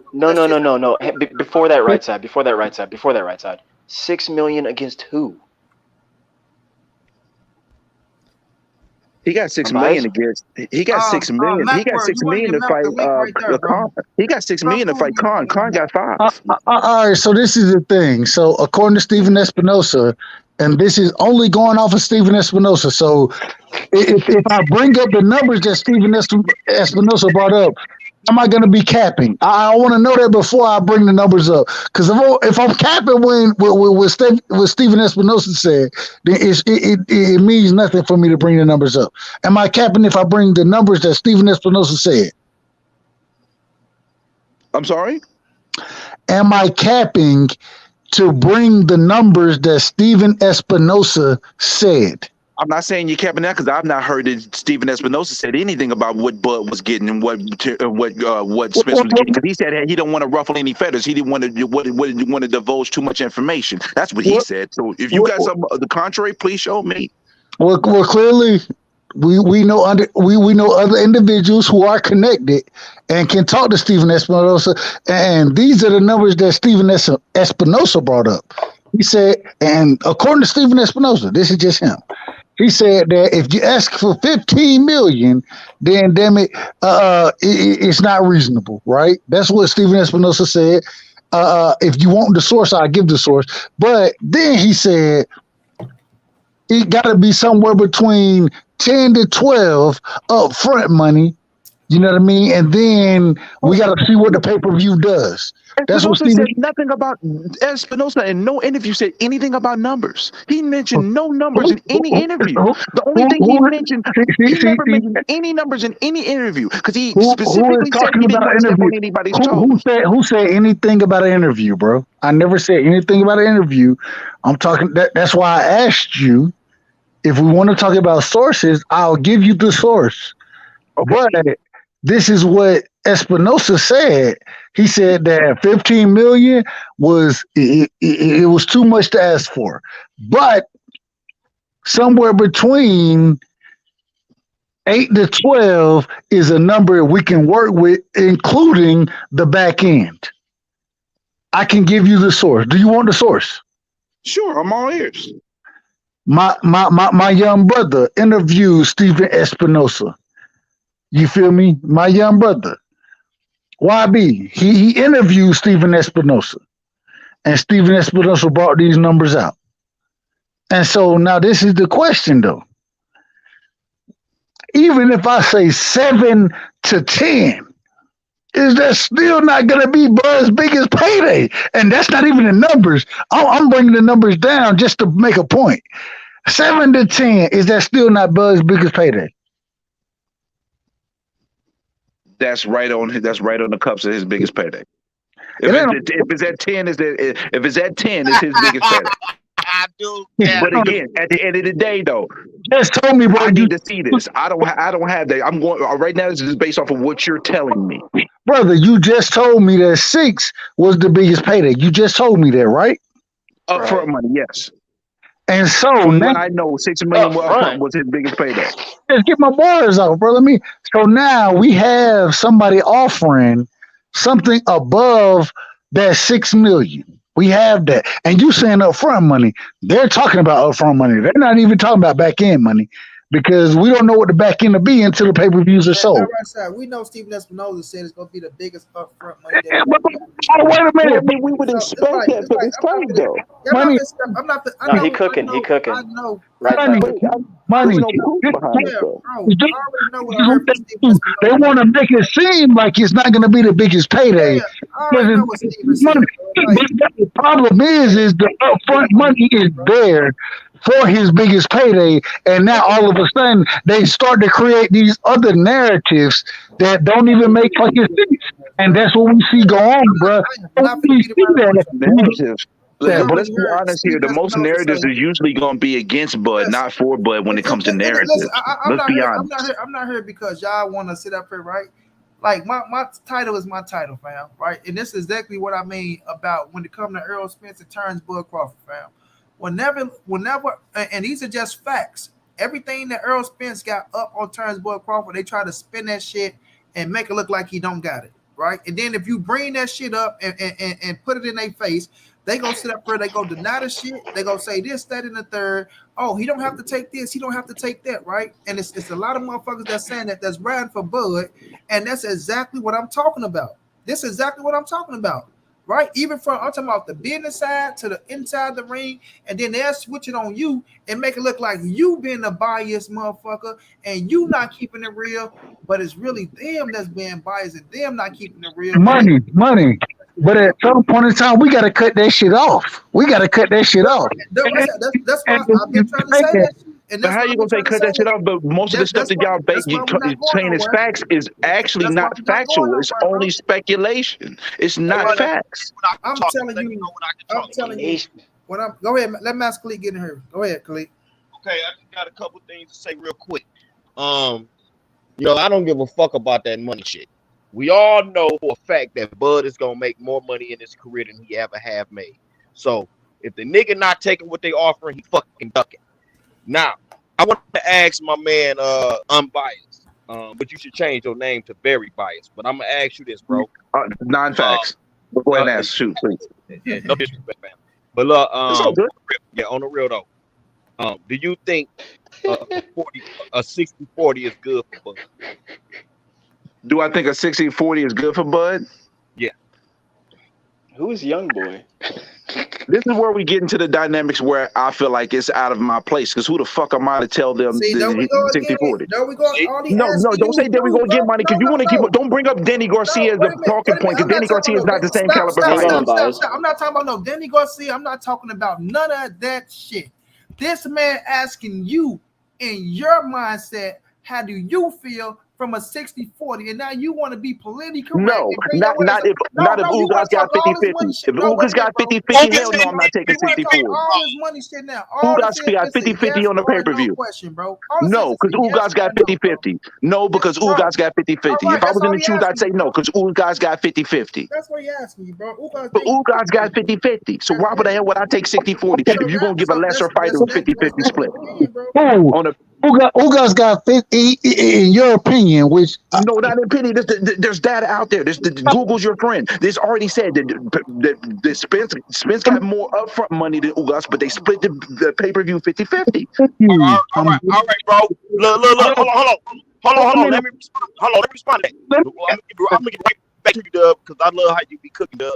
Let me give it right back to you. That article that man is talking about where Ugas got 50-50, do you know that they crushed them numbers before the fight even happened? That's a bullshit article, bro. How the fuck they gonna tell you what these niggas got paid in the pay-per-view before the fight even started? So that 50-50, that shit, that article that you citing, that's some Usually, bullshit, bro. but hold up, let me ask you this question. Usually, when it comes to terms and agreements of a fight, that's made before the fight happens, correct? Why Indeed, does it indeed. matter? Why does this is the problem? Why does any of that matter? Regardless of what he gave anybody else, if Bud is getting his highest payday, why not make the fight? Why not give a fighter the same split that you gave previous fighters? Hold on, wait a minute. They were Answer lesser than. my question, please. If Bud is getting more than he's ever made, why not make the fight? And before you answer that, if he gets if he gets whatever, it's his highest payday. Would you disagree with him getting his highest payday in this fight against Spence? Would you disagree with that? Yes or no? I have no answer because I don't know what those numbers are officially, so I can't say yes or no. If you don't know the only numbers that ever came out was 14 million for 3 fights. That's the only numbers that we've seen as the public, which is too low. You want to argue niggas down about the numbers if you don't know them when I ask you if that's going to be his biggest payday. But then when we talk about the numbers, you want to say, well, nah, the shit, it got to be 50. So I'll answer it like this. If because it's gonna be both of their biggest Answer payday. like this. But if you give me 8 million, you give the other guy 15 million, am I gonna take that fight? No. In business, if I'm the equal to another person I'm fighting them, I'm not gonna take half of what the other person's taking. Bro, I'm not gonna take 30% of what they're taking. man. The reason he don't want me to finish is because it kills his narrative. It No, kills. he's not But this going is the point right here. If he's gonna be getting his biggest payday, regardless of It's gonna be both of their biggest payday though. So I mean, go ahead, bro. So what are you saying? You got to ask a question with a question because I told you. That wasn't a question. I said it's both of their biggest payday. But No, why he would I asked take? you- But he asked okay, you to even if take it's my the biggest fight. payday, Wait a even minute, regardless bro. if it's my biggest payday, why would I? I'm not gonna. Okay, I'm gonna give you an example. I'm a No, you business owner, answered it right? many ways I do business. I already. do business. If I do a deal, okay, I'm used to getting 5 million for a deal. But then I go into a joint venture with somebody and they're getting 15 million and I'm getting 8. I'm not gonna go in that joint venture, even if it's more than I've ever had, because then I can get that money on another end. I'm not gonna let somebody else take the gigantic lump sum when I'm on an equal footing with the other person. Hey, bro, I'm Young glad Billy, you said Young that. Billy, I'm get glad up you here, said Young that. Billy. Come up Hold here, on. Young Billy. I'm glad you said that, I bro. got you, Khalid. I Because got you. Bud ain't gonna get no payday like this nowhere else. So if Bud don't take this, he only gonna get no pay. My bad. Go ahead, man. And where's Spence going to get this payday? Hold on, bro. It's the same on both sides. My man say this, bro. Look, my dude asked you a question. You say, you did, bro, because when he asked you that shit, like, if it's gonna be his biggest payday, shouldn't he sign should he sign a fight? Well, if it's gonna be his biggest pay, like, bro, that's what we saying, fam. Like, y'all gonna always find a way to switch it up. See, we It ain't no y'all finding a way to switch it up. Wait a minute, bro. Let me finish, bro. God damn.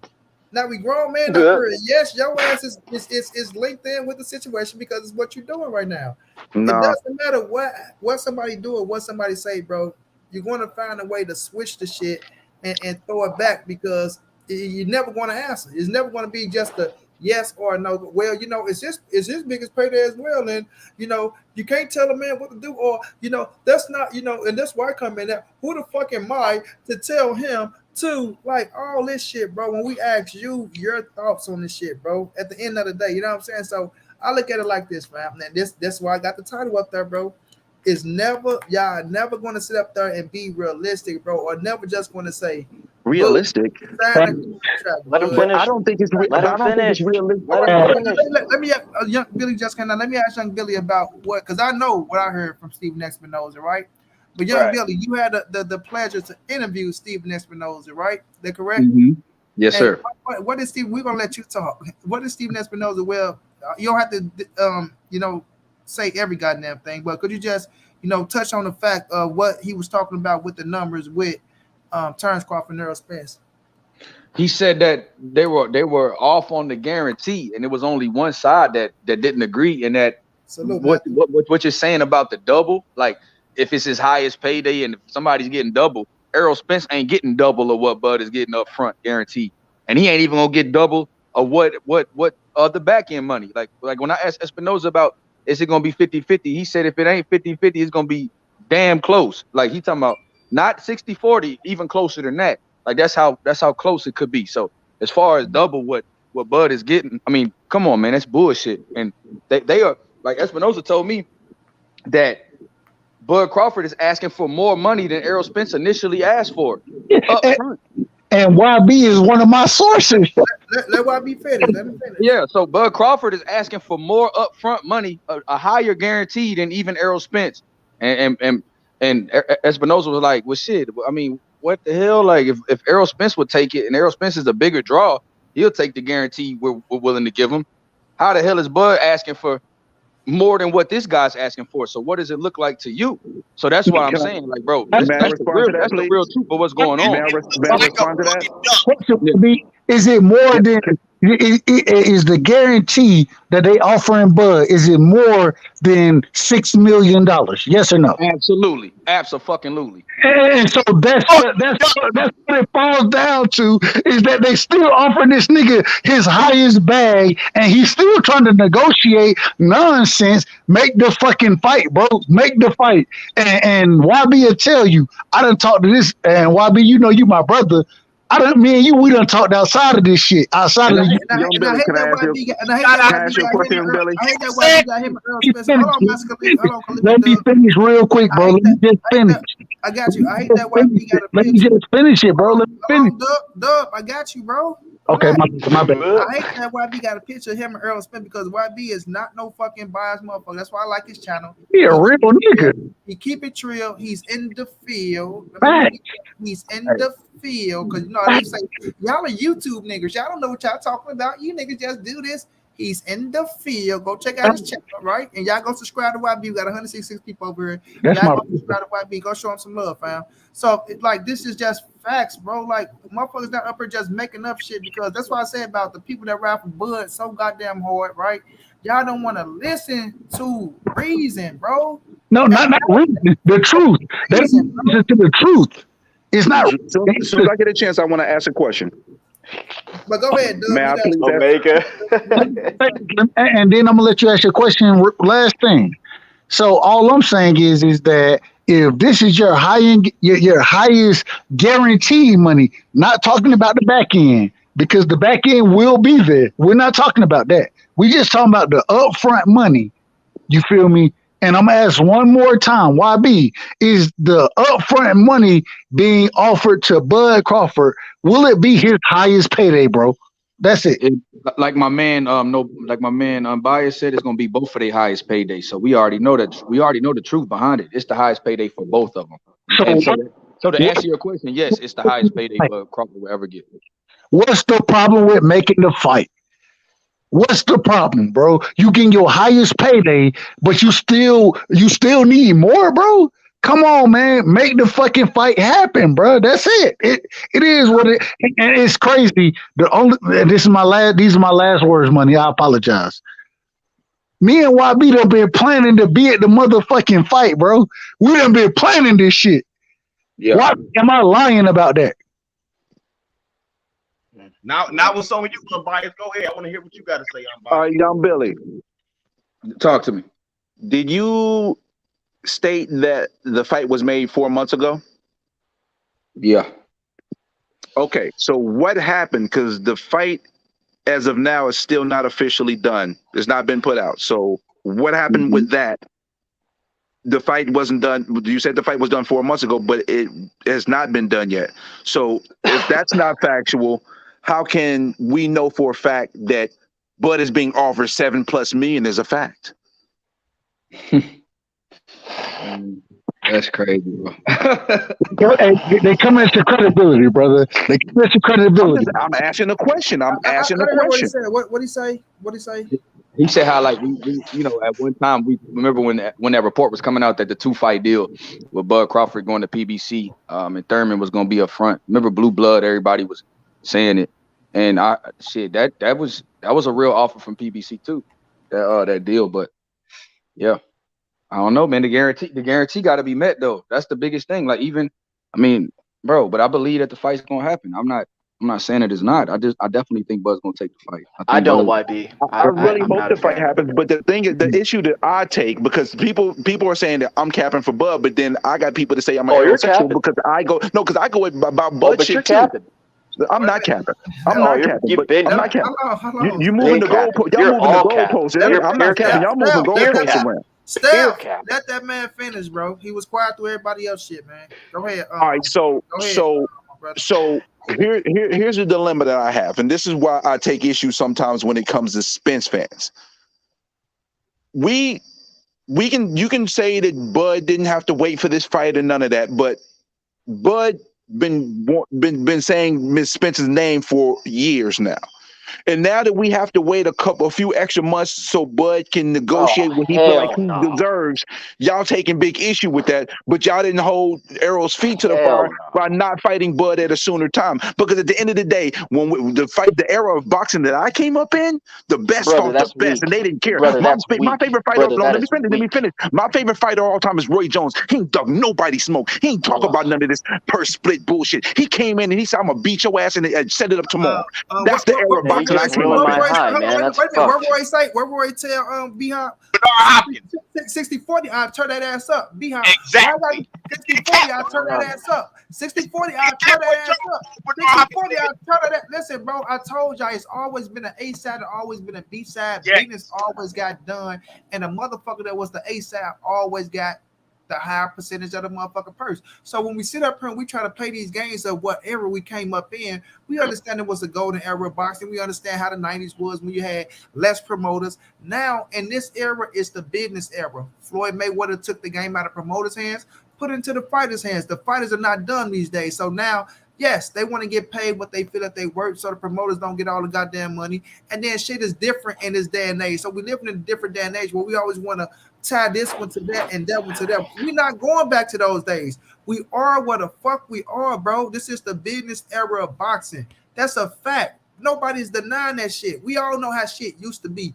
It's not that. And the sooner we wake up to that shit and pay attention and stop trying to act like me and motherfucking Sugar Ray Leonard days when Sugar Ray Leonard still got paid higher than that motherfucker else. You hear me? Motherfucking Sugar Ray Robinson went to the motherfucking fight and on the same day of the fight told them, I want more money unless I ain't fighting. You see what I'm saying? So let's stop acting like fighters didn't want what the fuck they was deserving, fam. You know what I'm saying? When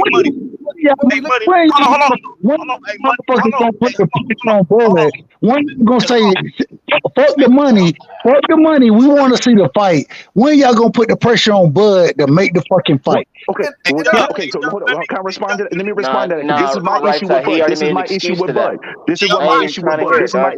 I'm gonna tell you something. Now y'all gonna like what I'm about to say. Y'all gonna like what I'm about to say. I'm not. Yes, you are. Because there was an interview.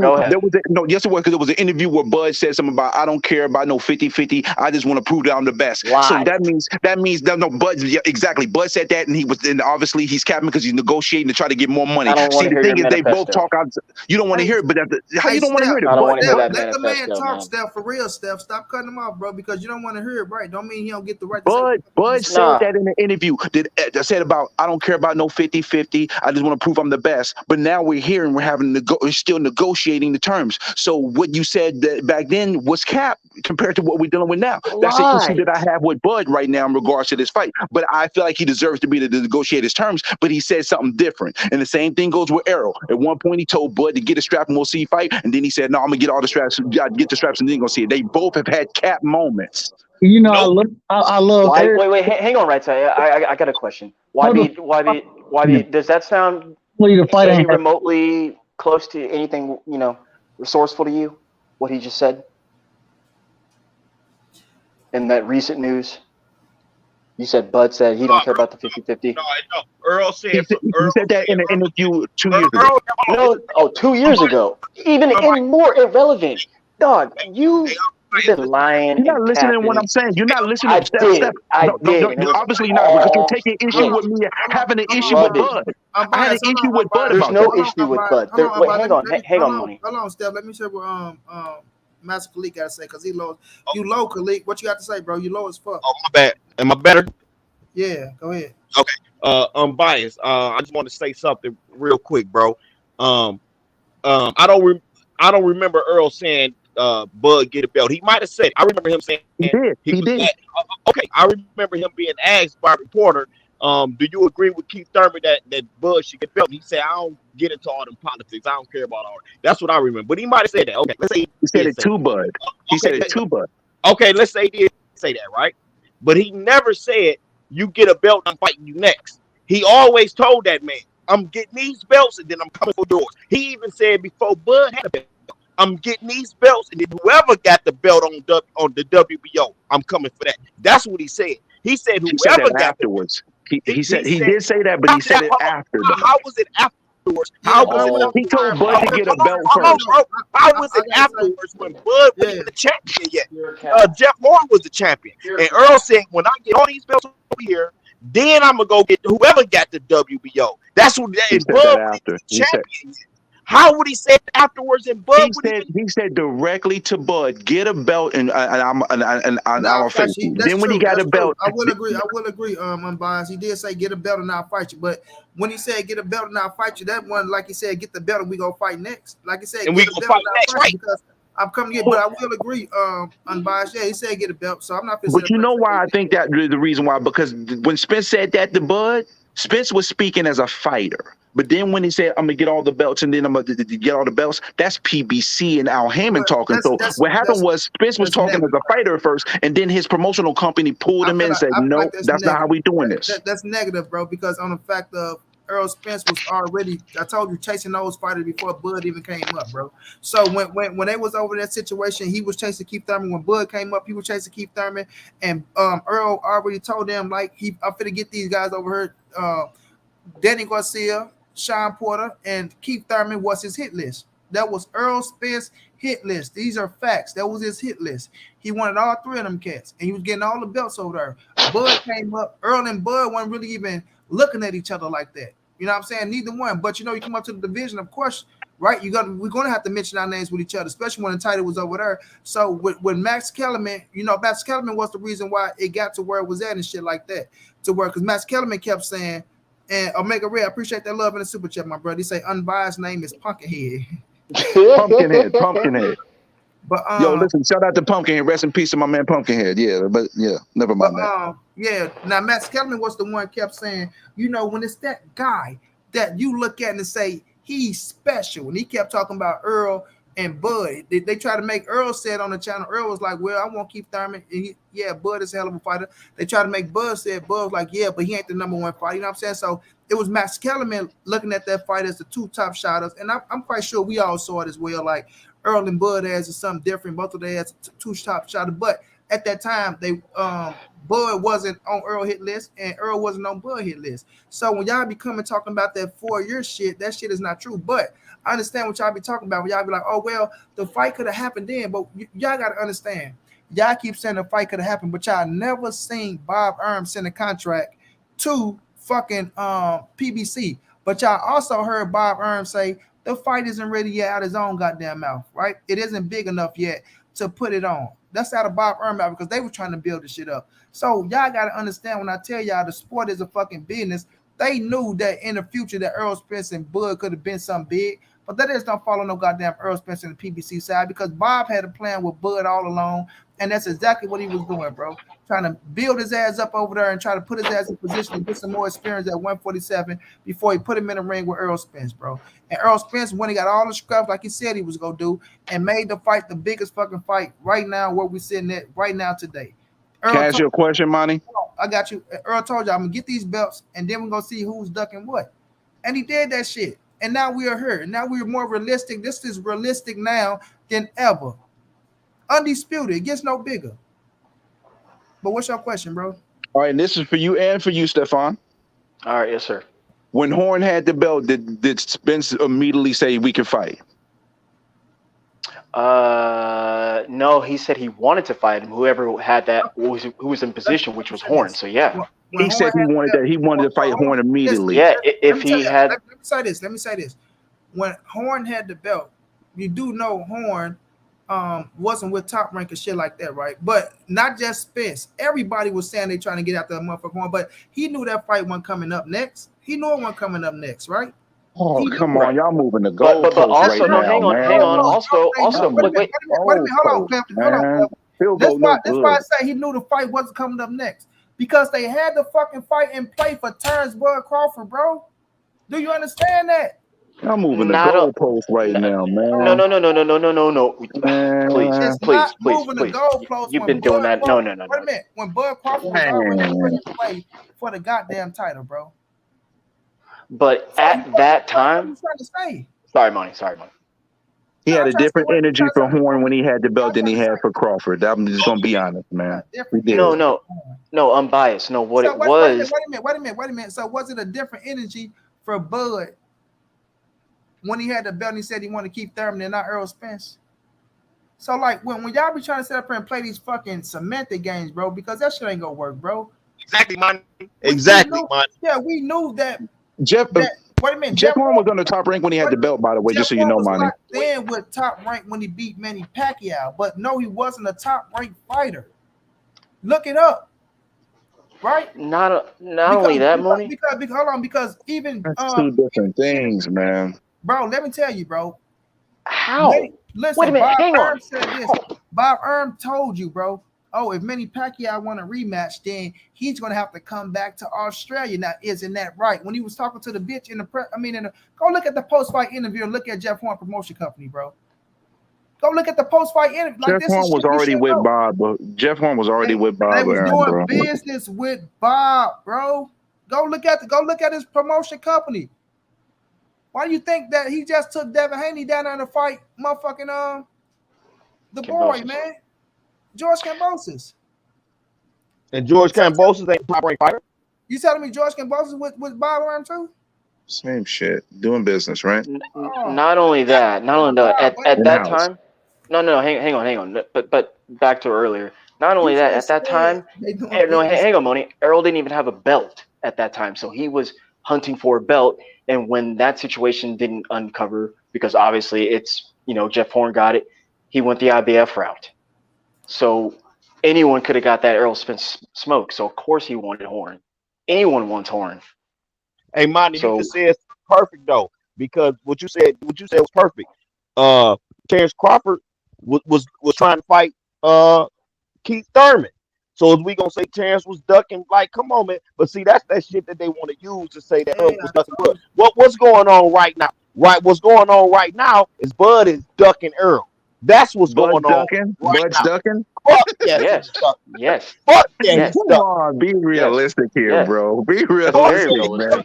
That's reality. That's actuality. That's real time. Reality. No, it's not reality. That's your alternate reality, my brother. Bro, my man just told you that no matter what, Bud is going to get the biggest payday of his life, but he still. I respect it, but he also said the fight was happening 4 months ago. Bro, I know that. Hey, I bro, know I'm glad you know who I am, man. bro, Appreciate that. I know the middle of my sentence interrupted the beginning of yours, but hold on. Bud, my man just told you right now that Terence Crawford is being offered more money than he has ever made, and he still won't take the fight. He wants more money. That is a duck. That's a duck. See, period. Ain't nothing else to say. And I'm not saying he's ducking because he's scared. I think Terence Crawford is a jealous, hating ass diva. He's mad because Errol Spence is a bigger star than he is, and he thinks that he should be a bigger star than Errol. So he don't want to give Errol that shine. I don't think he's scared of Errol. I think he's a jealous ass dude. He's hating on him. Period. Early. Joan Turner. Wait, hang on. Joan Turner, I'm gonna answer a comment. Joan Turner, I think Errol might have been fighting for, like I said, he went the IBF route. So he might have been fighting 2 weeks before old boy got his belt, meaning Jeff Horn, or 2 weeks after. So in essence, he was already at the IBF. Just corrected on that. Yeah. This is the thing. I'm not saying no Bud is a duck or nothing. I wasn't even going that way. So he you is said, ducking Errol. You said something about Bud being a hater, but what about when Errol was hating on Bud's resume when he was Errol has never hated on that man. What are you talking about? He threw mad shade on Bud in the interview. I remember that. He threw mad shade at Bud on the interview before. Young Billy, I want to ask y'all this, Young Billy. And Dan Lonigan is his promoter, bro. He just promoted back then. Dan Lonigan. You go when you see him, unbiased, when you see him, you gonna know. If you do this boxing shit, when you see him, you gonna know who I'm talking about, bro. That was his promoter. He do business with Bob Brown, but the man he's a duck in the cut. But Young Billy, I want to ask all y'all, bro. How long have y'all been following this Errol Spence, this Terence Crawford shit? Since the beginning, because I have. Since the beginning. Since before Bud Crawford moved up. Since before Bud moved up. Now, I'm going to ask y'all, do y'all remember who threw the first shot and threw the first shade at the Errol Spence crew? Bomac. Thank you so much, my brother. You've been following this shit. And I'm going to tell y'all this. Errol Spence and Derrick James gave them nothing but praises and love since the beginning. I'm talking about the beginning. And Bomac always threw salt and shade at Errol Spence way. Always, fam. Always. Since the fucking beginning. That's what y'all got to understand, bro. Y'all be on this 4-year shit, all this shit. This shit came back from the beginning, where Bomac was throwing shade and continued to throw shade to what we was like, what the fuck? Errol Spence was a fan. I'm a fan of Bud. I like Bud, right? All that shit, bro. All that shit. It's Bomac that started throwing all the goddamn shade, bro. So y'all got to really go back to the beginning and see where the shit started at. But put all that shit to the side, and motherfuckers get caught up in the fuck the past. I'm talking about where we at right now, fam. Now Bomac is not Terence Crawford, though. Now the shit is on the table, bro. We not going there. Now the shit is on the table, bro. It's on the table. Everything is on the table for us to get this fucking fight right now. It's more realistic than ever. All that 4-year, all that shit. Fuck all that shit, bro. Everything else we can throw away, because that's what motherfuckers get caught up in. And they gonna keep pointing at this, that, and the third, and make that the reason why. Right now, where we standing, bro, Terence Crawford is the reason the fight ain't signed yet. These are facts. Oh, it ain't the PBC. That's not the reason. Right? These are facts. No, Terence PBC is not the reason, though, right? No, they're not. Yeah, because they offering him. They offering him Wait a minute, offering him a whole bunch of money. So it's being told. Right now, bro, Terence Crawford is the reason the fight has been held up, and it could be Bomac, fat ass Bomac. But either way, it goes. Bomac didn't let him sign the Pacquiao fight either. This is where we at, dog. This is where we at. So if y'all want to sit up here and keep trying to push it on Errol Spence, y'all trying to find a way to do this and do that shit, when Young Billy just hit us with big facts that I knew, big facts.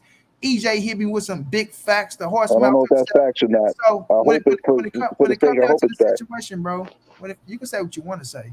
When it comes down to the situation, bro, Terence Crawford is the reason why the fight has been held up. You know what I mean?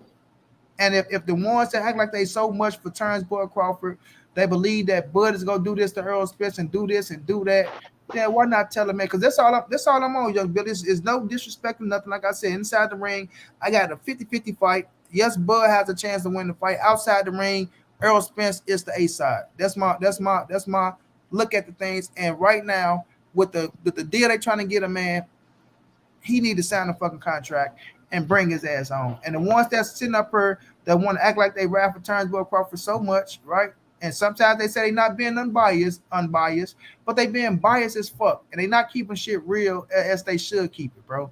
And that's just a fact because they still yet to say he need to just sign a fucking contract. You know what I'm saying? Oh, I can't tell a man what to do. Oh, I can't do this. I can't do that. If he want to fight so bad as he say he is, Earl, where the fuck you at, motherfucker? You know what I'm saying? He in the ocean. Bomac saying he basic as hell. We go knock him out. Y'all saying Earl gonna make the mistakes. Bud gonna knock him out in 10. He go do all this shit and do all that shit. And then, like you said, he said out his own mouth, even if it ain't 50-50, it's whatever. I'm gonna do this. That why ain't shit signed, bro? Why ain't shit signed? Yeah, and I appreciate Unbiased for keeping it real. You know Mac World, I you want appreciate your Unbiased the for keeping link, it the real. link. Let me say this. Oh yeah, man, I already told Unbiased, bro. I got nothing but respect for him, bro. Shit get like this in the heat debate. There's no disrespect. I debate like this. I go worse than this on motherfuckers who I got love for. So this just how motherfuckers talk. It's just a debate, and when I shut this shit down, it's over with. But Mac World, you still sitting your ass in the chat typing, but you ain't get your ass up here and said not one thing. So I have no respect for you. All you motherfuckers that be typing, when you can click the link and come right up here and speak your fucking piece and get it out, right? Ain't nobody for the mute. Motherfuckers say, oh, you mute. I don't mute no goddamn body. Everybody get their shit off, right? But it's a heated fucking debate and everybody passionate. Everybody want to say what they go say. And I'm going to make sure you get it off. But you motherfuckers sit in the chat and type all goddamn day and think a motherfucker supposed to read your shit and respect you. Man, get y'all ass out of here somewhere, bro. That's why I said I got the utmost for unbiased, and I think unbiased hit that like button. Hey, Unbiased a real one too. With Bud contradicting himself with that. So because they both contradicted themselves. No, Errol didn't contradict himself. He did exactly what he said. Yes, he has. Yeah, he did exactly what he said after he said something else. Let young Billy go. Go ahead, young Billy. Hey, Marty, so when that stuff came out about 2 or 3 months ago, when Bud was supposedly about to sign that 2-fight deal with PBC, was that real too? Did you hear that too? They were trying to get him to fight.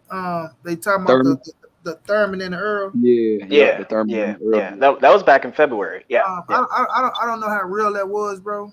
To be real with you, I don't know how real it was, right? So I can't really comment on that. But like I say, the only reason why I can't say that I can really say that is real because I know Errol Spence only wants one fight. Like he wants one fight and he's gone, bro. And Errol Spence is being solid on that. Like he's been steadfast on that. Like I only want Terrence Crawford. Other than that, I'm going to 54. You feel me? Yeah, no, that's true. That's true. But I'm just saying, Money, that's a concession.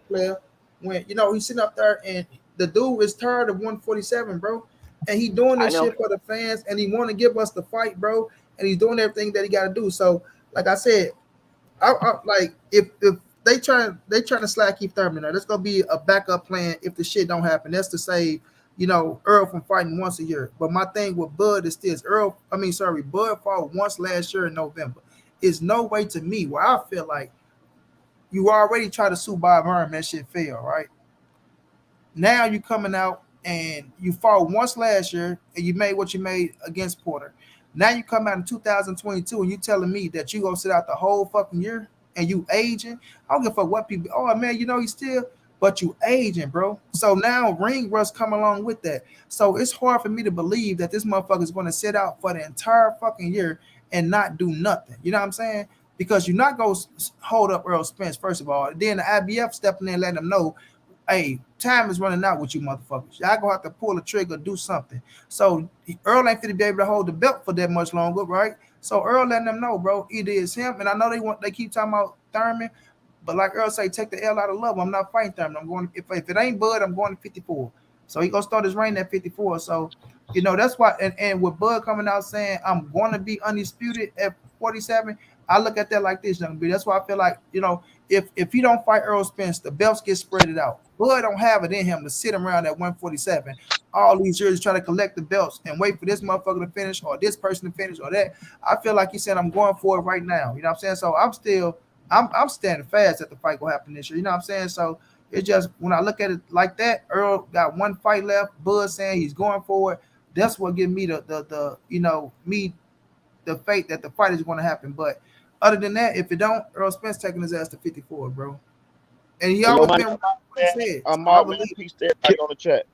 Blessings, man. Yes, sir. But hey, I just want to pivot on one thing, and I just want to ask you a question, Monty, because you were steadfast on Danny Garcia didn't duck Bud, but he after not taking that fight Let me with tell you Bud, what. he took lesser money to fight Adrian. What's homeboy's name? Adrian. Granados. Exactly. Because he knew he had an Errol Spence fight coming up, bro. Right. Man, So when y'all, let me tell you something, bro. When y'all looking at the situation, you talking about he didn't duck Bud Crawford. How can you say he ducked Bud Crawford when he looked at the money and said, "Give me more money"? Right. That's what he said, right? And then Amir Khan come and get what, $7 million? Right. So when I'm looking at that situation, he had got $1 million from overseas, but it is what it is. When I'm looking at Danny Garcia and looking at Terence Bud Crawford, Danny Garcia has no reason to be afraid to fight Terence Bud Crawford, bro. Like Danny, this motherfucker fight everybody. We know that for a fact. So when we're looking at an offer from Top Rank, right? Top Rank, you gotta look at what they was trying to do. Was that a flat fee? Because I think that was a flat fee. They try to give motherfucking Keith Thurman a flat fee of $1.5 million, if I'm not mistaken. No, it wasn't no flat fee. Or some shit like that. And Thurman said, well, you got to look it up and show me that it wasn't a flat fee. So, but then Thurman turns around and takes less than $1 million guaranteed. Thurman told them this though. He said, "I'm not going to, like, I know it's the Corona shit. I'm not fit to say break the bank with you, but you got to come with more than what the fuck you're trying to offer us. You know what I'm saying? Like, you got to come with more than that now." But both of them took less money to fight somebody else out right after. Come on, that man, bro. Bob Brown was trying to lowball that man. So when you're looking at Thurman and you're looking at Bud Crawford, right? Thurman is more established. That's going to bring more money than what the fuck he fought old boy for. So what he was asking for, like, so you should Thurman fighting for $1 million? What are you trying to offer? 1.5? Yeah. That's what negotiation about. But when you say 10 million, you're pricing yourself out because you don't really want to fight the person because you know you're gonna take that L. But did you hear Keith Thurman say, I didn't ask for no 10 million, that's a lie? Right? Did you hear Keith Thurman say that? Yeah, he said. Yeah, Keith Thurman said he didn't ask for no 10 million. He said that's a lie. He said, but I wasn't fit to get no motherfucking low ball. Right? So with that situation, I don't think Thurman nor fucking Danny Garcia was afraid to fight no Terence Bud Crawford. I don't even think Bob Arum even wanted them fights for his ass, bro. So let me ask Unbiased. My bad, Monty. I just want to ask Unbiased this. You said Keith Thurman asking for 10 million is pricing himself out. So how much do you think in this situation with Bud and Spence will be pricing themselves out? Just an imaginary number. What do you think is asking for too much? Well, based on the dynamics, anything over 12 million. Anything over 12. Yeah. Based on I personally feel like both fighters, their skill set is $20 million each. But unfortunately, as a brand for both of them, they have not established themselves as superstars as a brand to garner that money, even though their talent is worth that much. Okay. Okay, so asking over 12 is a price out. Okay. Yeah, based on the dynamics of the fight. Okay. And you know, Thurman only made 2.5 million versus Pac-Man. You know that, right? I'm gonna say this, bro. You talking about Thurman got 2.2. Thurman only got 2.5. All right. All right. All right. All with the back he got 2.5 versus Pac. 2.5. Yeah, 2.5. What up front, right? Yep. Okay, so what did he get on the back end, bro? None of us know what he got on the back end. So why the fuck you come here and just say he made 2.5, right? Because that's what he got. That's what he got up front. Why do y'all keep trying to make it as if that man, like, I don't care what y'all talk about up front. Y'all trying to make like 2.5 is just Well, Monty, you always talking about Bob lowballing, but bro, PBC don't do the same thing. We know that Thurman made more than 2.5 million, bro. What him and Pacquiao do on pay-per-view? They did it over 300, right? I believe so. YB, you listen to this? Yeah, so you know he crazy, got some of that back end, right? That's a fact. By the way, I thought that was you, which is Errol. I was like, what the fuck? Yeah, like that's the point. Fucking stoned. Y'all just want. But the thing is, though, you quick to mention how Bud be lowballing, but PBC doing the same shit. Ask PBC lowballing, bro. No, they don't. What the numbers is telling them? PBC don't. Also, PBC is a perfect business model with they trash ass pay-per-views with fighters not quality fights charging $79.99. Come on, man. No. No, they're not. PBC is No, Moni. No, let me get it, Moni. Now you want to go elsewhere now. Now you want to go with they trash ass fights with the this that. Do you know why they do those things, bro? Like you, so you think those dudes asking for motherfucking 7 or 8 million? No, they're going to get. You know what? What the pay-per-view come in is paying them dudes off of their fucking purse, bro. So we not even talking about all that shit that y'all talking about, trash ass fights that shouldn't be paid for on pay-per-view, none of that shit. We sit up here literally talking about but it shows the model that PPC has in place. No, bro. We sitting up here talking about Bud Crawford, Errol Spence, right? You came in here, you talking about Thurman only got 2.5 when him and Manny Pacquiao did over 300 plus, right? And we know Thurman made more than fucking 2. Y'all keep talking that shit like it's a fact that the man made more than 2.5, bro. So y'all need to quit that shit, bro. Really, y'all need to quit that shit because that shit be sounding pathetic. And then you know you niggas want to crack jokes. Oh, Al Heyman, not you, bro. Al Heyman, they go. Oh, he did though. And the back end money, like, all right, bro. Y'all can feel what y'all want to feel. But if y'all thinking that man made 2.5 million and they sitting up here telling you that they making more than this man, Errol Spence told motherfucker Terence Crawford, we can show each other tax forms at the end of the year. I bet you I made more than what you poured in. So, you know, like, and motherfucker Angel Garcia telling y'all, oh man, next to God is Al Heyman. You know what I'm saying? Then you Garcia out here buying all these motherfucking mansions and shit, but they only making, you know, 2.5s and, you know, 3 million. Like, okay. You better understand what that tax game about. Another thing too is the people, especially Stephon saying Errol Spence is a superstar. He's not. He is. I ain't no, even he's not. He's not a superstar. Hang on. Superstars in boxing right now. Sir. Man, it's a bigger Jordan fucking Bud, bro. Hang on. Well, yeah, that's true too. But when I say that, yes, man, him, Deontay Wilder, and Gervonta Davis are like the face of American boxing, and elsewhere as well, for sure. As well as Bud too. But like after that, Ugas, definitely after that, dog. There's only 2 superstars in boxing right now, man. Wait, hang on. Let me finish. Who else is selling out stadiums, man? Sell out crowds. Selling out a stadium does not make you a superstar. No. Not just that. But like you could see the energy and the gravity that this guy's bringing. Who else is doing that? That's a fact, Matthews. You say whatever you say, you're going to deflect, bro. And Mac World, you keep talking, but you still ain't hit a link. You just have to type it and be typing, boy. But he's right. Neither one of them are superstars, though. Neither one are superstars, okay, and that's part of the problem. Okay, you know what? That's fine. Okay, you're right. You know what? Hang on, money. That's fine. He want to keep saying that they're not a superstar, bro. You're listen, all right. We know Earl is a bigger draw than Terence Crawford, right? Jeez. That's a fact, right? He has generated more revenue. So he's a bigger draw and a bigger star than Terence Crawford, right? Isn't Earl a bigger star than Terence Crawford? Look at this slightly shit, bro. It is because you're talking like he's doing Canelo numbers. He's not Canelo. Bro, his numbers. See, the thing is, the reason why you're saying that is because you have to. Monty, you're saying that because you think he did over 300,000 every fight, but I know he did.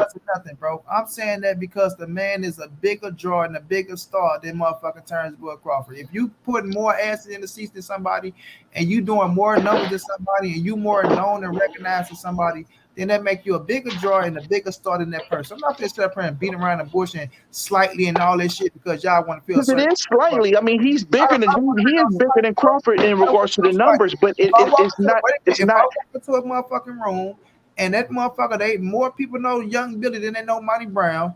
Then guess what? Young Billy is a bigger dude than motherfucking Monty Brown. Period, bro. Y'all want to sit up here and play all this slightly and this, that. The facts are the facts, bro. And y'all just like y'all don't want to admit the facts because y'all trying to stay so fast on what y'all believe in. No, I told you that Errol Spence is the bigger star, but it's not. You make it seem like it's a gigantic gap when it's not. Nothing, bro. I didn't. Well, it's very gigantic. Hold on. I didn't put no emphasis. It's not. No, Canelo's is gigantic, but no. Bro. Stop it, because you trying to say I'm trying to make it like I'm not trying to make it like shit. I didn't put no emphasis on nothing. All I said was he's a bigger draw, he's a bigger star than Terence Bud Crawford. You slightly. It's just a yes or no question. The question is yes. I mean, the answer is yes. Sorry. Right? The answer is yes. The man is a bigger draw. He's a bigger star than Terence Bud Crawford. right? Part of the reason why Bud Crawford and them probably jealous of the man a little bit because they feel like the man is getting more praises than him. He feel like, well, you know what? I accomplished more than this dude. So how can y'all be trying to say he's this, that, and the third? Because boxing worked that way, bro. It works that way. I said it, and I said it a million times. Accolades don't put asses in the seats and don't sell pay-per-views all the time, bro. And that's a fact. Bud Crawford case, you see that that's true for him, right?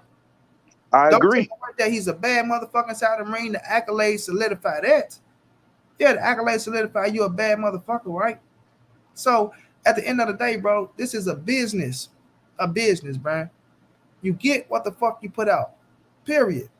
And these people are not going to sit up here and shit themselves just to put on a fight for us, the fans, or to put on a fight for them motherfuckers.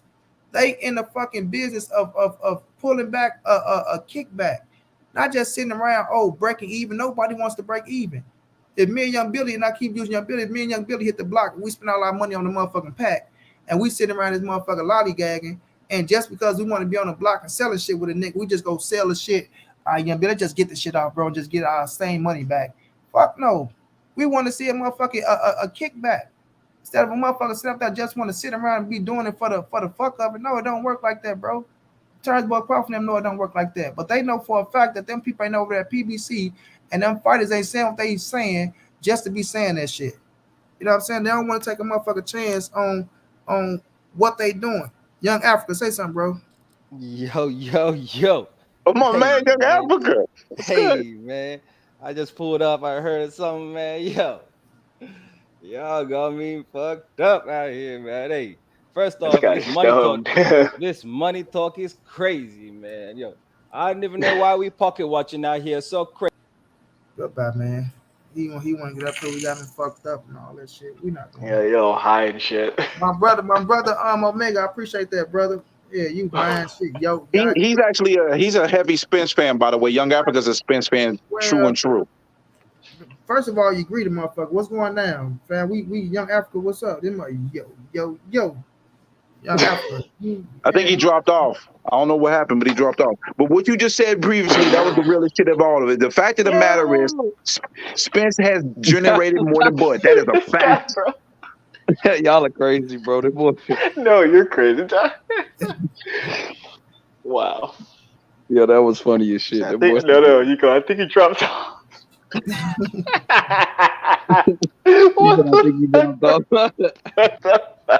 Oh, you kick Africa off? Africa in the background, man. Damn, you gonna do your fellow Spence fan like that? I don't know, my young fellow Spence fans. And he's a Spence fan for real. It ain't about a bit of physics. It's about Young Africa ass saying what's up to everybody up here. Y'all crazy. Young Africa sound like he has a motherfucker. he from Africa too, man. You got to show some love to the motherland now. Shit, my motherland is park my ass at right here. Yo, but so yeah. Young Africa, you say what's up to everybody, man. Yo, what's up, man? Why you salty, man? Why you throwing me backstage out here, man? What's up? You jump on, you say what's up to people, bro. You come on this motherfucker, y'all got me fucked up. Like, what you mean we got you fucked up? You speak man, I be hearing what you say. Oh, what's happening, my brother? Oh, I didn't greet y'all correctly. My bad. What's happening, money? What's happening, big mustache? What's happening, biased? How y'all doing? What's up, man? Y'all look like, man, my man mustache look like a straight out of segregation prohibition. Oh, you on that moon, you shine, my man. It's all love, though. It's all love, man. I came here to represent. I got Team Spence, but I ain't team no man when it's outside the ring. So my question is, why are we so invested in this money talk, man? Why are we so invested in talking about people's characters? I got love for Spence. I feel like he's gonna win the fight. But at the end of the day, I got love for black fighters, man. I'm out here in the motherlands. I got love for all black athletes in the diaspora in the world. So why we pocket watching? Why we call them brothers jealousy? Why we call them brothers envious? Why we pit them brothers against each other? Because why we doing that? Because you from Africa, and if you from America, you'll know why we doing all this shit. You know what I mean? The facts are the facts around this sports, bro. So it ain't about all this, we got to have the unity. Yes, we want the unity and all that shit as well. But the facts are the facts around this motherfucker. It ain't pocket watching if you're trying to get to a fight. In order to get a fight done, the business got to be done first. So if the business is sitting up there, we're looking at the shit is right there on the wall, and they telling us this man is holding up the fight because he want X, Y, and Z, and that motherfucker only deserve X. Then what you want us to say? Why you feel so strongly that he deserves X, whatever that may be? Because why the are you numbers, saying that? because the numbers, we've been sitting up here breaking down the numbers all the time, telling us that he just deserved motherfucking X. Period. So if one man pulling in more than the next man, and that man asks for more, should that man get that? This is the thing, though. Can you tell any man what he's worth as that's a man? Can You tell tell any man what he's worth? I'm not fit to sit here and play that game, bro. I'm asking you a question. What game is that, bro? What game is that? We looking at the numbers ourselves, bro. It's not about telling the man what he's worth. It's about being realistic, like Steven Espinosa said, fam. Realistic. Period. Was it realistic to give Caleb Plant $10 million? Was it realistic to give Canelo all that money for any opponent that he fights? Was it realistic to pay all these white fighters out here? Huh? Why the fuck is you bringing up Canelo? Canelo got a way bigger fan base, and they got kickback on the Canelo fight. The point is no. Canelo is in no. a whole different. Canelo is in a whole different. I understand that. So we're not finna play no black and white over here, bro. He's in a whole different. First of all, that's the world. That's a reality. Yeah, of the world. but guess what? Guess what? We ain't playing. That's a whole different tax bracket that we talking about. Hey, is Caleb Plant on a different level to Bud Crawford? So yes, it was realistic. And he got 10 million. And guess what? You think, first of all, right? Because if y'all sit up here and think that they gave Canelo what they gave Canelo and gave Caleb Plant what they gave Caleb Plant, that they didn't make their money back. Then they turn back and right to offer Canelo another big ass $100 million contract deal, and they ain't make no money back. Then y'all got to be the fools around this motherfucker. It ain't about making the money back. Just because Bob Arum be talking about, just because Bob Arum out here saying he didn't make the money back, that don't make it a fact. That don't make it a fact. You're not talking about no fucking Bob Arum. Young Africa. You just Money real fast. Money real fast. Yeah, the whole ESPN deal is because of Crawford with Top Rank. The whole ESPN deal is because of Crawford for Top Rank. That's why I feel like Bob was always capping. Hold on, stop, bro. You just brought up Canelo Alvarez and talking about did it make any sense for them to give Caleb Plant $10 million to get Canelo all that money? Yes, the fuck it did make sense when they made money back off of it. So what are y'all talking about, bro? When they made money back, so you got the numbers on that? You got the receipts on that? Yes, yes. Let me tell you. Let me tell him, man. Yeah, let me know. Let me know the line. I want to know the profit margins. I want to know that. If you think for a fact that they're going to come in this motherfucker and give Canelo all that money and then turn around and offer him another $100+ million contract, and they not cooping no money back off of Canelo, then you're a fucking fool, bro. So why you? No. Hang on. No. Young Africa, listen. I'm gonna tell you, brother. I'm gonna tell you. You said someone said Caleb got 10 million, and you're saying what you're saying about Canelo, right? And then Moni responded by saying that's a different tax bracket, right? Right. Because who's paying for that? Who's campaigning for that? Showtime, PBC. They put the money up to give these guys, right? Canelo's worth 30 and 40 million. Plus the back end that we keep explaining to you guys, and whatever's left, not whatever's left, but what's left over to give to the other fighter, the B-side guy in Caleb, is 10 million left. But that 10 million is broken down because that adds with his back end. So that's what that fight. They got left over. No. You didn't listen. You didn't listen. That's what you said. You're not listening. I am listening. No, what do you mean? That's what you said. Listen. No, Moni. No, Steph, wait, stop. You stop, bro. This ain't even about Canelo. We ain't even going down that line with Right. Canelo. Right. No, but I'm trying to tell him. I'm trying to give him the facts. This is about Errol Spence and Terence. You're saying giving facts, but you ain't showing no receipts, though. Exactly. I don't see no receipts. I'm not going to show y'all no receipts. If you motherfuckers sit up here and believe that they gave that man all that money, didn't get a kickback, and they just throwing money away. I'm not talking about just. I'm talking about everything we've been talking about. You've been talking about pure speculation and saying it's facts with no receipts. It's not speculation. It's not speculation. Right now, what I'm saying is not speculation. The most money that he ever fucking made. Period. So that's where we at. I ain't finna go all around the world with this shit. It's going. I figure ready to jump up off this bitch too. We ain't. Yeah, you should. We've been going forever. Yeah, it's man. Love, bro. But you know what, Moni? This is the wildest call ever. Receipts, bro. Wildest call ever. wildest call I've ever. And I'm gonna let you go. I'm glad to be a part of it. I'm glad to be a part of it. We don't pull out receipts, and you ain't pulled out not one fucking receipt, bro. Bro, I didn't drop 3 links on you already. Yeah, you talking about some links or some shit that we already That's receipts. That's me giving you verified proof. I'm dropping the link. I'm dropping receipts. Why did you? You didn't give me no receipts. You only give me word of mouth. Everything's word of mouth fact. None of that shit. Nothing. All right, Moni. All right, Steph, you didn't prove nothing out of none of that shit. When we got my man Young Billy up here, who just did a fucking interview with fucking Steven Espinoza. And by the way, I actually saw the interview. I saw the interview he did. I saw the interview, but he didn't mention no money. He mentioned no money. Espinoza mouth. It was the most out of that man that the fuck he's going to get his biggest fucking guaranteed money. So I'm not worrying about what you talking about a receipt and all this shit. I'm not just up here talking to me, motherfucker, talking, bro. Hey, but when has Espinoza went on camera and said the exact number just to be clear on every interview, fight hype on? Come on, bro. You think he about to out the number publicly so that Bud Crawford can get sensitive? Like, damn, you just outed me. Like, bro, he just like if you ain't saying that somebody has to be realistic, what do you think he means when he's saying be realistic, fam? Like, you got to start being logical with shit, man. It's not Don't about ask for too much money. I think they know what. No, Young Billy. That's why my title was my title, bro. Because I'm telling you, I'm seeing the semantics that they playing, bro. It don't matter what you put out there, they're going to try to reverse semantics. That shit. It's not semantics. They're trying to put that shit. No matter what you say, they're going to put that shit out there and make this shit look like something else. But right now, where common sense kick in at is when you got people telling one goddamn dude, right, to be realistic.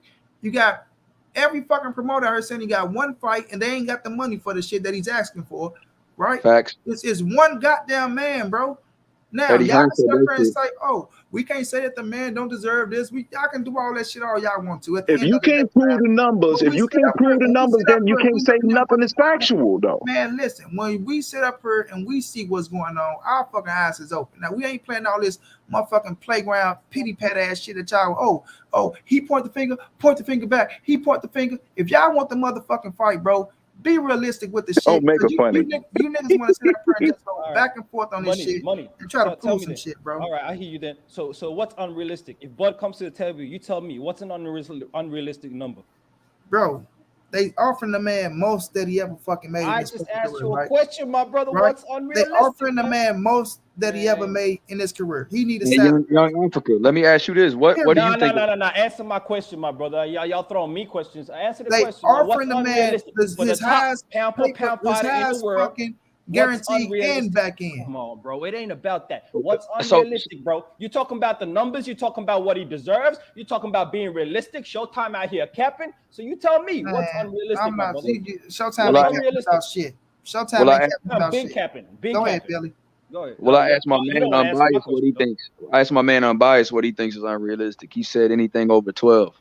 That's what he thinks. So I'm asking my brother over here, Money. What do you think? What do you think? They offer him his highest guarantee that if he ever got in the back end, he need to sign. That's what I think. Exactly. You can't even say. You can't. He not answering because he don't really know. He going off of pure conjecture. It's not facts. Asking your question, bro. They offer him the most fucking upfront that he ever made and the back end. Yeah, you know what's crazy about that? Now, wait a minute. Now, let me ask y'all. He could still be underpaid with that number. That's the reality, bro. He could still be underpaid. It ain't about what he made before. Bro, stop. It's the biggest fight of his life, man. If they offer him the most that he ever made and the back end. Yeah. And he could still be underpaid, right? Since we don't know the exact number. Can he still be underpaid? My brother, can he still be underpaid, my brother? Could he still be underpaid? Bro. How the fuck is that underpaid when they offer you the most you made up front and back end money? No receipts, bro. No receipts. If we were in Walmart, you might get arrested because you're walking out with an item that you didn't purchase because you don't got the receipt for it. Unbiased, man, you cool though, bro. I rock with you, champ. Even though I appreciate you. Listen, I love it. Listen, we love boxing. We want to see this fight bottom line, and I like both fighters. I think they're both phenomenal fighters. I just wish they promoted themselves better. Let me tell you this, man. Yeah. I want to see the fight bad, man. I'm a Bud fan too. I'm in him with this, Young Billy, because they talk about, he can still be underpaid. He can still be underpaid, bro. The dude finna make the most money that he ever fucking made in his life. Stop. Let me talk, bro. Stop, bro. Go ahead. Right. Yeah. All right. Yeah. So if a motherfucker's offering you the most money that you ever made up front, and you getting motherfucking back end money, bro, That's the most motherfucking money that you ever made in a goddamn fight. Period. Point blank. Right? We sitting up here, we saying that motherfucking Caden Plant got 10 million, and he's sitting up here, and a man offered him from motherfucking 8 to 12, right? And I think they trying to max out at 10, right? And you was finna take 10 million flat for motherfucking Manny Pacquiao, but you getting the most up money that you ever fucking made, and you getting back end money. Man, stop playing with me, man. Okay, so let's say the money's right, but then what we got? What the contract says is only a one-way rematch clause. Then would you sign that? Probably not. Man, we don't know exactly what it is for 100% fact. Listen, bro. At the end of the day, fam, he talked all that shit. Y'all talking all this shit up here right now. Oh, he 4 years in this, that, and that, all this and that. You brought up him saying out his own mouth. Even if it ain't 50-50, I'm gonna take what I gotta do to make the fight happen. So you mad at Terence Crawford? You say he was capping with that. Man, stop playing semantics, bro. Nigga getting paid more. You know what? You know what? All I ever heard was, well, if it is 60-40, why they ain't never sent the contract? That's what I used to hear. Exactly. Remember, Monty, I used to rock heavy with Bud. So this ain't, I'm not biased in this situation. Facts, bro. Like, I'm a big Bud fan. And this my thing too, young Billy. Al Heyman and Espinoza ain't gonna disrespect no fucking Terence Crawford. You feel me? They're not gonna bring him to the table and try to overfuck him and overdo him and not treat the man right. It ain't even in Steven Espinoza's character. Steven Espinoza said, if it's shut down, I'm gonna try to bring it back up, right? Espinoza character. What we know about Espinoza character, bro? Let me finish what I'm saying, bro. Come on. Let me finish what I'm saying. Because you don't hear no other fighters coming out here saying they got fucked over or nothing like that, fam. Period. So they not gonna get Terence Crawford over there and work with this man on Showtime, and all of a sudden, you know what? Because it's Terence Crawford, let's fuck him over, bro. We gonna treat every other fighter right, but when it comes to Terence Crawford, we gonna fuck the man over. But Steven Espinoza telling the man to be realistic, right? He telling the man to be fucking realistic. Yeah. All y'all can say is, oh well, we can't tell him how much he's worth, and he can still be on the white fighter to be realistic. Does he tell Tyson Fury to be realistic?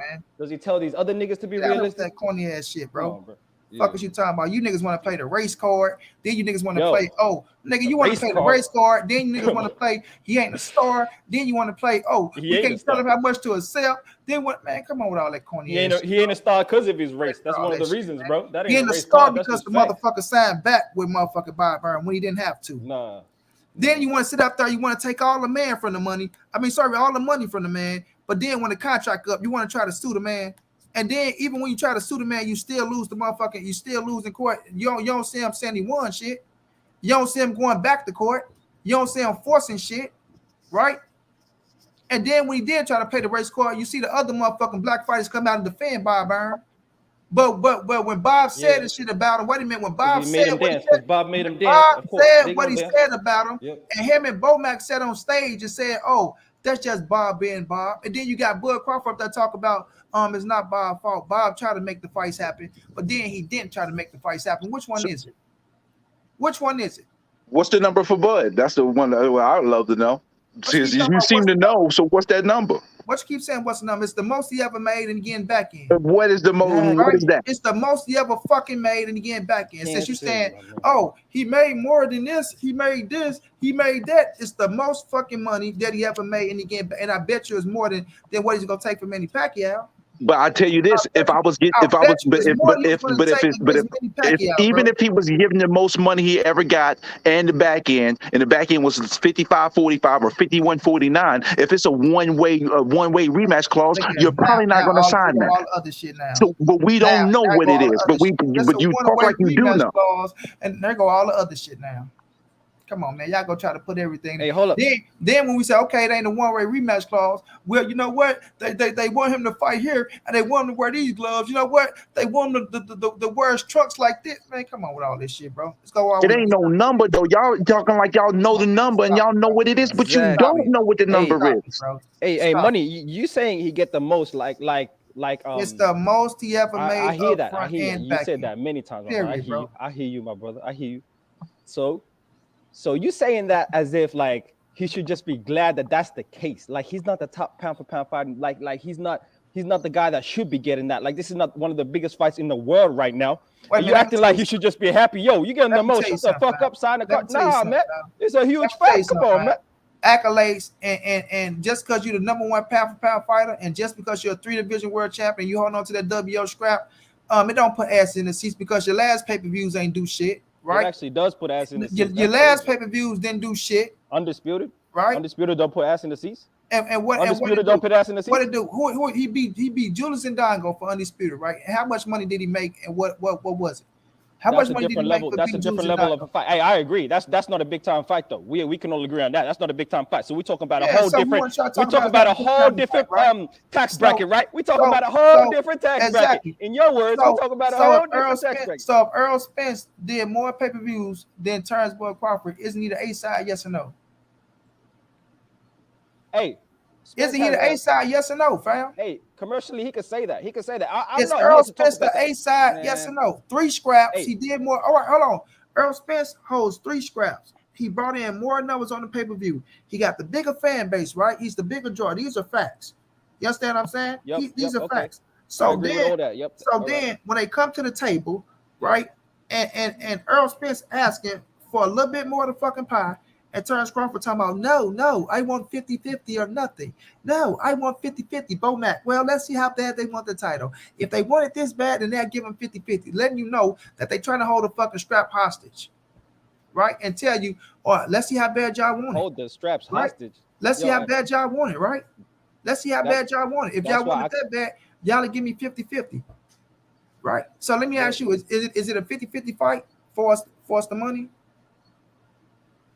I say both brothers have different reasons as to why they're claiming 50-50. But hey, this is the fact. Spence got the commercial side. Man, who put it in? Bud has the accomplishments. It has some significance, man. So it's the accomplishment selling pay-per-views, but that's what I'm asking you. I'm telling you, don't ask us about no numbers if you ain't gonna give us no numbers on your end. It goes both ways. You can't ask us about numbers if you ain't gonna present no numbers. I can ask what the fuck I want to ask. You can, but it's unlegitimized because you don't give us no numbers, man. And I'm telling you, right, that accolades and accomplishments don't sell pay-per-views and put asses in the seats. Period. And it shows. And it's so this fight being an undisputed fight doesn't make it a bigger fight than all of Spencer's fights in the past? No, it doesn't. First of all, why is this Spencer's biggest fight of his career? Why is it the biggest fight of his career? First of all, you never heard me say this isn't his biggest fucking fight of his career, right? Yeah, why? So why is it his biggest fight of his career? Why is it? Why? Who holds the biggest Come on, my brother, answer my question, man. Huh? Why is it the biggest fight of his career?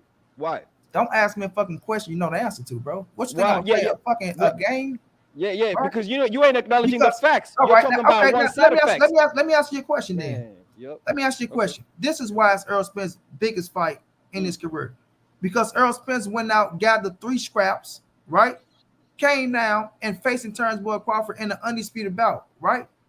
So Errol Spence been building. You understand what I'm saying?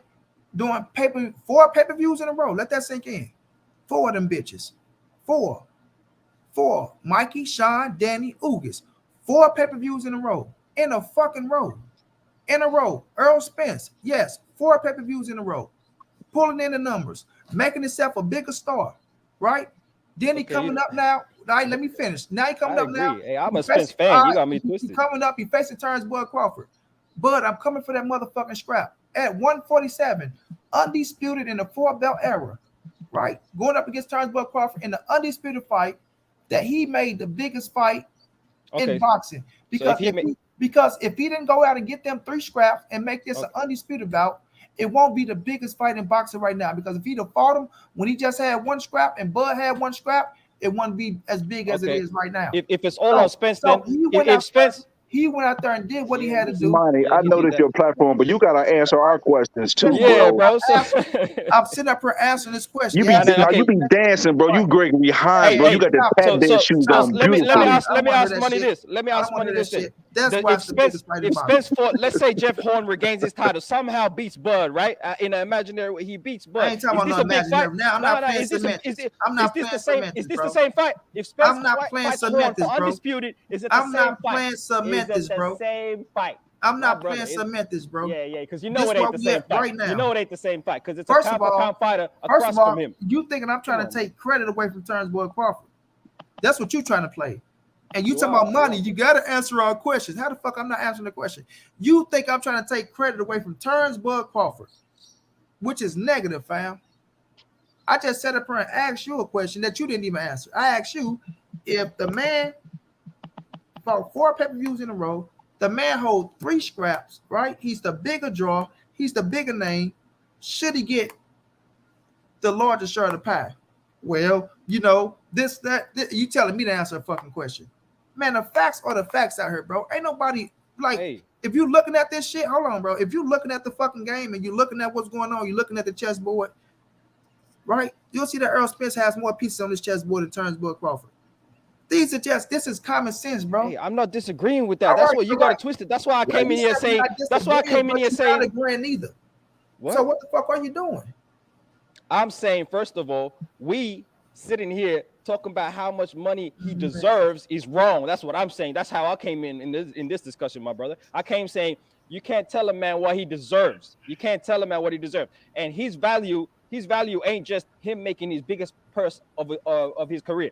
That should be a given. That should be evident, obvious from the get-go. He shouldn't have to negotiate up to being the highest purse. That's ridiculous. On top of that, this fight is huge because he's fighting. I got Spence in the fight. I'm a Spence fan. I don't care who you got winning the fight. I'm talking about getting to the goddamn fight. What we got to do to get the fight on the fucking road. That's what I'm talking about.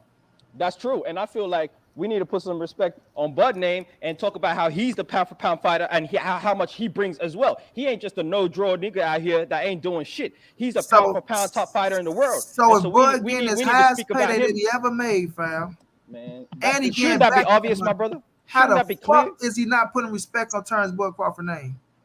Man. How can you put more respect on the motherfucking what's the number? Wait a minute. How can you put more respect on the motherfucking name, bro? If he's getting his highest payday of his fucking career, bro. That should be clear, bro. That shouldn't even be a discussion. What the fuck are you talking about? That shouldn't even be a discussion. It shouldn't be about big discussion. So what else should he get then? Let me ask you that. Me personally, they should be splitting 50 mil guaranteed right off the get-go. They should be splitting that right off the get-go. The get-go. That's what I'm saying. Off the get-go. If they're valuing, they should be splitting 50 mil right off the get-go. Just off the get-go. That's the worth of this fight. Evidently, how many? So let me ask you, how many pay-per-view? How many pay-per-views you think this fight sells? How many pay-per-views? Hold on, Reg. You gonna get in, Reg? Hold on, Reg. Listen. How many pay-per-views you reckon this fight sells? When you look at it and you project it, fam, yeah, I can probably say maybe just projecting probably 400 and something, right? Yeah, that's low. Because when you look at motherfuckers that's pressing that ain't pressing the red button, that all these motherfucking fire sticks out here and shit of that nature. You understand what I'm saying? And then you gotta look at the promotion that's going into the fight and them getting they kickback, right? So if they offering Terence Crawford somewhere between 8 to 12 million up front, even from 8 to 10 million up front, and you getting your back end, then that's around 18, 19, maybe even 20 if they push it to the limit, right? Which is still a great fucking number, bro. So when we looking at the situation and they offering you your highest motherfucking guaranteed, and they offer you X amount on the back end, bro, and y'all sitting up here telling me all this other shit that's I'm not even trying to listen to because I'm seeing what's going on in the fucking game to know that they treat Terence Bud Crawford fair, to know that that Bo Mac ass is out there trying to push every fucking butt that he can get. And Bo Mac not too long ago talking about, if they really want the belt, then it's going to be 50-50. Out of Bo Mac mouth. Like, come on, man. Let Reg. So what you think about the 3-fight? They're trying to tie him up with the 3-fight deal. I don't think he should be signing the 3-fight deal. Okay, that's all good. Reg, what you gonna say? No, I'm just gonna say, with all them accomplishments, with being undisputed, doing stuff prior to the welterweight division, coming up to the welterweight division, getting all them knockouts, how is it that Errol Spence is making more money? If all that stuff really, really mattered as much or whatnot, why isn't he making as much as Errol? At the end of the day, it's a business. Why would I go into a venture with somebody bringing more to the table? Why would I go into a venture with somebody putting up all this money and stuff, knowing I usually make such and such, but I'm supposed to give you half because you got all these accomplishments? Both probably even make a better quality speaker than Beats by Dre, but it's Beats That question is. So it don't matter that Crawford coming through and he got all these accomplishments and stuff. Okay, what about your business though? Bud makes more money than Errol on the fight stuff. Negative, man. The numbers that are released, Bud makes more money than Errol though. How do you figure that? Damn, bro. Like, on the numbers that have been released, not assumptions, not on guesstimations, based on what numbers are true that's out there for us to digest. Bud has made more money than Spence on fights. Yeah, bro. You talking his whole career or per fight basis? Man, let me Per tell you fight basis. And the thing is, Spence is a bigger star in the sense of those numbers. But the fact of the matter is, right now, Bud is in the Hall of Fame and Errol is not. I'm about to get y'all last words, bro, and I'm about to get up out of here, bro, because I'm not going to be going over the same shit. This man really sit up here and said that. Reg, I appreciate you for jumping in, bro. Let me get some last words. Man. That's true, man. How we denying that? Unless Spence is making $5 million on the back end, he ain't making more, bro. Come on, man. I'm not $5 million on the back end. He ain't y'all pulling those numbers. Did you hear what Earl Spence said? Considering that, did you hear what Earl Spence said on the fucking 70% goes to everybody else before he even gets to the fighters? Did you hear what Earl Spence said on the microphone when he told that boy we can show our motherfucking tax receipts, and I promise you ain't making more than Did he do it? Did he do it? Reg, let me get some last words from you. Yeah, we ain't seen no receipts. Come on, man. Y'all crazy out y'all goddamn mind, bro. Ain't no receipts. That's the only problem that I have. The points you making, I can understand, but there's no receipts with them. Ain't no receipts. Well, that means you stole it. You didn't purchase it. You in Walmart. You couldn't get arrested because you come walking out with items with no receipts. That's what came up on my panel to try to say I haven't shown no receipts. So what I'm saying on go, then that's on you and what you think, and that's on everybody in the chat and what they think, whether they believe it or not. You feel me? But my man, young Billy, got up here, spoke some facts that blasted your ass. I spoke the facts that blasted your ass. My man, young Africa down there, he all over the goddamn place. He don't know what the fuck he want to think. He 1 foot in, 1 foot out. He hot, he cold, he a hokey ass nigga. He don't know what the fuck I ain't a fan of no man. Monty, you be doing some mean Gregory Hines tap dances around some questions though. Listen, you hold us to the numbers, but don't want to hold the numbers to yourself for the same questions. First of all, you talking about the numbers ain't important. You talking about how much? If the man been offered more than he fucking ever made up front and back end money, yeah, that's probably more than you made in your entire motherfucking career. Right, and that's what I'm looking at. If this is the best offer you're gonna get on the table from any fighter that you're gonna get with, is more money than you've ever made before. Obviously, they come and they bringing something to the table that you weren't getting before, because you can't go nowhere else and get this type of money. So, but I understand this hustle and stuff and whatnot. They say you get what you negotiate, and he's trying that to his best. But I think he overstepping his reach. When people bring up all these other accolades and stuff, man. When people bring up all these other accolades and stuff, whatever, it's like, what has it done from him thus far?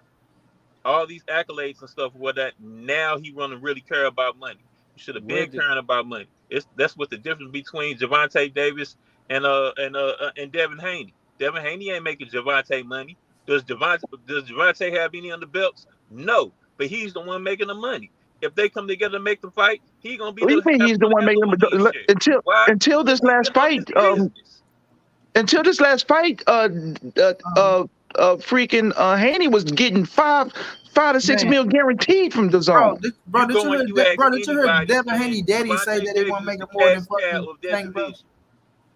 I mean that's a whole nother topic, bro. But man, Devin Haney daddy came out and said that the take is the money, man, bro. Come on, bro. Like that's all I say. Y'all keep trying to talk about what y'all saying up front. The one thing that gets me the most about what y'all saying is y'all talking about this money aspect, but what if it ain't even the money? Again, what if it's a one-sided rematch clause that he's not agreeing with? We don't know what it is, but we're assuming what it is, but it could be something completely different. Keep on track, my brother. Listen, I get you, bro. It could be some this, that, and all that. Look, we gonna find out, right, in the future. No. You said that you talk. No, we're not gonna find out because you already know. First of all, fam, we go find out in the future if the fucking fight. You said you already know. So what we find out if you already know, though, my brother? Wait a minute. I already know what? What did I say? I already know. You already know that he getting offered all this money and he's not signing the contract. You tell him just to sign the contract because he's getting the most money. You already know. now you going elsewhere with this shit because what the fuck you talking about is totally off subject. What the hell I'm talking It wasn't off the subject. First You've of been all- saying, you've been we heavily gonna stating that find Bud out. need to We sign. want to find out, right? If this fight happened, everything will come out. If this fight don't happen, everything will come out. So we go find out, bro. What you talking about? Me talking about? I already know. Did I sit up here and tell you that? Hey, this fight could happen on November the 12th, bro. He took this. He took that. No. So no, but you saying you telling him to sign the contract because you know that he's getting a great deal. Wait a minute. Don't sit your ass up here and try to make like he shouldn't this, take the that, and the fight. third. Right, nigga. I'm talking about what Steven Espinosa said and what he put out there. So He didn't put no numbers out there. He put no numbers. We know what the numbers is if you say getting as much as he getting more than never made up front. And But it won't mean shit if something else ain't right in the contract that ain't got nothing to do with the money. I don't want to hear none of that shit. What's an example of something else not being right in the contract though? Yeah, we know. If Errol loses, he get a rematch. If Bud loses, there's no rematch. Let me say this, bro. That's something that can throw a hiccup in the negotiations. You got one belt. Bro, you got one. No, I didn't say one belt. Exactly, bro. So you got one belt. I mean, it's easy to do that if you keep all the belts on one side because both sides be playing this, keep it in house shit. It's three belts. It's three belts worth more than pound for pound. It's three belts worth more than top pound for pound fight in the world. You fucking right. 3 belts worth more than pound for pound. No, it ain't. You crazy out your mind, No, boy? it ain't. No, it ain't, bro. At the end of the No, day, it ain't, bro. got one belt. No, it Young ain't. Billy, No, kick it his ain't. ass back to Africa, Young No, Billy, it ain't. because I don't know No, what the it fuck ain't. this boy talking. No, you need to come out here, bro. We got lions and shit for This you out here, motherfucker bro. talking Come about- through, man. Man, we Hey, don't top got no pound for lions. pound is a bigger Your ass- accolade than your 3 ass belts in running the from them division, lions. bro. I'm Come gonna on, tell we you got lions that. out there. Cambosis got 3 belts in the division. He was never pound for pound. Man, let me Belts tell why y'all did something. he got the belts? Come then? on. Ooh, Africa. Hold on. Wait a minute. Come Stop. He said Cambosis got 3 belts. He was never Yeah. pound for pound, right? Yeah. Cambosis walked away with 10 million. What Devin Haney walked away with? Yeah. Devin Haney took that cut for the long What term. Cambosis walked away with 10 million. What He Devin Haney left walked with like away a mil or two, something real So low like that. He walked out with 3. Don't walk Yeah, up. whatever Don't bring it your was. ass over here talking about pound for pound. Listen, bro. What? Even right now, Haney ain't pound for Wait a pound. minute. What does that got to do with even it? right now? Haney wasn't pound for pound. What? Haney wasn't pound for pound. How is that an example of what we talking about? Haney wasn't pound for You pound when just it came said to that you just discussion. said some shit about pound for pound. I said pound for pound is worth more than 3 belts. Cambosis got 3 belts. Man, he was pound never for on pound ain't pound for worth no more than pound. no motherfucking 3 belts. Cambosis walked away with 10 million. Devin walked away with 2. Right? We seen what Canelo walked away with, and we seen what Caleb Plant walked away with. So when we looking at this shit and we looking at Terence You telling me Caleb Plant, y'all want to sit up Haney here and talk is about on the level of Bud Crawford, bro? Come Caleb on, bro. That Plant ain't even a When it comparison. comes to their First of all, business, it is. Caleb No, Plant it and ain't. Canelo numbers, man. I'm not fit to sit up here and explain this shit to you, fam. Give me some Yeah, last because words. you can't explain it, bro. Because you can't. Because you Bro, can't, bro. You There can't ain't nothing to explain explain. Caleb Canelo Plant versus got Caleb paid that Plant. money because of Canelo. And the I'm telling you, fucking numbers. how you When he explain beat that Tito, 3 he got belts? 750K. Is more valuable. Stop, How you explain stop. 3 belts is more valuable than being pound for pound, top pound for pound fighter in the world, bro? How? Because if you the pound for pound of the world, why you ain't got them other straps? Hold on, bro. Bro, First he just of got all, to the division not long ago, because bro. the man, first of all, because the man who's holding the 3 belts, right, is on the pound for pound list, right? Some people can consider him number 1 pound for pound. No, right? no one does. Now, wait a minute. Let me ask you something. Do every list got Terence Bud Crawford number 1 pound for pound? Yes or no? Hey, most lists got him Wait a above minute. Spence, I asked though. you a question, bro. No, but they got him above Spence, though. They got him above Spence, though. I rest my case. They got him above Spence, though. Let me get some last words. That's Which it, one? bro. Just real quick, which one is concrete? Beating 3 niggas for their belts, or having somebody pick you to be the best fighter in the world? He went and beat 3 niggas for their belts. Hey, what's better? Unifying one division or being a 3-division champion, lineal champion? He's trying to prove himself in the welterweight division, though. Prove himself. He already done proved himself. Let's be real, By bro. beating Jeff Horn, tell him to come beat the champ. They got all the other belts. Oh, he about to. I think he's trying to. I don't think he's How's he trying trying to when he ain't signed the contract, bro? Yo, man, come on, man. How's he Spence trying ain't to? signed the contract either, bro. How we know Spence signed the contract? bro? How we know Spence signed the contract? Huh? Why you acting like it's on Bud? Well, how do we know Spence signed the contract? That's what I say. This all 1 foot in, 1 foot out. I'm hot. I'm cold. Yeah, I'm asking you. You asking me? I'm asking you. 1 foot in, 1 foot out. I'm hot. I'm cold ass nigga over here, bro. All right, come on, leave my man alone. You Gregory Hines, you be tap dancing with the best of them, boy. Them shoes be making some great noises. You got everything you ask got answered, bro. What you trying to do is play some semantic shit that ain't fit to rock with me, bro. You be doing the same semantics though. You be using hypotheticals as facts though, my brother. Negative, bro. Everything that I said, we proved. How did you prove with no receipt? I'm calling security on you, man. They finna arrest you in Walmart for walking out with the merchandise with no receipt, man. Oh shit, that man Bombay is funny, man. First of all, let me thank my man, Young Billy. Young Billy got to come through more often, bro. I'm come through your shit as well, fam. I appreciate it, man. Out here, bro. But yeah, I appreciate it, man. Thank you for letting me on, bro. And you know, man, nice meeting my boy Unbiased, man. My boy Young Africa, Reggie, shout out to you, bro. Nice meeting everybody, man. Shout out to everybody in your chat too. And Young B, Back world, even the people that disagree. The condolences words too, my brother. I've seen it come through on my Instagram. I appreciate you. Oh yeah, man. All love to you, man, and all love to your sister, man. My bad about that, bro. And, no doubt. Yeah, but bless to everybody, man. You know, it's all love and all. I got love for Bud Crawford too, so it ain't never nothing no diss to Bud, man. It's all. Man, I'm it's a all Bud funny fan. games. Salute to you, especially on the private chat too, man. Salute to you on that. Young Billy, when it comes to debating with Errol Spence and Terence Crawford, bro, there's some shit that they can say that I know that these niggas don't even be using. I be like, you niggas don't even know what the fuck y'all be saying. I'm a Bud fucking fan, bro. A Bud fan. I've been a Bud fan before any of these niggas probably was Bud fans. So it's like, that's why I tell you, you got to know the beginning of this shit, fam. All the way from the beginning, bro. So I watched this shit all the way from then, all the way up to now, bro. So I know what's going down. But and I was a Spence fan before I was a Bud fan. We gonna see, you know what I'm saying, at the end of the day, what happens. Like I said, if the fight gets signed, all the news will come out. If the fight don't get signed, all the news will come out. And then we're gonna be back on this motherfucker and we gonna see who was right. You know what I'm saying? And niggas gonna have to bite the dust. You know what I'm saying? They gonna have to bite the dust. But I feel like this fight gonna happen. No, first of all, let me get y'all opinion. Do y'all think the fight gonna happen? Yes or no? Let me start with Reg, but I'm gonna let you go last. Hey, Young Billy, drop your link too, bro. It's 144 motherfuckers in here. I want them to subscribe to you. My man Reg, do you think the fight gonna happen? Yes or no, fam? I think it's gonna happen. I think they both of them got too much pride for it not to. Me too. Young Africa, do you think the fight gonna happen or not, bro? Oh, most definitely. They got nowhere to run, bro. If they leave this fight, they're hurting their careers majorly. They gotta make this fight. It's going down. No doubt. What about you, Unbiased? I was at no 5 days ago. Right now, I'm iffy still. I'm gonna say yes because I want the fight to happen. But I'm iffy as hell, and I was the person that was talking so much shit back in April. But yeah, I hope so. Young Billy, you think that thing gonna happen? November 19th. I hope so, man. I hope so. I'm on November 19th as well, bro. I'm on November 19th as well. But I appreciate y'all boys for coming through, man. Let me get my eyes up off here, man. Take my eyes to sleep. I got some shit to do tomorrow. Appreciate you, man. You the king of the tap dance, baby. Salute to you, Ronnie. You can call me what you want, baby. Just don't call me late. I'm biased. Hey, listen, the stove is almost ready. I'm waiting for the thing to go off, baby. Yes, sir. Yes, sir. I appreciate you having me on as always, though. Always, man. You're a good sport, champ. No doubt, man. Doubt. Peace, man. Peace out. Solid. It's all love. It's all love. Hey, I appreciate y'all for coming through, man. Y'all go subscribe to Young Billy. I don't think Young Billy dropped the link though. Yeah, I'm already subscribed because I actually saw that interview. I just thought about that. Yeah, so I'm subscribed. It's all love, man. But my brother Omega, I appreciate you. Omega's my hope it's a draw, so y'all can.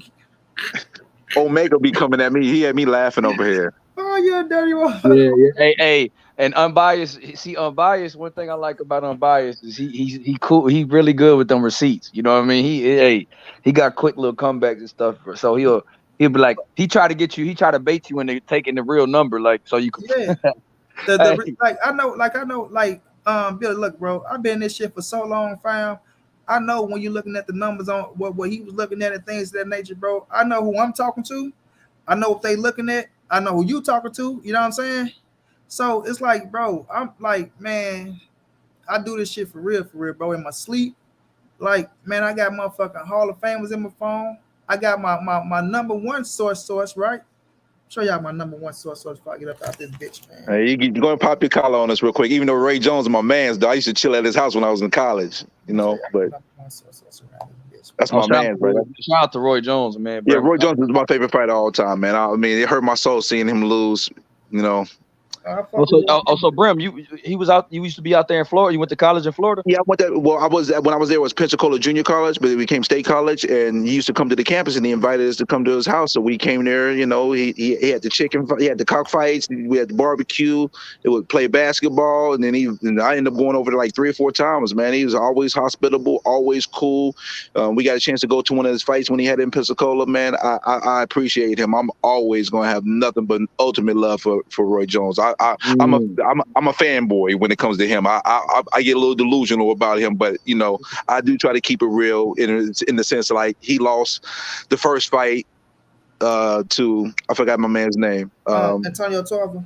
Yeah, he lost the first fight. They gave it to him, but you know, I'm gonna keep it a buck. He really did. Too long, bro. That's all it was. Then I don't think it's that he stuck around too long. I think he moved down too fast. He should have took his time. Man, he had to drop 30 to 35 pounds. I know everything, man. I'm a fucking Roy Jones fan too, bro. Like, I'm a Roy Jones fan. Like, I know what he did, but I still think he stuck, because, man, when Roy was going to sleep, bro.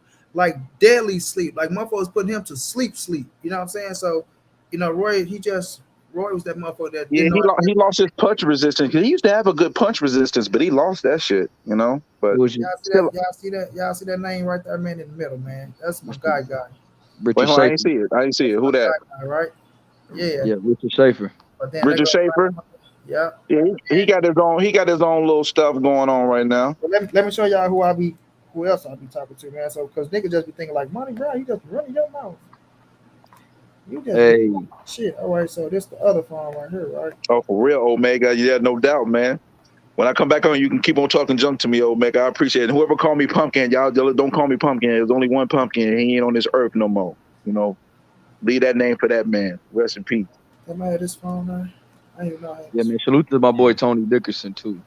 He cool, man. Oh, yeah, Tony Dickerson, hella cool, bro. Tony always showing me love. What else name right there up on the S, Erica, bro? Oh, S. I'm trying to see. It's kind of faint. Sam Watson. Okay, I see it.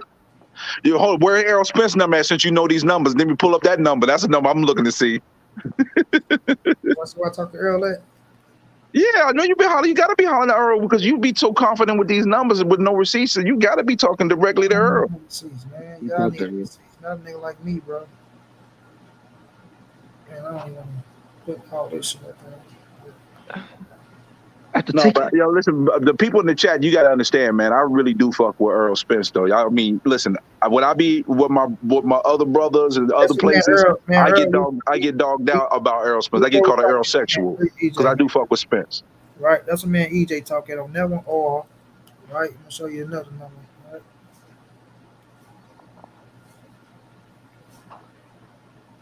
That boy Roy Jones. Damn, bro. You shouldn't even said that, man. Right above Jay Prince, what number is that, bro? Jay Isom. Yeah, so Jay Prince? Yeah, nigga. I ain't cool. Like, I think Monty just a regular nigga. I ain't just no little regular nigga, bro. Like, this ain't me, you know, like, bro. So that means you should be dropping all types of receipts. You should have the longest receipt on the planet, then, bro. I ain't dropping no receipts. You want the receipts? I don't need no. Because that makes it official. That solidifies it, bro. I don't give a fuck what makes it official, bro. That's like cut it out. I don't like, bro. I talk my shit. And that's that, fam. When I shut this computer down, that's over with, man. True story. Bro. Like, I don't like. This is not me talking. Like, I don't give a fuck if you believe it, if you don't believe it. Like my man just told you, right? He talked to Stephen Espinoza, right? You people gonna believe it or they ain't gonna believe it. Like, it is what it is, fam, with me. But all I'm gonna say is, when the motherfuckers either they gonna make it or they not gonna make it, right? And either way it go, the facts coming out. You know what I'm saying? And either y'all gonna be on this motherfucker, montray-brown, you motherfucker, this, that, or we gonna be on this motherfucker looking at the fight, or we gonna be saying, we told you motherfuckers to just tell Terence about Crawford and Santa Cruz. Jalen, I might have you on the next go round. I gotta go through my picture album because I do got a couple pictures, so maybe I'll pull up those receipts for you. But you know, that was a long time ago though, bro. That was 99, 2000. Hey, Money, bro, I just got one question, man. I'm a slide, but like, it's all love, you know what I mean? I just feel like they both deserve it. I ain't trying to say who deserves what in terms of the amount. They both deserve. I hope they both get. I just want to see the fight. So I'm gonna ask you, if the fight doesn't get made, because Bud wants a supposedly wants a 50-50 split, do you think that's cool? You think that's cool? No, it's not cool, bro. That's my whole thing right now, bro. It's not cool, fam. That's what I'm telling y'all. It's not cool. People be saying, "Oh, well, if he negotiated for it," that's my thing. If he negotiated for it, good. Like I don't give a fuck what he get. Like that's the thing. But I'm saying if this was holding up the fight, right? If that's what holding up the fight, Bud and them won 50-50. And then we all come back and we all look at because the numbers is what fucking matters, bro. Like at the end of the day, we all can't sit up here and agree that, okay, Errol Spence has 3 scraps. He did more pay-per-view numbers, right? He the bigger draw, no matter how you want to look at it, even if it's about a little bit, a slight, however you want to put, he's the bigger draw, right? And we all sit up there and we know that any other name that we take Errol Spence away and Terence Crawford name away, and we put Joe Blow and Joe Blow 2, we gonna say that Joe Blow is the A side. Period. We gonna say, okay, that man is the A side. You feel me? And if that man deserves a little bit larger share of pie, then that man should deserve what he worked for.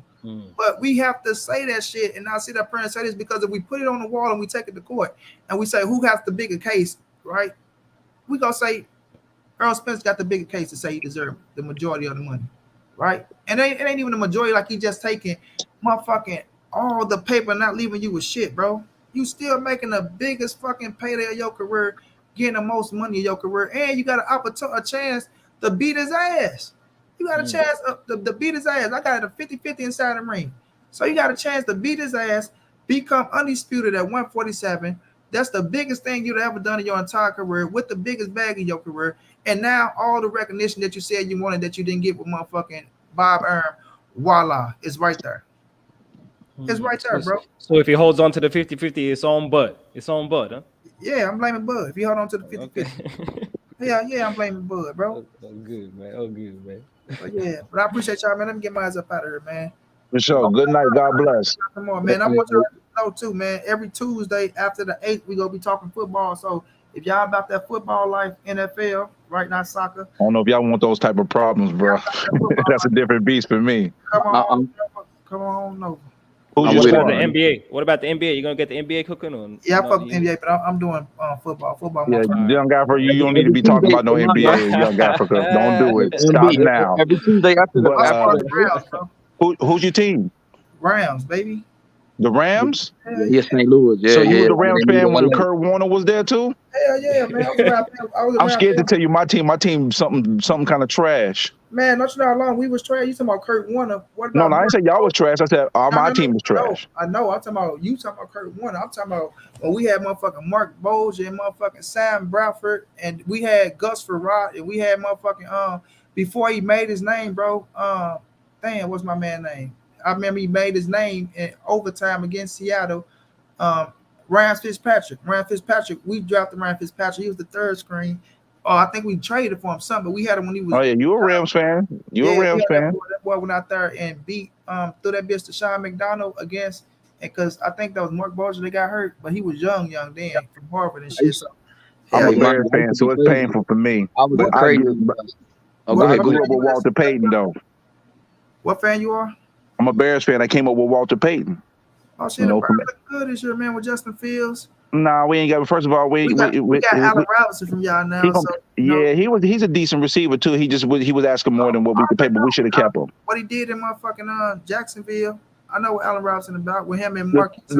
The problem is though, we ain't got no. I think our offensive line is going. He's gonna be running for his life this whole season, bro. We might be the worst team in football, but we'll see what happens. Hopefully they'll prove me wrong. But worst team in football. It could be. Our offensive line is trash, bro. Our offensive line is bad. Yeah, but offensive line is below average though. Like you said, way below average, bro. He's gonna be running for his life. John, you jumped your ass up here, man. We finna get up out of this bitch. John, he snuck you in the back. My boy YB. Yeah, my boy money. I've been on this road, baby. Man. I know, John, man. We've been in this motherfucker. Who said something about Dak gonna go for 6,000 passing yards and then losing calls? Cowboys ain't going nowhere, man.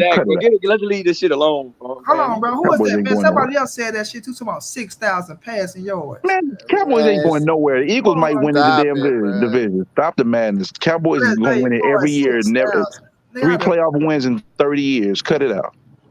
Hey, Monty, I was a crazy fan of that boy Steven Jackson when y'all had him. That boy. Oh, he was a beast. He came. Yeah. His rookie year, bro. I think that was the last time we made the playoffs. His rookie year. I think he was splitting carries with Marshall Faulk, y'all. Marshall Faulk, and he tried to beat Marshall Faulk so goddamn much instead of just running with his big ass. Who that gonna go off? Who Dak throwing the ball to?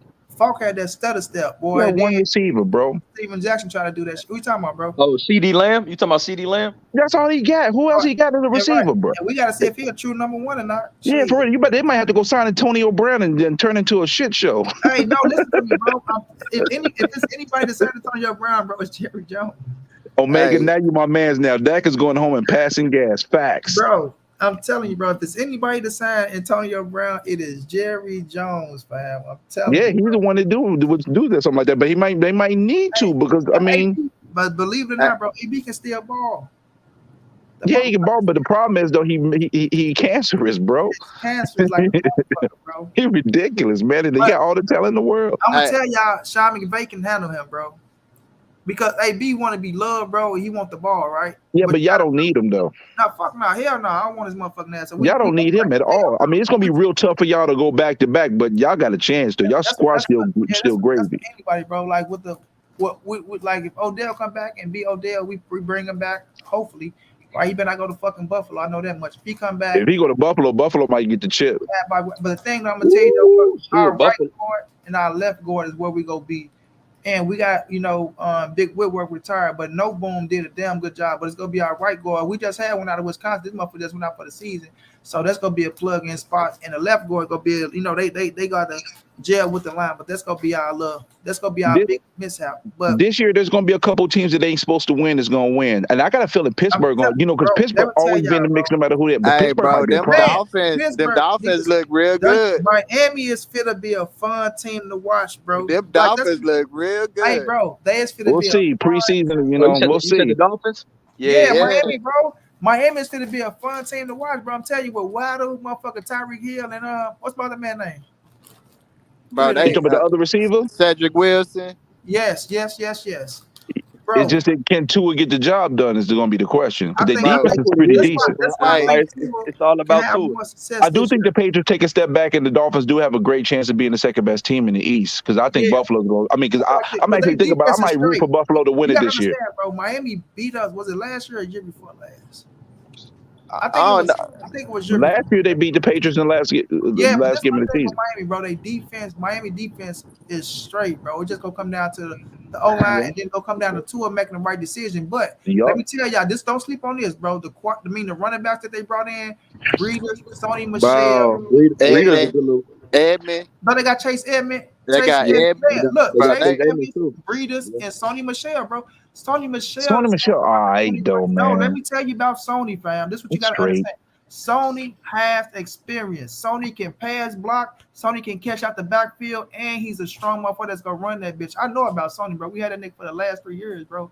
Yeah, he can probably he can make a little bit of a difference. He's not go. No, bro. I'm trying to tell you, bro. Sony is underrated, fam. Trust me when I tell you, fam. That motherfucker wants to heat up. Sony, if you give him the rock, bro, Sony is gonna get that motherfucker, bro. And I know it because I've seen every time they put. I'm like, why the fuck is Sony? That motherfucker come in and he can change. All you take is one play to keep the motherfucking drive going. You know what I'm saying? That one big play to keep the drive going to make something happen in the next play, shit. And Sony is the motherfucker that can get it. He can get the job done, bro. So I like Miami. I'm liking Omega. You better be a Packers fan. Oh, great. Oh, god dang. I'm waiting to see Omega like the Packers. You dirty animal. Yeah, I still hate you there, bro. 1 week away, bro. 1 week away, fam. We in this bitch. Yeah, I'm ready for my college football too, though. But I'm just a sports head, period. So college here, though. College already started up and shit. Yeah, but my team. I think my team about to do something because I'm from Arkansas, so I think they finally got a chance to do some damage this year with my man KJ. Yeah, Mizzou, my shit. We got Arkansas, bro. Yeah, I'm from Little Rock. Okay. I couldn't tell your accent, man. I'm gonna Texas. Yeah, because I live in Connecticut. I got an East. Because I used to live in New York. I live in Connecticut, but I'm from Arkansas, though. Yeah. Well, your squad, I drive trucks. I hate going through Arkansas. I get pulled over every time, man. Every time. On I-22 going through Memphis. On I-22, I think that I think it's 35, I think. Oh, you talking about Fort Smith? You talking about Northwest Arkansas? Yo, you know what, money? I'm a Philadelphia Eagle fan, bro. Be honest with you. Oh man, Eagle fans are ruthless. Shit, Eagle just got who they just got over there? Brown. Yeah, Brown overrated though, man. Nah, and I'm tired of them He's like a good receiver, but the Titans was talking like he's the greatest thing. He had 60 catches for 800 yards, 6 touchdowns. He's a good receiver, but he does have injury concerns. But he is a good receiver, though. Yeah, Brown coming out that though with Jalen How Hurts. do y'all feel about Devon? How do y'all feel about? See, this is my thing. It made it easier for my team because shit, Hurts is a Texas Houston boy. You know what I mean? So it's but I don't know how good Jalen Hurts is still though, bro. I'm gonna tell you another team. Can he carry them? Is a question. Yeah, can he execute? I have tell you another team that's gonna be good, bro. The Saints. The Saints. They might be. They might be. They might be. You think Michael Thomas gonna be back? Yeah. I don't know if Michael Thomas will ever get back to the form. I don't think he'll ever get back to the form he was, but he can still be a solid contributor. But I don't think he'll ever get back to where he was at. Why not? Well, yeah, that's what I was going to say. I think the injuries is going to slow him down to some degree because again, it's a game of inches. You lose a third of a step, it's going to make a difference. I think Michael Thomas will be the same Michael Thomas. But I don't think so. I think he'll be really good, but he won't be great. He was great before he got hurt. Over there, let's go help out Michael Thomas. And we'll see if Winston can be consistent and not make mistakes. If he can be consistent and not mistakes, then they'll be in the mix. Down to Winston, motherfucking ass. Yeah. But Winston showed. Ain't Jameis coming off an ACL too? No, I think go Omega. Yeah, he come out of injury, but Jameis played pretty good before he got hurt, man. He was doing a good job. He was managing the game well, but he's going to win games, and that's when he starts making mistakes because he does great things, but he'll do a great thing and then do two bad things, then do two great things and do another bad thing, and that's the problem when it's on the line and he got to make plays. Sometimes he will, but sometimes he'll make a play for the other team. But they best players was hurt. Kamara, the running back, they top wide receiver. Yeah, their whole team got decimated. Them and the Ravens last year, they got decimated. But that's why I say you gotta understand. Hollywood Brown gone from Baltimore too, so that's gonna be. Speaking of that, how are the Ravens gonna do? Because they seem to. I think they're gonna regress. That's why I'm looking at Pittsburgh, man. They might be a sleeper because that boy from Pittsburgh, that quarterback, he gonna do all right. Pickett, bro. Let me show Pickett gonna do all right. Bro, let me show y'all the pass he made today, bro. He gonna do all right, bro. Pittsburgh might be a problem. They might win that division. Even though Cincinnati's still gonna be the problem though, but Pittsburgh can do it. I think the Ravens are gonna take a step back though. Man, that sideline pass. Bro, I had to record that, bro. That was one of them. And he always, bro, I figured Pickett game out already, bro. Pickett is a back shoulder thrower, bro. Like it was a deep ball back shoulder. Bro, I'm talking about he put that motherfucker look at this shit, bro. Look how he put that motherfucker. I say, boy, look how he marked the spot, bro. Back shoulder where only he can get that bitch, but that was so beautiful. Nah, that ain't the throw I was talking about. Yes, it is, but that's the sideline pass, bro. Which one you talking about? And I like. I'm talking about that deep ball. I think Chase Claypool's solid, man, and they got some nice little weapons in Pittsburgh. They got a real deep receiving squad, bro. And the thing is, it really comes down to is the coach always has them prepared. That's my dad's team. Rest in peace, my pops. I'm always gonna have a love for Pittsburgh. The thing is, the coach always have them prepared. Cowboy, that nigga cussing me out right now from heavens. R.I.P. to your pops, though. Yeah, no doubt, man. I appreciate that, man. It caught me off guard, bro. He passed away last year, man. Pulmonary embolism, 59, bro. It's crazy. Yeah. Damn, bro. Sorry to hear that shit, man. Me too, man. Me too. Bleed. That was my best friend. I was gonna take him to a Steelers game that last year too, you know. But the thing is, Tomlin, man, he's a leader of men, and that's why Pittsburgh's always in the mix because he just knows how to lead a team. Hey, man, y'all might not believe me, bro. Houston making the playoffs this year. Really? Man, hey, I'm a Texas fan. Just living here, bro. I know a lot. What you think about Davis? What you think about Davis Mills, John G? He's straight. He's straight. That was very stoic, bro. That makes me feel like. What you talking about, Houston Astros? Nice. Hey, they defense. You ain't solid. right, buddy. Houston Astros. If they make the playoffs, bro, I'm sending you a cash app, bro. If they make the playoffs, you want to give me your cash app. YB, you seen that running back they picked up? You think that running back to run them to the motherfucking playoffs? Nah, bro. I'm telling you, I think Kyle Allen gonna end up starting over there. Eventually, not off the rip. Well, that means they ain't going to the playoffs then. But they're gonna put him in because they 1-6. Bro, they defense is about to be lights out, bro. Lights out? Yeah, that nigga Lovey got they. You think they'll be able to beat the Colts? Do you think they'll be able to get? Lovey, my guy. Lovey is a defensive coach now. You know, I love Lovey because he took my Bears to the Super Bowl, but we lost because we had Rex Grossman. But that's another story. Lovey won that bitch for us, and he loved that bitch for us in St. Louis. His last name was really it too, Grossman. Hey, I know, I sound crazy, but watch what I'm saying. Hey, listen, if it comes to fruition, I'm gonna find you, bro, because I'm gonna send you a cash app, bro. Because if the Texans make the playoffs, because I got a feeling there's gonna be a couple surprise teams that make the playoffs, and a couple teams that's supposed to be good that ain't gonna be the good. Like I think the Patriots gonna fall back. They gonna fall off. Motherfucking Texans. Yeah, I would pick Miami before the Texans too. Oh yeah, of course. Out the AFC, who y'all like? Who gonna win these divisions? I don't think they ain't gonna get over Buffalo, huh? Cincinnati. Yeah, Chargers are gonna edge. I think in the East, AFC East, I got Buffalo. I got Cincinnati. In AFC North, I think Tennessee gonna run it again in the AFC South. Any gonna be right there though with what they doing that little thing. With Matt Ryan, yeah, there's gonna be close. Houston. That now you got that West division. Who knows, bro? There ain't no joke, Jonathan. The West is a problem, bro. The West is going. It's gonna be like carnivore. The Chiefs, they're gonna be eating each other alive.